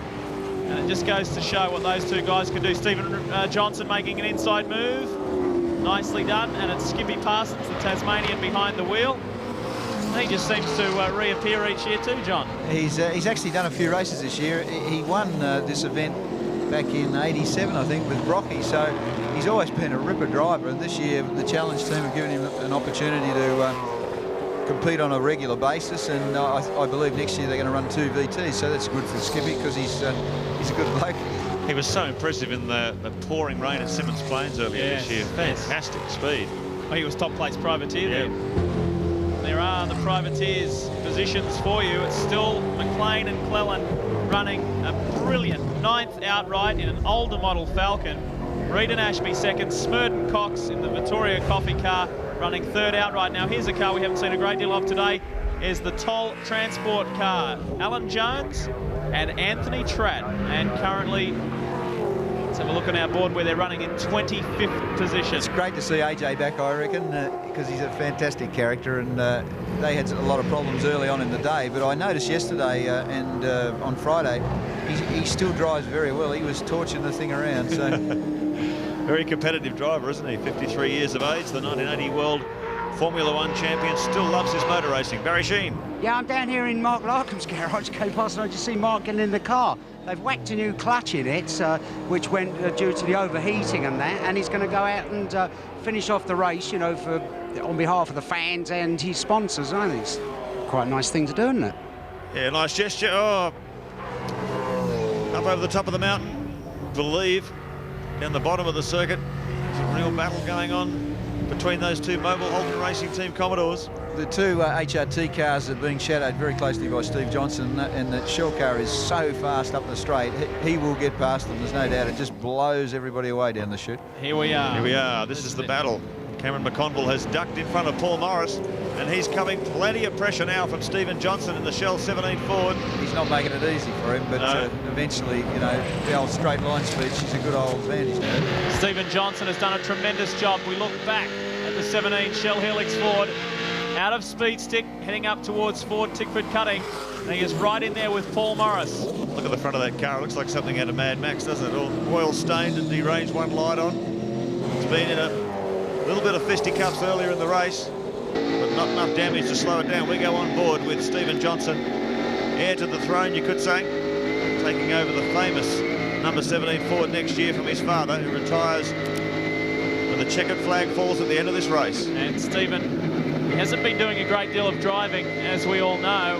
We take a look at the FAI telemetry, the onboard telemetry of the Shell Helix Ford. He's actually been working all year as a mechanic for his old team manager, Lee Jeffries, who used to run the team that Stephen used to drive for, the Racing for Life team, Southside Special Vehicles in Brisbane. And of course, now that he has the deal to go full-time racing next year, he will be full-time professional race driver in the year 2000. Lee, just watching the back end of Paul Morris's car there, I think his tyres are getting a little tired. Look at this. This is unbelievable. And Paul's in the middle of the road. Not a lot of room there, and not a lot of room over there. There's not a lot of room anywhere. No.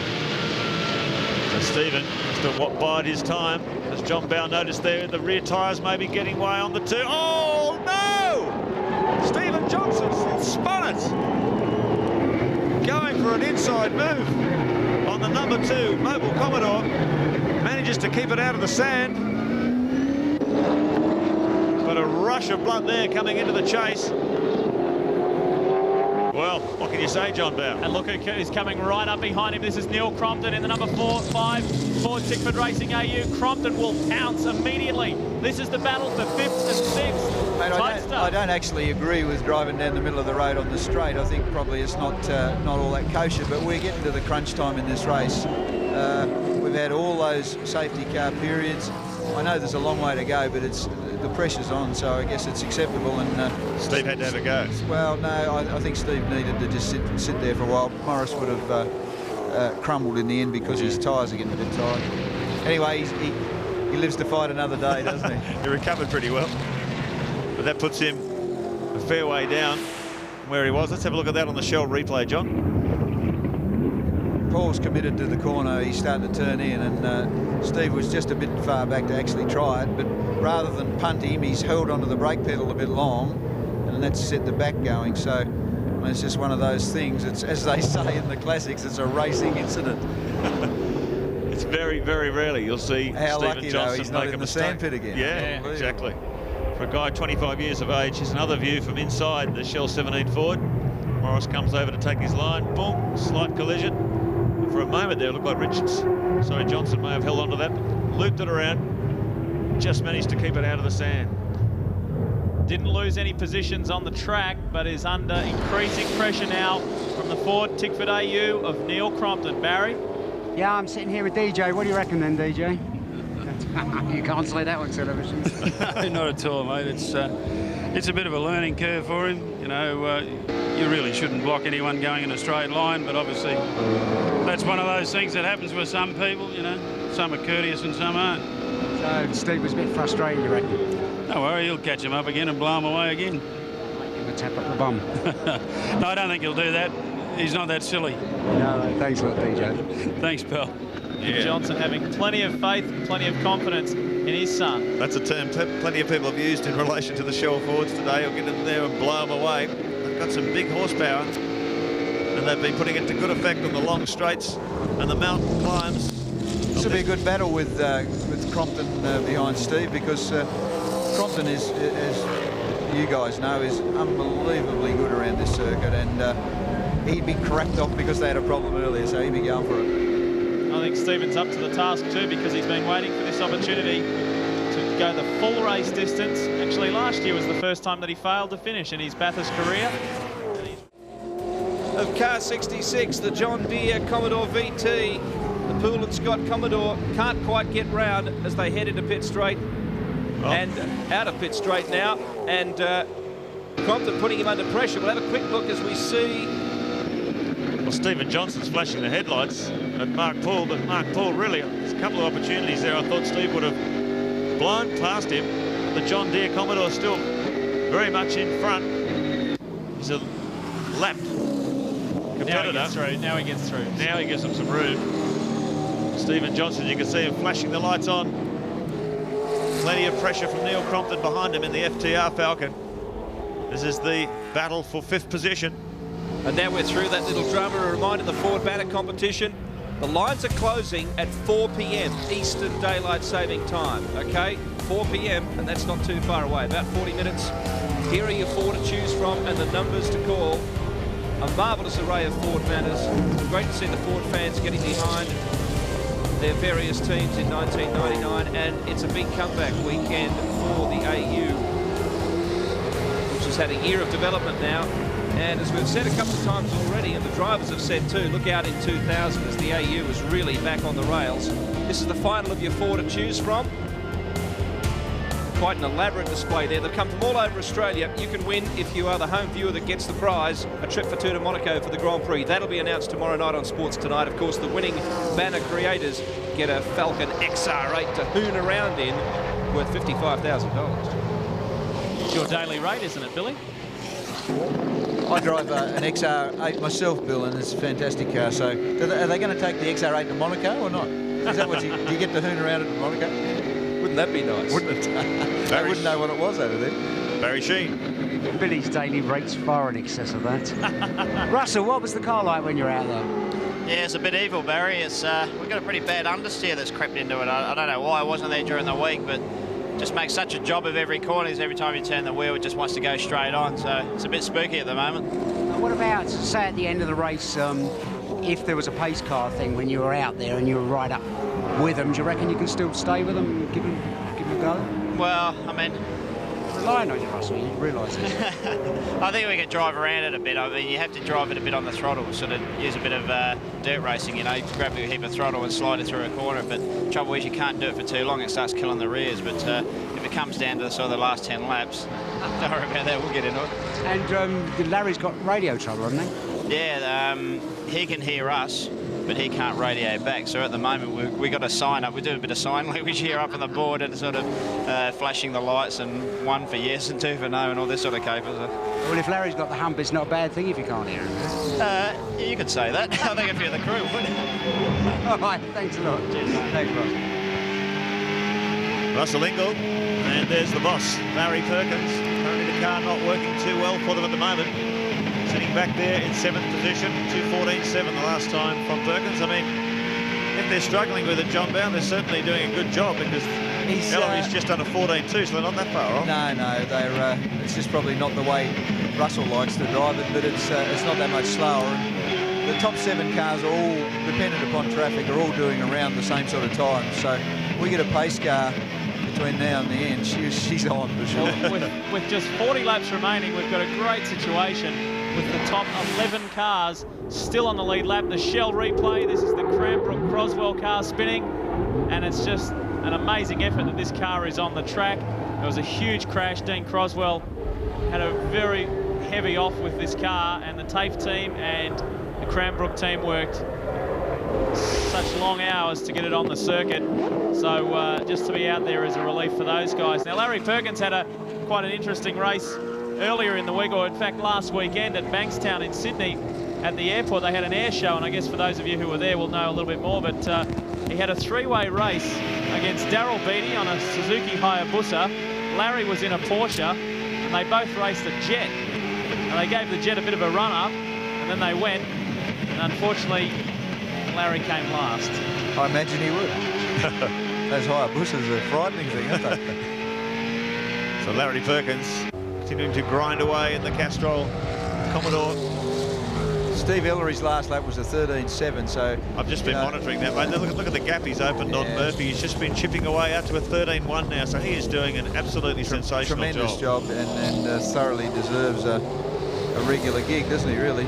Well, he does. 24 years of age, lives up on the Gold Coast, had a disastrous year with the ill-fated Holden Young Lions team a couple of seasons ago. Has been slim pickings for him with his father Bruce trying to run what rounds they could on the what little money they had. But I was talking to Bruce yesterday, and things are looking pretty good for 2000. If everything comes together, we've got our fingers crossed it does. Stephen will be back in action in 2000. Let's hope he's there. Well, Stephen Ellery has never raced on Mount Panorama with the same teammate more than once. He raced with Phil Ward in a Commodore back in '94, Longhurst, where he stood on the podium in '96, Darren Hossack in '97, and Paul Romano last year. If you remember back in '96, though, Lee, he did a very, very good job. Well, he did that double stint. Yeah, he did, and Tony got most of the credit, but Steve contributed to a great deal. And, you know, I mean, I personally think he's the find of the season, although I take credit for finding him a few years ago. Did you charge a fee? No. It's just, I often thought that I should have, all these young blokes that I've found over the years. I should have actually managed them. I was just going to say, you're normally a lot sharper than that financially, Joe, but I'm surprised you missed that management opportunity. Yeah, well, I thought of it a couple of times. I was too busy trying to, you know, win a race or two. Here is the number 1 Mobil 1 Holden Racing Team Commodore. Cameron McConville still behind the wheel and doing an outstanding job in third. And where that car is, so long as it remains where it is, Craig Lowndes will be the 1999 Shell Championship Series winner. Yeah, remarkable effort. As you said earlier, that'll be 3 championships from 3 championships started. That'll be a 100% winning record, and considering the level of competition in V8 Supercar at the moment, an outstanding effort by the team too, though, isn't it? I mean, without detracting at all from Craig's performances, but it's a superb team and always in contention. And Jeff Gretsch is obviously a very good operator. This is an interesting battle here because Stephen Johnson has dropped Neil Crompton off. The gap between he and Paul Morris is 4.21 seconds. So we catch a glimpse of the McDonald's Coca-Cola Commodore, the team of Wayne Gardner and David Brabham. This is the battle to watch between Morris and Stephen Johnson, and see if he can chip away at that margin. Well, he's back on the attack. He's just taken 1.5 seconds out of Morris's lead over the last 2 laps. So Steve's got the foot down. He's closing up on the Mobil Holden Racing Team Commodore. And by our sums, all these teams should be coming in for their final pit stop about lap 130 maybe, 131. That'll be tyres and fuel, and they should be able to go right through to the end of the race from there. So one more critical stop to come for all these leading competitors, and that pit stop is going to be crucial. Do you have feedback with your team, John, when you're out there in terms of, obviously you've got a strategy and a program to run by, but do you say, no, to your team manager, no, the car's feeling good, let's let it go for another couple of laps, or do you stick to that regime and that schedule? Well, we have some, obviously, some interaction over the radio. For instance, when I had the damaged front with the Forbes car, it actually bent the steering arm, and they were going to get another steering arm and replace it, but I told them to hang on for a while, and I got used to driving it with all the tow out on it. So you sort of you do a bit of that, but in terms of strategies, I think you're silly doing strategies from the driver's seat because you can't see the big picture. So that's why we got, you know, the people we got. Unfortunately, didn't happen, did it? No, engine got in the way. Car in front of Larry Perkins is the John Deere Grounds Care VT Commodore, and it's had a great run today. Tony Scott is behind the wheel in 15th, and just that's 1 position better than where they qualified in 16th, and it is a strong run.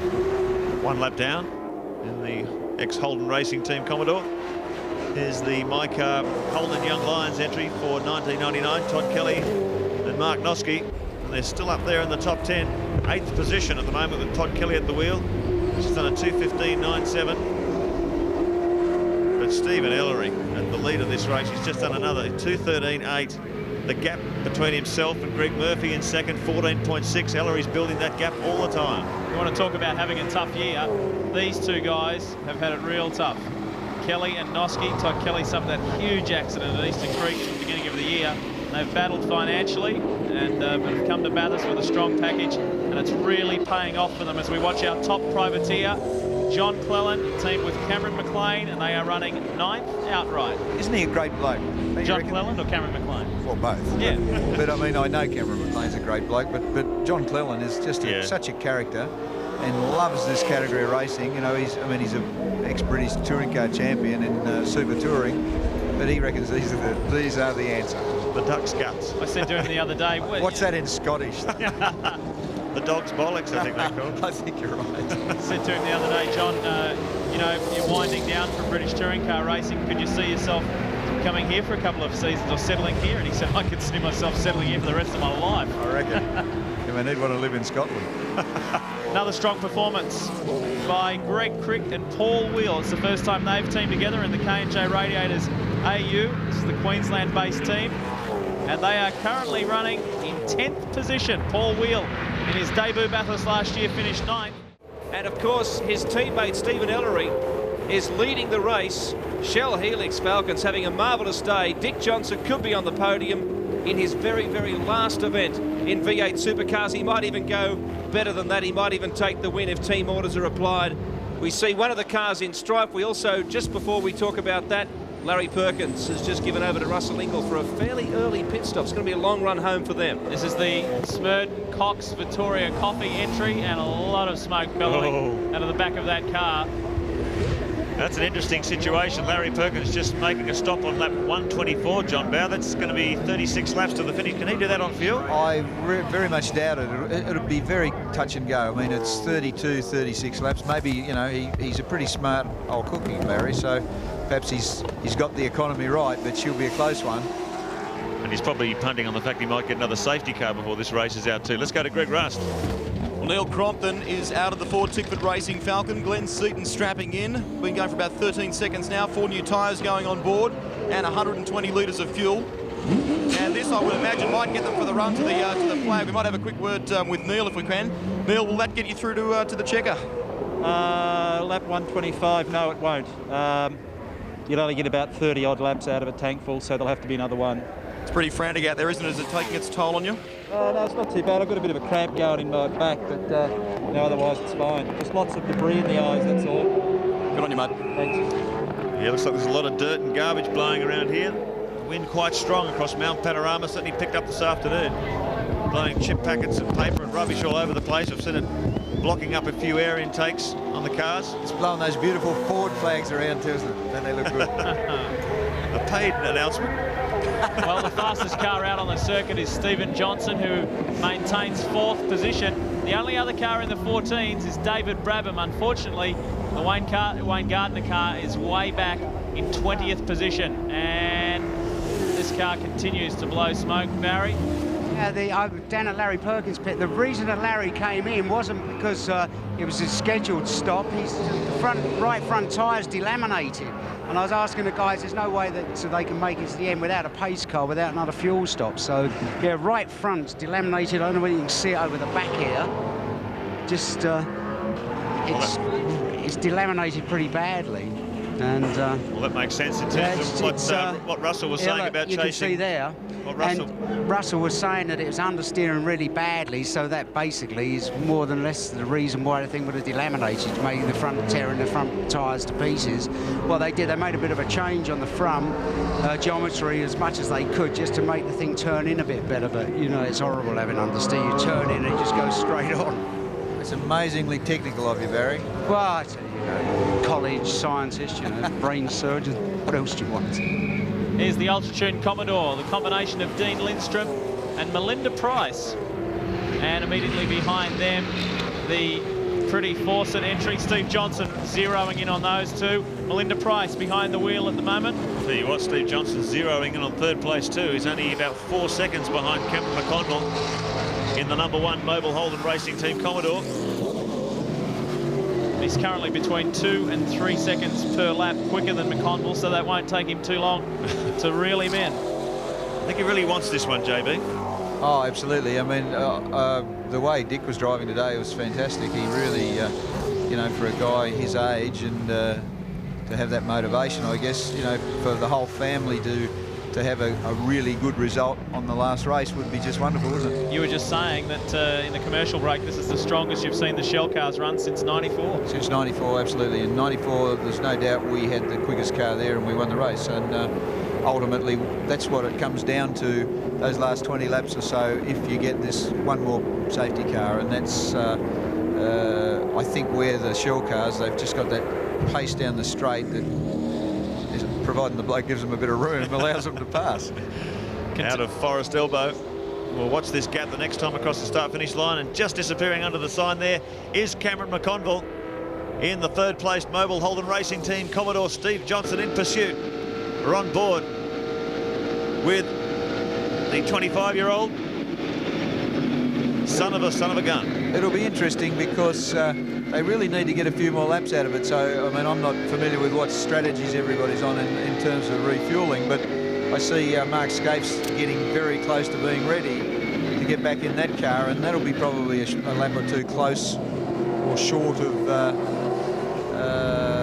getting to the finish as well if there is no pace car. Yeah, we're expecting, you can see all the main teams there getting ready for a stop. Here comes the number 2 car just underneath us in pit lane, and Greg Rust is on the spot. Well, this is a very interesting equation now. Can they make it for the run to the checkered flag? 7 seconds gone now. The Holden Racing team, 4 new tyres going on. A pretty sweaty Paul Morris. Hasn't he been working hard? He's out of the car. Mark Skaife, fresh and ready for the run to the finish. 120 litres of fuel, and Skaife is out of there. 22 seconds. A ripper. It's getting closer to the possibility, John Bauer, of these guys going through. That'll leave them with 34 laps to go to the finish. Well, if anybody would have all the calculations right, I'm sure HRT would. Yeah. So 34 laps is a pretty good stint, but I've seen cars do 35 or 36 occasionally. Well, we're inconclusive on that. One thing is certain, and that's for sure, Paul Morris held up his end of the bargain. Absolutely. And how can you have about 400 pace cars before half distance and not much afterwards? It's amazing, isn't it? He only did 27 laps that last stint, Paul Morris, and as you said, John Bauer, his tyres look like they might have been going away. Absolutely. So maybe they brought him in a little bit early? I think so. They must think they can get to the end then, because he wouldn't have used all his fuel up in 27 laps. So Skaife, because he drives it all the time, would be much more familiar with, you know, keeping the tyres alive and, you know, pressing on at the same time. I mean, it takes a certain technique. Let's update you. It's Steve Ellery who leads the way. Greg Murphy doing a brilliant job in second in the Wins Commodore. McConville is still third, but Stephen Johnson is zeroing in. Mark Skaife, they're on track. The pit stop has been performed. Todd Kelly is still running in the top 10. So too is Glenn Seaton, Russell Ingall, John Cleland and Cameron McLean, the top privateers in 9th. And Tony Longhurst, who just recently unlapped himself, is running in 10th position from Paul Wheel in top 11. Just been watching that gap between first and second too. Murphy is now within 8 seconds of Stephen Ellery. That Wins car is so consistent. I mean, it's not quite as fast, but over a distance it's incredibly consistent. It has been all year. It lacks a little bit of qualifying speed for some reason, but in every long distance race we've had, it's been very strong. CUB driver profile for Mark Skaife, 32 years of age, lives down in Victoria, just outside of Melbourne. First drove a race car back in 1984, made his Bathurst debut in 1987 with the Nissan team. 11 starts and about 6 finishes, and that 1 win with Jimmy Richards back. 2 wins, in fact, back in 1991 and 1992 with the Nissan team. So twice a winner on Mount Panorama. He gives her a rev there, didn't he? Over rev on the down change, you mean? Oh, well, he went from 6th to 2nd, which is an interesting technique. When they come across the start-finish line next time, it will be 31 laps to go. When Garth Tander was knocked out earlier this morning, that meant that there's only 4 drivers in contention for the Shell Championship Series. Craig Lowndes is the main man. For Russell Ingall to win, he needed to win the race, and Lowndes finished worse than 4th, 5th or down. Now Russell Ingall currently is running in 8th position. Well, word we hear from the pits is that Paul Radisich is also limbering up for his final stint in the lead car, the Shell 18 Falcon. There he is, going through his warm-up exercises, limbering up for one of the most important drives of his career, I would say. These are going to have to be 30-odd perfect laps, John Bell. Well, he's quite capable of it, mate. He's done an awful lot of racing, very experienced, and you know, as I said earlier, the car just has got that little bit of extra speed, and if it goes full distance without another safety car, which I find amazing, but if it does, it's still got the speed. Tony Longhurst is in danger here of being lapped again. He did great work earlier to unlap himself. Now the drag race up Mountain Straight, we have seen time and time again the awesome power of the Shell Fords. It's up against the Castrol Ford this time. Tony doesn't want to be lapped, you can see that. Don't want to give that away. Tony Longhurst doesn't want to go down a lap, which he will in the lead car if the lead car gets in front of him. Longhurst is trying really hard, puts his wheels up on the curbs coming out. Not a lot of room on the outside there for Stephen Ellery. Tucks back in behind the Castrol Ford. Up through the cutting. Stephen Ellery has got to stay cool under pressure. Greg Murphy just moving 1/10 of a second closer on that lap. It's now under 8 seconds, 7.9 seconds the gap. Back to the Wins Kmart Commodore. Stephen Murphy pushing just as hard as Ellery. He's taken 3/10 of a second off him that time around, and Ellery will not be enjoy being boxed in behind Tony Longhurst. It's a very, very impressive run by Todd Kelly and the Holden Young Lions outfit in 5th position outright. They've done a great job, haven't they? They've kept their nose out of trouble, done very good stops, and you know, they're in contention. But I think it's in the pits now, so it'll drop back again. Yeah. It's just those top 7 or 8 cars are the ones that are doing the super times. Tell you another Shell forward that's on the move is Stephen Johnson. He's now within 2.8 seconds of our 3rd place man, Cameron McConville. And I've just heard, gentlemen, that the good news is that we will follow this race right through to what should be a dramatic conclusion. Even if we go past 5 o'clock for regular viewers of news and sports tonight on Network 10, they will be pushed back to the end of this race. So we'll be following it right through to its conclusion, and that should be something worth waiting for. Oh, yeah, this is a ripper. 161 laps around Mount Panorama, this level of competition. Radicic, we've already seen him ready in the pits for Stephen Ellery to come in for that final stop. The Shell team ready for the change. But he's gone past the pit entry lane. He's going to do another lap. So Stephen Ellery, 7.9 seconds. The gap over Greg Murphy. That gets him right in the window to get to the end without a fuel stop. So 31 laps shouldn't be a big problem. So look at Murph there. John Bout, 2:13.9. Unbelievable. He's chopped it again. Ellery's done a 15.4. The gap now 6.4 seconds. Murph is flying. In the wins, Kmart Commodore in 2nd place. This is getting so tight. Just behind there, Steve Johnson. You just saw him out of shot in the Shell number 17 Falcon. This is the battle for 3rd position. Hasn't he been the comeback kid today? He was more than 4 seconds in arrears of Paul Morris earlier after spinning in Challenge Recruitment Chase. Regrouped from that, caught Morris up, passed him right here and now on Mountain Straight, and now he's reeling in the number 1 mobile car with Cameron McConville behind the wheel. This is the battle for 3rd. Stephen Johnson, 2 25-year-olds. McConville from Victoria, Johnson from Queensland, Holden versus Ford. I am so looking forward to seeing Junior Johnson in action in 2000 throughout the Shell Championship Series and, of course, at Mount Panorama again next year. This is a guy who spent very little time in the car this year. Imagine when he's got a full season of V8 supercar warfare under his belt. He's an awesome talent. He's learned a lot from his dad, and indeed, I'm sure from you, John Bower, in the many years he teamed with you in that team at Bathurst. Mate, I couldn't take any credit for it. I think you're born with it, and he was certainly born with it. I mean, if you look back at his dad's, not his record so much as the competitiveness of him over the years. He's always been competitive. I drove against him years ago in a little Nissan Pulsar series just for the fun of it, and I was an open wheeler driver then. I couldn't believe how well Dick drove. You know, I mean, at that stage I thought touring car drivers were bits of, you know, Nancy's. I changed my mind. You know now they're not, eh? Well, yeah, exactly. I wouldn't want to be called a Nancy. What an emotional day for Jill Johnson, Stephen's mum, Dick's wife. She certainly had plenty of highs and lows throughout the years of Dick's career. That's quite an extraordinary situation. I believe Stephen Ellery, there he is. Stephen Ellery, our race leader, coming into the pits. Barry Sheen is on the spot. Yeah, I'm just waiting now. I told Paul Radicic what you said, John Bell, by the way. Right, let's have a look. Oh, boy, Stephen out that car like a rocket. Absolutely super quick. Every second critical here. Absolutely. I don't think I've seen anybody get out that quick. That was really amazing. He's a real spider, isn't he? Yeah, incredible. Especially when you think of how tall he is, and that belt's all done up. We've got number 1. Okay, they're all coming in now. The Mobile 1 Commodore, Craig Lowndes. Take over from Cameron McConville. 24 seconds. Good slick stop from the Shell team. Paul Radicic coming out. Greg Rust.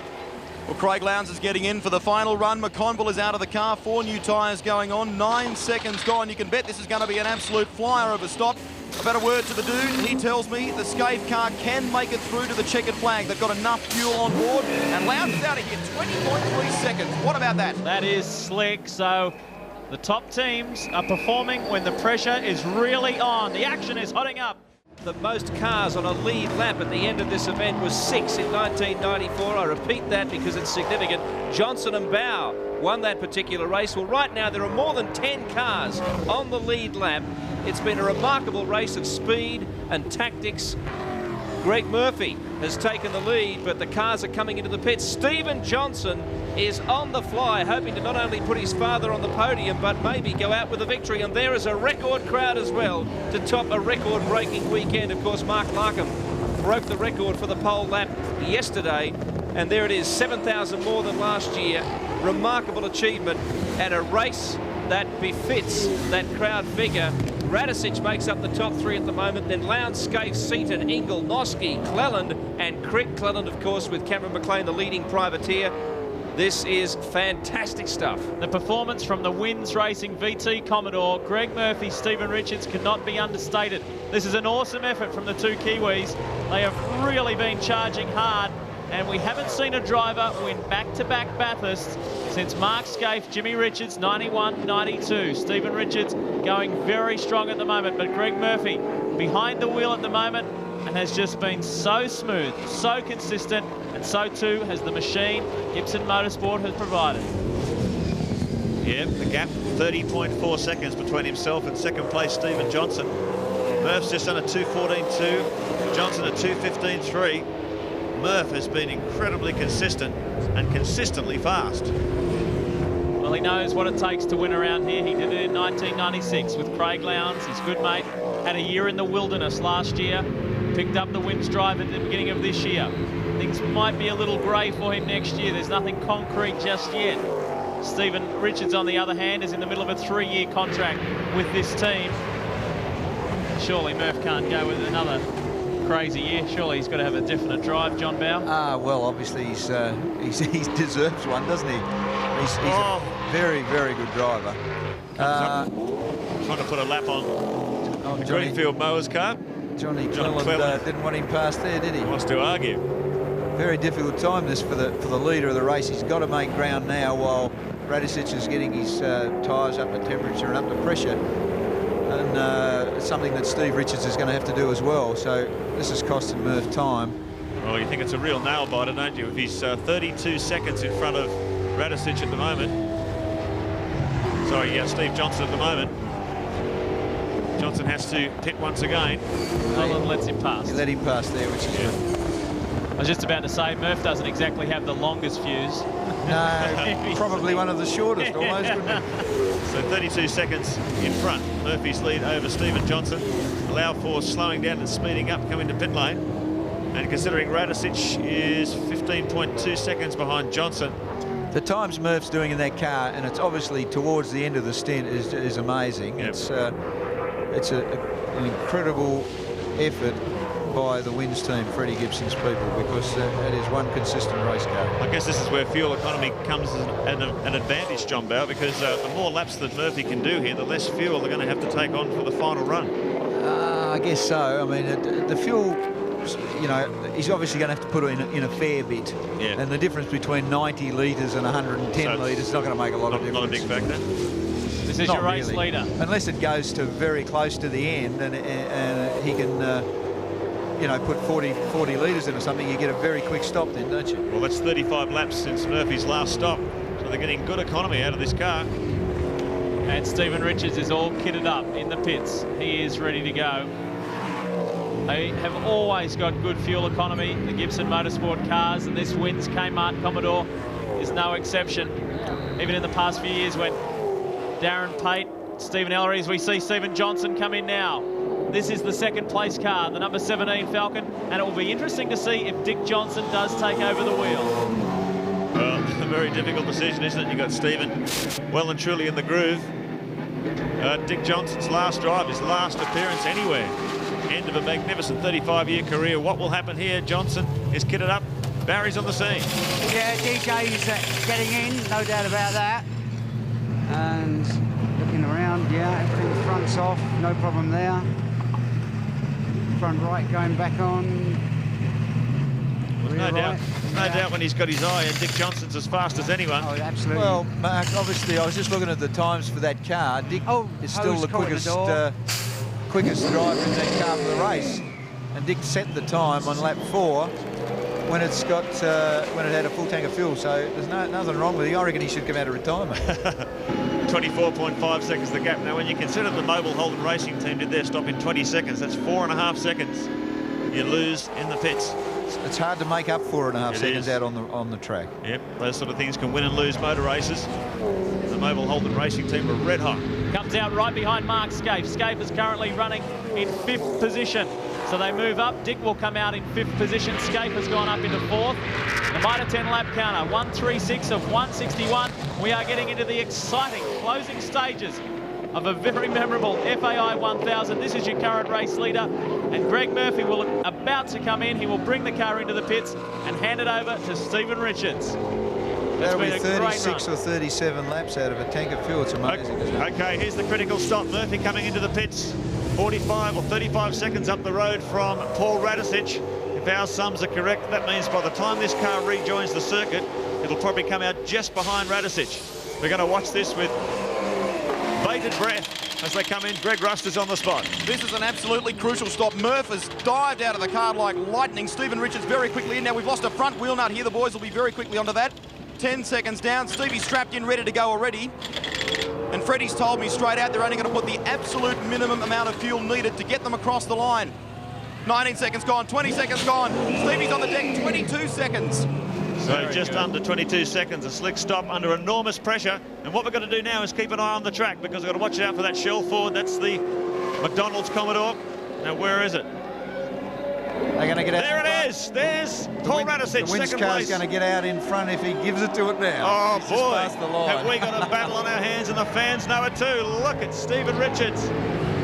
Paul's on warm tyres that are nicely up the pressure. Steve Richards is on tyres that have probably got 18 pound in them, so it won't be very pleasant for a couple of laps, but he's a great driver. Steve Richards is a terrific person. You couldn't ask to have a better man at the wheel, could you, John Bell? And he's another one that was born with the ability, you know? You can bet the Kiwis are going mad. Yet again, we have New Zealand 1 and 2. Stephen Richards, Paul Radicic, 1 Holden, 1 Ford. The Rat, Paul Radicic, trying to chase down Stephen Richards. It's Ford versus Holden. They're on their way down the mountain, and this could be a race win at stake here as Radicic attacks the back of Stephen Richards' Commodore. This is incredible pressure. Wins Commodore versus Shell Ford. Stephen Richards, Paul Radicic, they've been going at it all day. It looked like earlier when Richards and Murphy were leading, they still had to come in for their brake change. They might relinquish that lead, but they fought hard. Look at Radicic, bounce back. John Bell, what happened there? There's a bit of a dip in the road there. He must have just hit it at the wrong angle. He tried to get around Stevie Richards, but look at the horsepower. Paul Radicic using the horsepower of the Shell Ford. We've seen it all day, side by side, 290 Ks. Has Radicic got him? Yes, he sweeps across in front and takes the lead of the FAI 1000. Down into challenge chase. The Rat leads. Now he's coming up on Paul Romano. The Siemens Mobiles car gets a little out of shape. Now he clears it, and he's got some clear air ahead. The Shell team have their nose back in front. The Ford fans will be screaming. Stevie Richards would still be battling low tyre pressures, because you have to start the tyre pressure so low. The bleeder valves, which we used last year, you're not allowed to use anymore. And there's some Ford fans up here. Aren't there just? Barry? Yeah, I'm standing here with Stephen Ellery. He just nearly had kittens watching that. Yeah, you know, it was a pretty tense moment there, but no, it's going really good at the moment. Paul's doing a good job. I couldn't believe it. Looked, the way the front of the thing bounced, it looked like it hit something. Yeah, it was quite strange, wasn't it? I never felt it do that while I was out there, and I haven't seen it do that before. So yeah, it looked quite strange, and I was a bit concerned there for a second, but once it kept going and got past Greg, you know, a little bit relieved. I couldn't believe it. You got out of the car after your stint and you weren't even sweating. I think the helmet absorbs most of that, but no, look, I keep myself pretty fit. I've been training pretty hard back on the coast, and you know, obviously it's paid off. Right, thanks a lot, Steve. Over to you, Greg. Thank you. Thanks, Baz. Well, Greg Murphy, you drove the absolute wheel nuts off that Wins Commodore during that last stint. Yeah, she was a tough one, all right. Had a few dramas there with a bit of traffic, but everyone is having, and no pace cars that time, so it was great. Had a really good run. And yeah, who knows what's going to happen, but that Ford's definitely got some horsepower. I know you were sitting here absolutely almost biting your nails, I guess, when you saw that pass. Well, you know, we came in the pits and I didn't actually know where Paul was, but I knew he must, you know, unless he had a problem, he was somewhere behind. And so it was good that we came out in front, but, you know, that thing was on a mission, and Steve had to get his tyres up to temperatures and feel his way in, so he's doing that now. And Paul's got in front, but it's going to be one hell of a race to the finish. You got a lighter fuel load. Do you think you can close that gap? I don't know. I mean, Paul's fuel's obviously full coming out as well, so he was in a long time before us.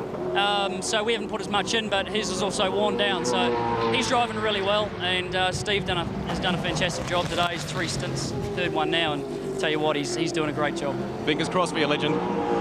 Thanks, mate. As you saw bottom of screen, the Ford Tickford Racing car, Glenn Seaton, has overtaken Dick Johnson. That was for 5th. Seaton is now in that top 5. Johnson back in 6th. This is on board with Glenn Seaton coming down in the Dunlop Bridge area. This is where Seaton was beginning to set up that passing move. Well, he got a very good run through the chase, which is puts you in a good position to get some car speed into the end of the straight there before you turn onto pit straight. Dick didn't make it all that hard for him, so which was very gentlemanly of him, I thought. What a bizarre race with so many safety car periods at the beginning, and now we have gone forever without one. The Ford race score, Radisich and Ellery leading the way. The short and the tall of it. Sitting in 2nd, Richards and Murphy, Perkins and Ingle back in 7th position, and the championship slipping. Steve Richards is actually gaining ground again, so we could still have a bit of a nail biter, but at the end of the day, the old horsepower reigns here, doesn't it? It really is a horsepower circuit that climbs 800 metres from top to bottom. It's a major climb, and horsepower is rewarded. They got good horsepower, the Shell team. Everyone's known about it all year. A lot of the Holden guys are, you know, as they would want to do, having a bit of a grizzle about Ford horsepower, but it's only the Shell Ford horsepower. Everybody else's today, I didn't think there was much difference really. In fact, I think probably other than the Shell cars, Larry's car's the quickest down the straight. Yeah. But those red and yellow cars are pretty amazing. This will be interesting, guys. Look at this. Radisich. Oh, one hit the fence behind there. Was that McLean? That might be the safety car period. Let's see what happened back there. Looked like just coming through Reed Park. Yes, it was. Cleland and McLean, they are out. Just saw out of the corner of my eye that car clouding the wall big time. Well, is this the safety car, or is that car considered safe on the inside of the circuit? We'll be watching the starting officials very closely. It really is probably in a safe spot, actually, where he's pulled up there. Yeah. There's John Cleland watching on. Cam McLean behind the wheel in the Greenfield Mowers Falcon. Well, his 99 Bathurst campaign is over. In Cameron's defence, he has been suffering a leaking differential for the last few laps. I wonder if that dumped a whole lot of oil on his back tyres, John. I don't know, Mark. It looked like it went straight ahead. We get a replay, we'll be able to have a look at it. It might have broken something in the front end. He's blown a tyre. Radisich has blown a tyre. Oh, no. No, this is race leader Paul Radisich. The front right has blown. Well, you can hear the Holden fans are going crazy along pit straight. They can see it on the big giant screens here. The problem with this as well, of course, is that flapping rubber is liable to do a lot of damage. I had a flat tyre at the Grand Prix one year and drove it back to the pits, and it took out the shock absorber. So 20 laps from home. When the luck is with you, the luck is with you. He's having trouble even turning the corner. The Holden fans are going ballistic, and that is cruel luck for the Shell team. And the pressure's on here on the pit crew too to get this done as fast as possible. Look at that front guard, it now starts to lift. Let's hope he can turn through the corner. He's got to take it slightly. Yeah, his car's not turning through the corner. Now he's damaged the front. It's ripped the front off it as well now. She's all over, unfortunately. What a shocking stroke of luck. Well, those guys in that team, I know what they're like. They're very dedicated, and they would have worked so hard for this. They've had a pretty ordinary year. What a gut-wrenching moment, Barry Sheen. Yeah, oh boy, it's done a major amount of damage.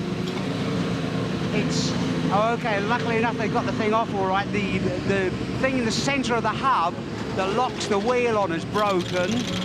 So is he going to be, yeah, then get that back on. I'm looking at the thread. The thread looks pretty good. But the thread looks okay on it. So front mudguard doesn't, yeah, they're just pulling it out off the, I reckon he can go, yeah. Oh, what a pain in the backside. What a shame. That is one of the most gut-wrenching moments I think I've ever seen. The Mount Panorama, 20 laps to go. This team has looked so strong, has led so many laps of the FAI 1000. It's one of the most well-used cliches in motorsport, particularly about Mount Panorama. This race is never over until it's over. Look at the replay. This tyre delaminating. Sitting down on its front right corner. Paul Radisich out of luck at Mount Panorama. Can you believe that? Well, his luck, his bad luck, was the good luck and the good fortune of the Wins Racing team. And Greg Murphy, fresh from the cockpit, joins us in commentary now. How's your heartbeat? How's your heart rate? I'm just looking at Paul's spoiler there, which, I mean, I really do feel for him, honestly. I mean, we've been battling around there for 141 laps, and to have that happen yeah, it's not very fair, but Steve's out there doing an awesome job. I think Stephen Richards seems to be a good luck charm around this place. Well, if that's the case, I'm keeping him. Yeah. Extraordinary. Yeah. The heart rate inside the car is nothing to what I've got at the moment.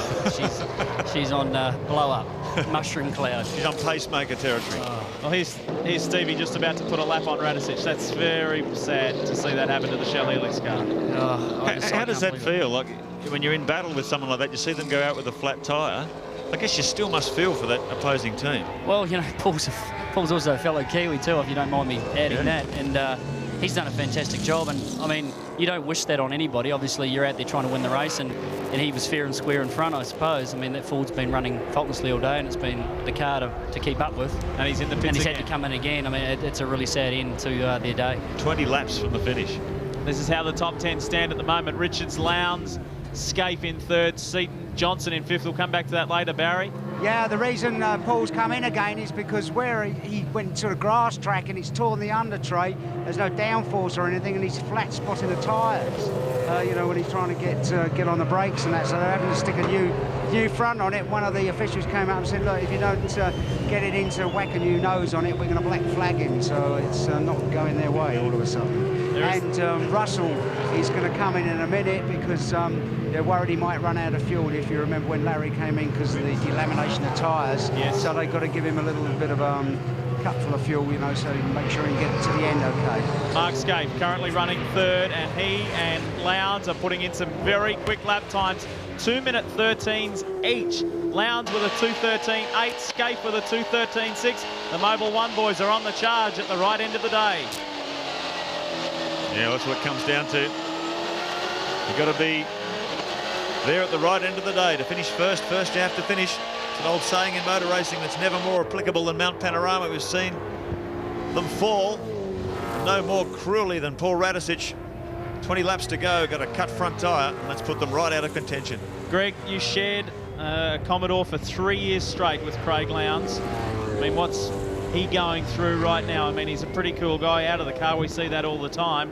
And he said to us that he's focusing on the championship, not necessarily the race win, but we can see by the lap times he's still giving it a good go. Well, you know, he does it pretty easy. And the Mobil Holden Racing team put together, as you know, a fantastic car. And I know that because I've driven it so many times. So, I mean, he's doing it easy. He'll get out of the car and hardly ever sweat. And he's obviously keeping an eye on Mark, and I don't know what the team's going to play if Mark does catch up to Craig, but obviously he wins the championship if he finishes third anyway. So I think they're playing that. They're saying that, as you said, they just closed down half a second on my teammate, so I better go down there and tell them to hurry up. Rodney Forbes, the leading privateer at the moment, further down in the order.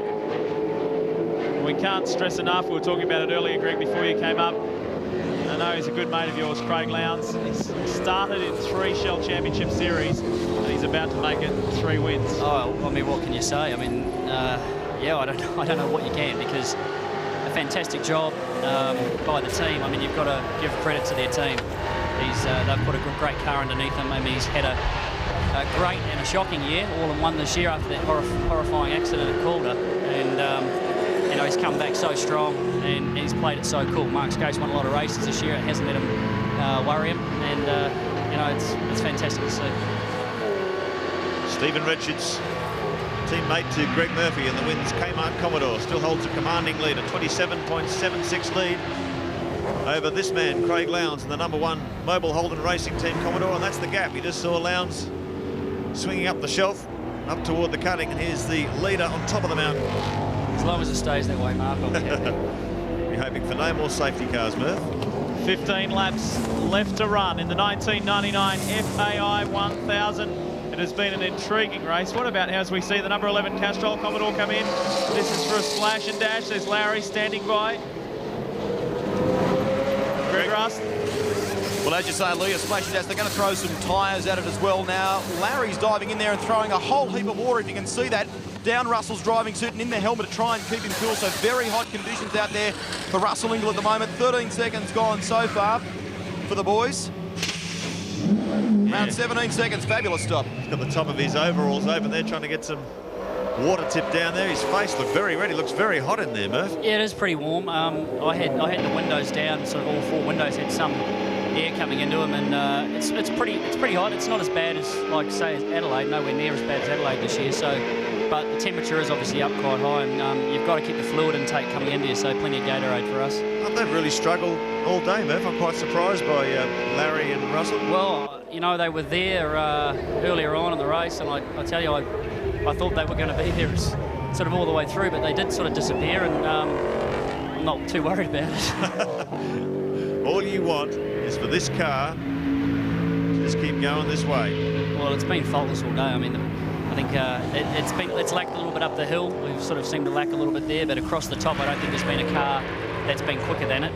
It's fantastic down the other side, and I mean, we've got to give credit to our guys. I mean, Steve and I have been absolutely battling with them to get their pit stops quicker and everything like that. We haven't been battling, I've been willing to do it, but pushing them real hard, and our brake pad change today was absolutely electrifying. Well, this is your 7th Bathurst start. Yep. And 4 retirements, a 23rd, a first, could be your second first. We're not going to start talking about that just yet. That wasn't the mockers on Murph, but I tell you, your performance in the Adelaide 500 earlier in the year, you're having a very difficult start to the season. You couldn't get any qualifying speed out of the car, so naturally in the sprint races, the wins cars didn't really feature. But that Adelaide 500 made everyone wake up and take notice. Hey, watch these guys at Bathurst. Yeah, well, we had that sort of same scenario on Friday with qualifying. We were really disappointed, actually, Steve and I, not to be inside the top 10 as he gets held up here. He's okay. We really struggled in qualifying. We really thought that the car was going to be quick around here. We'd be inside the top 10, no problem. We put a new set of tyres on, and we sort of didn't find any time, which was back to the way it was at the start of the year. But Steve did a lot of running with the car and race trim, and it's been very, very quick all day, all weekend. So we were looking forward to this one. Just incredible. You think you started 12th, and you're now in the lead of the race. Jason Bright started 15th last year. There seems to be a trend. Yeah, even Stephen Richards, I think. Yeah, even Stephen Richards. Even though the level of competition in V8 Supercar is getting hotter each year, it seems like the guys who start a little bit further back seem to be featuring in the big results. Well, this year's been more competitive than ever, Mark. I think you look at the top 10 this year, and the top 10 was separated by a lot less than it was last year. Yeah. And even though being outside the top 10, I mean, there was all those cars in the top 12 or even maybe a little bit further back were realistic chances. I mean, there was no doubt about it. Yeah. A couple of interesting positions to point out. Mark Noske in the Holden Young Lions car, the My Car entry, is now in the top 6. That is a very good effort. That means all 3 Holden Racing Team cars are in the top 6, and Greg Crick and Paul Wheel are running 8th outright. That is a terrific effort. Barry? Yeah, I'm with Fred Gibson. Murphy's upstairs talking. That's about the best spot for him too, Barry, isn't it, really? He's done his work for the day, so he's probably up there gas-bagging now and telling lies as he's making out how good he is. Exactly right. He doesn't believe the team's done all this, does he, really, as well as him? No, I know. He was saying how much money you should be paying him. That sounds like Greg. So what do you reckon then, Gibbo? Happy so far? It's fantastic. It's fantastic for the team if we get home. There's still a lot of laps to go yet. Steve's doing a great job. Greg's done a great job, and I think really today we've taken it up to him. We've come from sort of this year where we said we're going to do. We started out sort of a new car and a new team again, and at the end of the year, hopefully, it looks like we might win the race. And that's the big race of the year, and it's looking good for next year. It's been a long time between drinks up here, I can tell you, but like it feels pretty good. Another team will feel very good if it gets home tonight. Just like the old days, though, Gibbo. Yeah, sounds like it is, Bazza. Great, best of luck, guys. Thanks, Barry. Thank you very much. Thank you. Yes, indeed. The last time Gibson Motorsport tasted victory here was way back in 1992 when they were running the Godzillas, the 4-wheel drive GTRs. Came very close, or looking good in the 1995 event, until a broken tail shaft put them out. It has been a difficult time for Fred Gibson. But Greg Murphy, it must be very exciting being part of that rebuilding process. Well, it has been. I mean, honestly, we've had some frustrating time this year, and you know that we've spoken about it in the past, and there's been some exciting stuff. Looking at the beginning of the year, as you said with Adelaide and stuff, we really thought that, you know, we were looking as a good chance of having some good race wins this year. We got one at Symmons Plains, which was fantastic, but the team has really just worked effortlessly, and Steve and I, you know, we owe it to them, everything that they've done, and we haven't given up. Here's Dick Johnson, the number 17 Shell Helix Ford, his farewell drive, and currently runs in 5th position. It's all over for the 18 Ford. Paul Radicic, his day, his FAI 1000, after being so strong and leading for so long, it is all over. You cannot believe how you can go from the highest of highs to the lowest of lows in such a short time frame. It's up Mountain Straight, is it? Yeah, just that before. is. Yeah. Imagine how shattering that is for that team. Those boys, so enthusiastic. He's just parked it off there. I don't think there's any damage to the car, but obviously not being able to cope with the problems with the Shell 18 Ford. So sadly, it sits beside the road, and that's the end of the day. Dick will come past that in around about a quarter of a lap and see his teammate, Paul Radicic, sitting on the side of the road. Here is a replay, the Shell replay of the Shell car. That looks terminal like an engine, I'd say. That's not no relation to the problem they had before, so that's definitely an engine.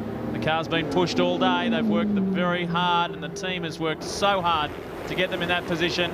And, well, he's going to make himself comfortable. Someone's brought a chair down for him.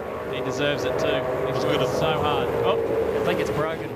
2 minutes 12, supplied by FAI, of course, this special prize, because this man right here, Stephen Richards, is not going to risk any race lap records to lose his chance of winning the FAI 1000 with only 10 laps to go. Let's wind back the clock 12 months when he was sharing the Pertec Ford with Jason Bright. As we have a look at the Ford race score, he did the final leg as well.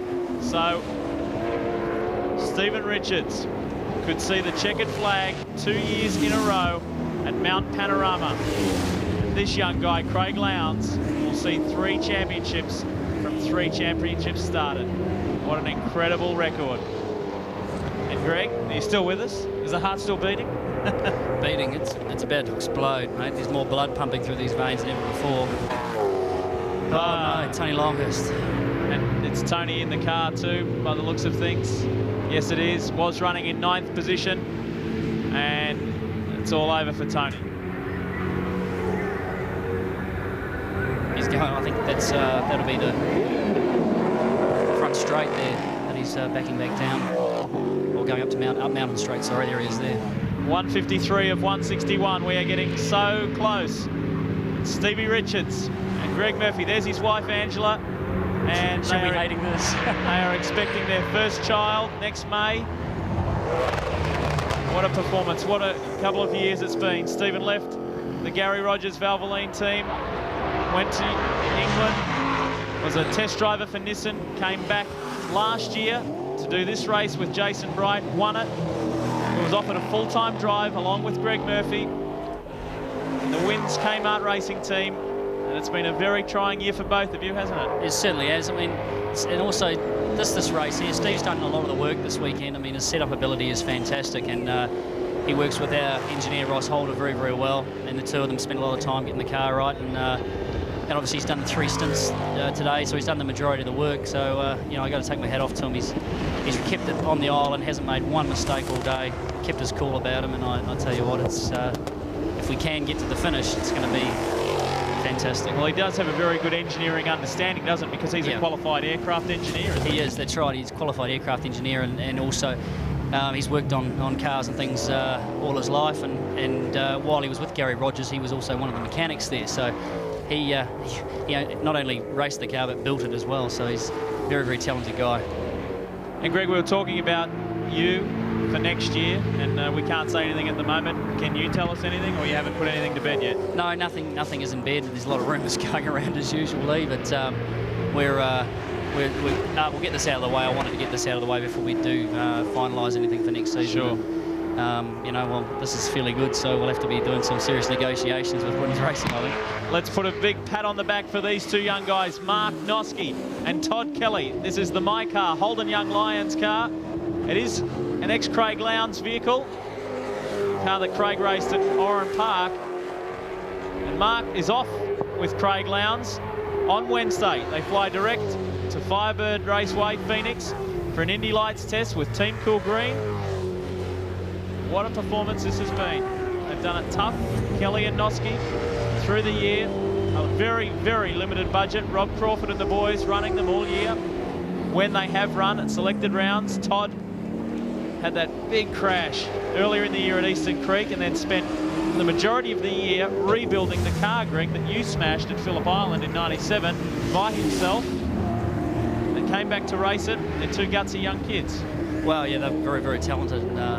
These guys have been, you know, out of luck this year a lot of times with money, and they've worked exceptionally hard. And yeah, Todd's a great young driver. Mark's off to the States to have a test next week, and so, you know, the future's bright in Australia, I tell you. And Greg Crick, the Tasmanian, who was involved in that accident on top of the hill with Alan Heath and a whole heap of cars last year, hasn't raced for the majority of the '99 season, and now we see him. He actually did buy last year's Bathurst winning car, and then he on-sold that to Craig Harris, and now he's teamed with the 20-year-old Paul Wheel from the Gold Coast.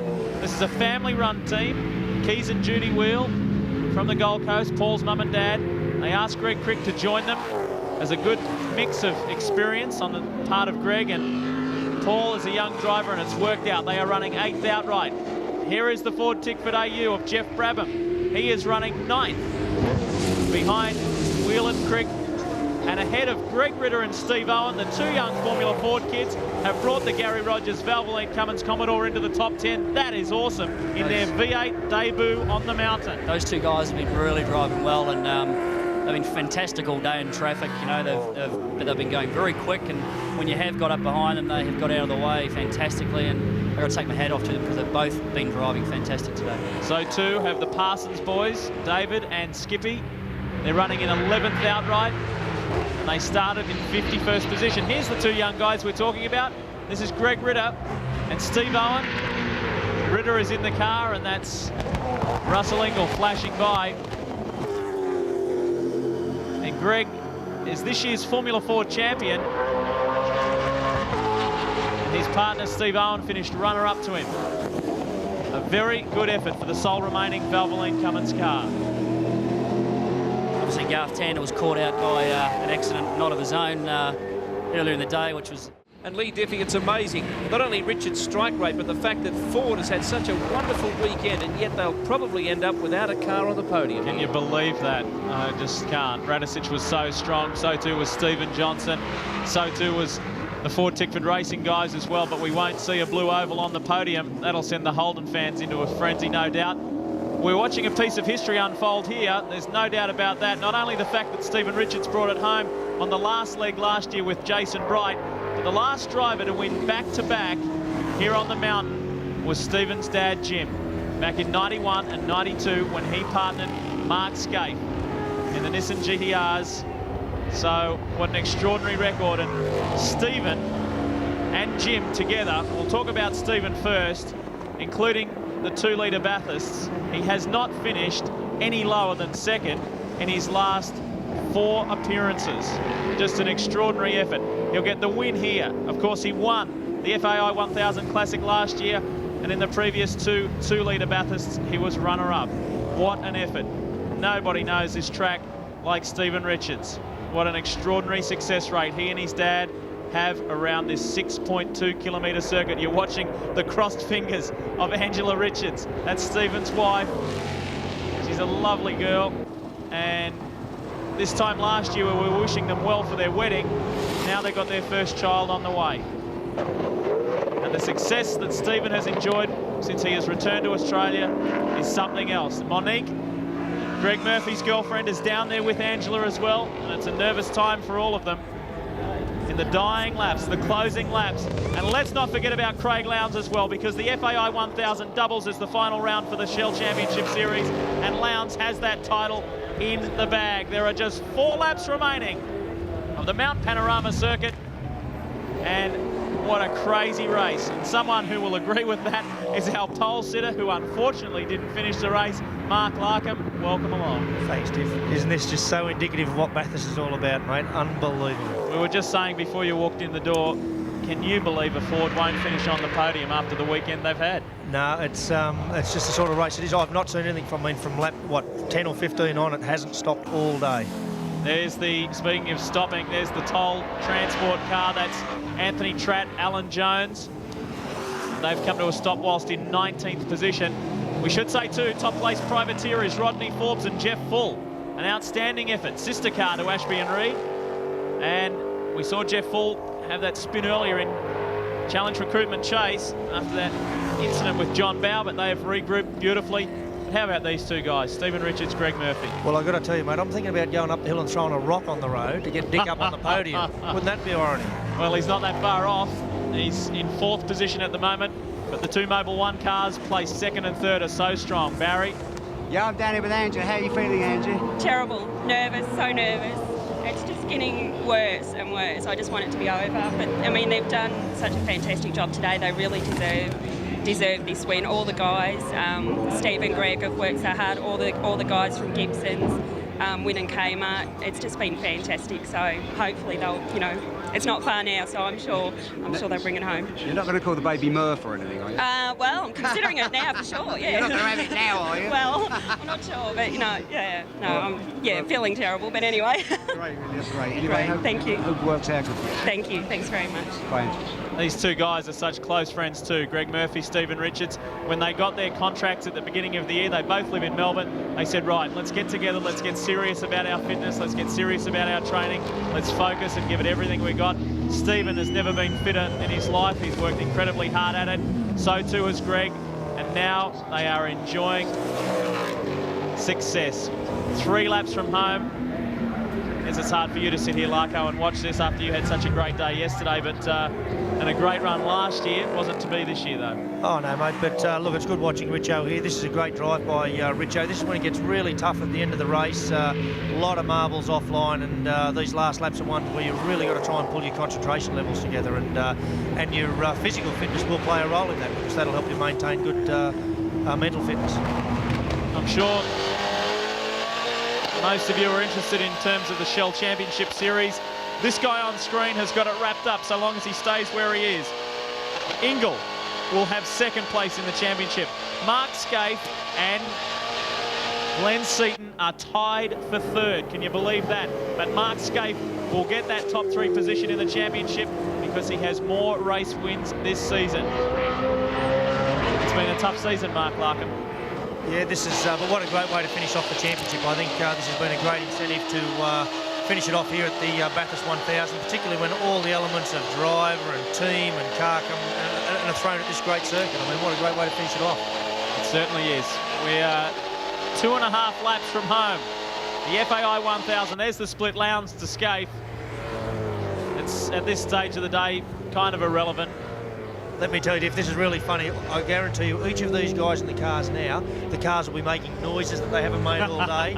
They'll be sort of hunting down the straight. You'll be thinking, what's going on with the car? It really is. It's amazing what goes on. Puffs of smoke that you haven't seen all day that aren't really there. I tell you what, they don't have a brilliant track record here, HRT, in terms of reliability, but today it has just gone through the roof.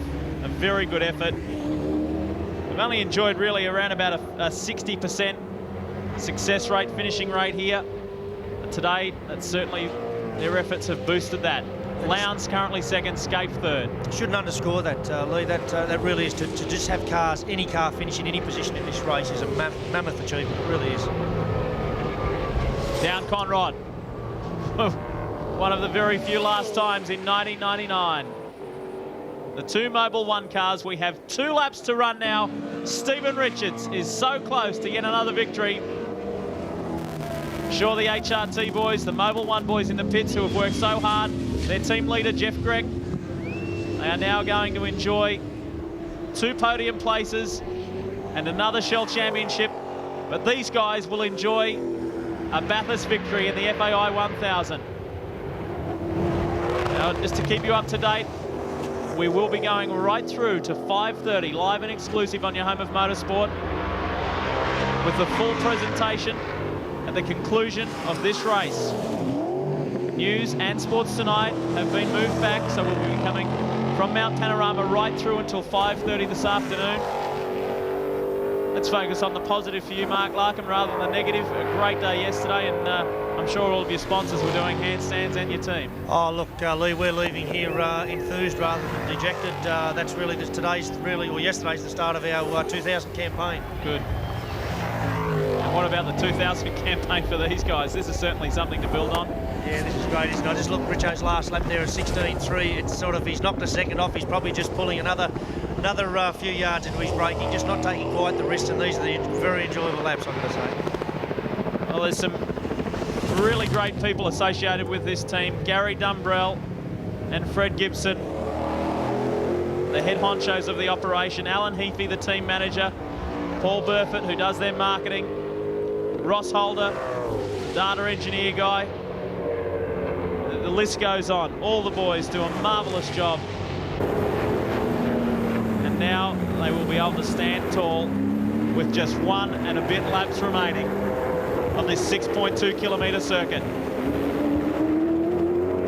Yeah, great to see Fred smiling there. This is another classic example of a Fred Gibson prepared motor car, I tell you. It hasn't done a thing wrong all day. Down to Murray's corner, he will get the last lap board. Stephen Richards, he knows what this feels like. He did it last year, and he gets the last lap board. He is now on his way home. 27-year-old Melbourne-based Stephen Richards. The crowd cheer. He is on his way home. You can count it down in seconds. You can count it down in metres. And this will almost be agonising, Mark Larkham. Oh, no, mate, I like, actually, Murph and Rich are the two guys I really get on well with in nothing. No, I mean agonising for him. Oh, no, it was agonising for me, mate. I can't tell you, don't worry about him. Look, there's Murph there. No, look, these are good guys. They're really, if anyone can win this race, it's great to see these guys. Greg Murphy, I can tell you, when he came up into the commentary box, I've never seen him so nervous. There's Alan Heafy saying, "You'll be right, mate. We're going to get it home." Paul Gover in the background, the Herald Sun. And so many people like these young guys. They've done a tremendous job. And the big one will be theirs. Across the top of the mountain, let's hear the crowd cheer.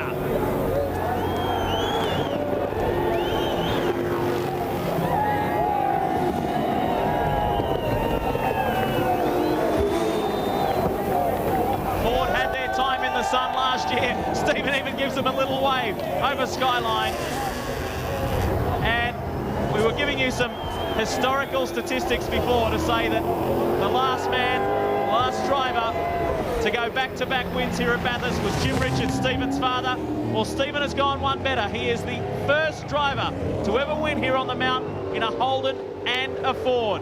And he has done it in back-to-back years. Down Conrod Straight for the final time.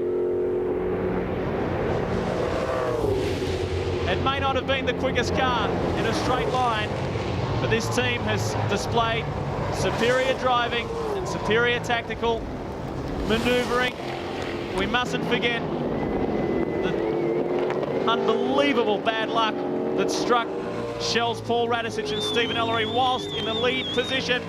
But this is it. Coming down under the Dunlop Bridge for the final time, Stephen Richards will do it back to back in the wins Commodore. Unbelievable stuff. The two Kiwis do it. Stephen Richards, Greg Murphy win the FAI 1000. Yes! Woo! There is Greg. 2 times a winner. And so too is Stephen. Fantastic. That's great, mate. Couldn't happen to nicer, guys. Look at Murph, he's wrapped, and here comes those 2 HRT cars. What a good-looking finish this is, eh? And as they slow down and finish side by side, Craig Lowndes is the 1999 Shell Championship Series winner. 2nd and 3rd, and there he is. What an unbelievable record for the kid. 3 championships he has contested, and 3 championships he has won. Barry? Yeah, what do you reckon them? Hang on a minute, we're having another snogging session here. Fantastic, Murph. Oh, Barry, I don't know. I can't believe this. What a way to end the year. Incredible. Fantastic, wasn't it? Just incredible. Looking forward to next year now with a nice rich contract. Oh, mate, I'm looking forward to getting, you know what, tonight. Well, I don't know what that would be, but congratulations, Murph, anyway. Greg will enjoy a few drinks tonight, that is for sure. There's Ange. That is Stephen Richards' wife. And Monique, Greg's girlfriend, is there also. Greg Rust? Well, lots of congratulations, hugs and kisses, etc. going on down here, Jeff. Greg, second and third place for the Mobile Holden Racing team. And, of course, the championship is Craig's. Well done. Thanks very much. Yeah, no, it's a big day for us. Great day for the team, including young Lions. So we're just happy the day's over and the year. How about this race? What an absolute nail-biter. It was. I don't think we've got any fingernails left, actually, everyone. So we all the team painted their toenails last night with toenail polish as a good luck charm. So we'll be showing them later. To you and the team, Jeff, well done. Thanks very much. Cheers. There is the winning car. Well, fantastic scenes down here. An enormous crowd, a record crowd. 155,000 people in over the 4 days. And you will not get an atmosphere like this at any motor race anywhere in the world, let me tell you. Before we get the winners out, yes, a fantastic victory to Holden. I'd like to introduce Stuart Koczynski, Managing Director of FAI, the sponsor of this magnificent event. Thank you very much, Mark. It's been a fantastic 4 days. I really enjoyed being the sponsor for this event. Next year is going to be even better. I'm looking to double the prize to the team that breaks the course record to $200,000. See you all then. Bye. Thank you, Stuart. OK, let's get the winners out here. And it has been a Holden whitewash at the FAI 1000 in 1999. And that goes all the way back through the field to the privateers. Put your hands together for the best privateers today in a Commodore, Rodney Forbes and Jeffrey Full.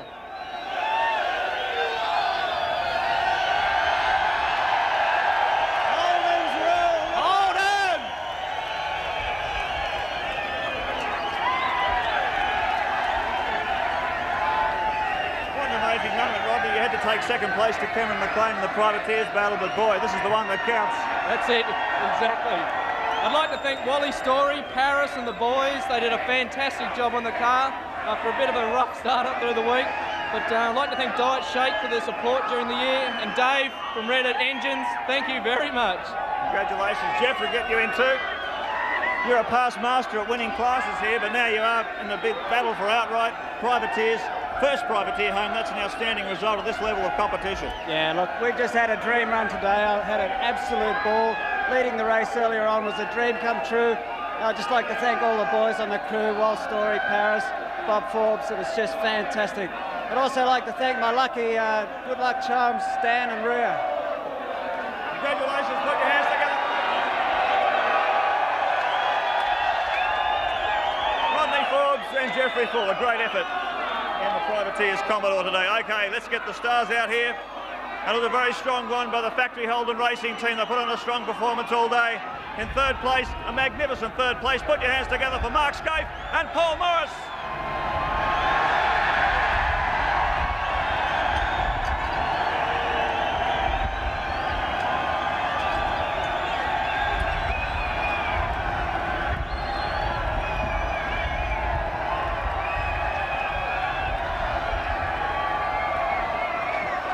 I get the idea there's a few Holden fans here. Scapey, what a great day. Well, mate, how did Holden go today? We've had 1, 2, 3 plus first privateer, so we're not going to do a much better job. Firstly, congratulations to Greg Murphy and Steve Richards, Gibson Motorsport, fantastic. To Craig Lowndes to win the championship, they've done a great job all year. And to my teammate here, Paul Morris, did a fantastic job today. Thank you. That was a tough drive out there. One of the toughest races I've ever been involved with, absolutely. Congratulations to get Paul in too. Have a quick word. That was a tough job getting plugged into that seat. You haven't driven much V8 all year, so you're under a lot of pressure, but you did a great job. It was good. Thanks to the Mobile Holden race team for having me, and Scapey, fantastic day, and especially to Steve Richards and Greg Murphy. Murphy did a fantastic stint, which put him in the lead. And congratulations to Craig for winning the championship. Congratulations. Paul Morris. Thanks, Mark.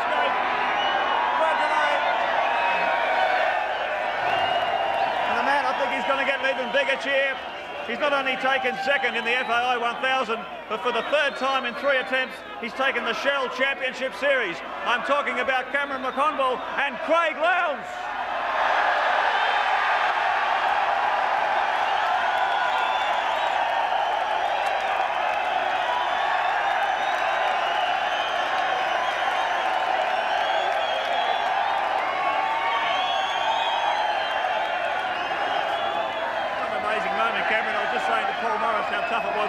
dragged into that factory seat with not a lot of miles, but you guys did a brilliant job today.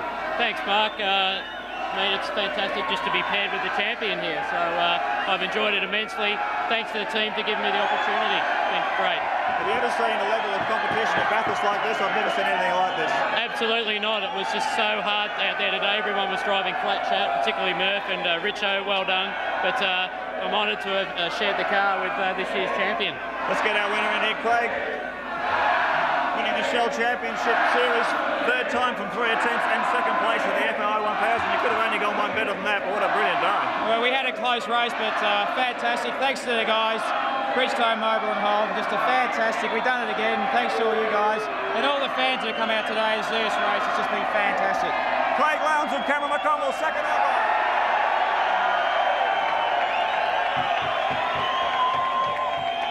Okay, the big moment you've all been waiting for. They've had a pretty tough year this year in the sprint series. The car hasn't been quite as quick as they like, but everyone said when they got to the endurance races, particularly at Mount Panorama, they were going to be very strong. Well, they've proven it. Put your hands together for the winners, Greg Murphy and Stephen Richards.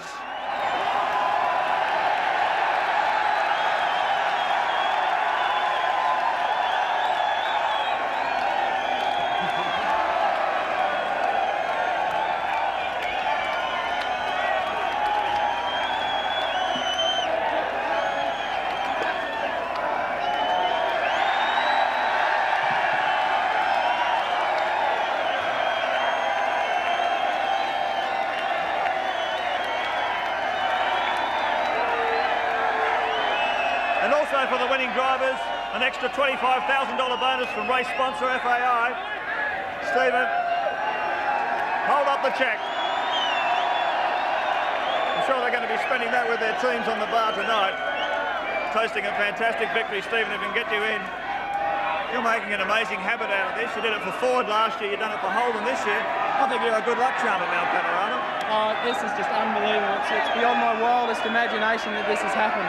I'd like to thank FAI for their fantastic support of this event, to Wins Automotive Products, it's fantastic, the family store, Kmart, of course Holden for producing the VT Commodore, Sony PlayStation, and especially our team, because really our team won the race for us today. And also a special mention to Gary Dumbrell. Thanks, Gary. We get Greg Murphy in there too. Congratulations, Greg. What a sensational level. I know it has been a tough year for you. You've had to swallow some pretty bad qualifying results throughout the Shell Series, but wow, this makes up for it. Certainly does, mate. We're absolutely stoked. I can't believe this has actually happened. Thanks to our guys and our race team. They are the best guys. They've done an awesome job. They worked hard. It's their race. Dedicated to them. And all you Kiwis back home, we had to show you we can win something. Greg Murphy and Stephen Richards now got all the top place getters for the traditional spray of champagne.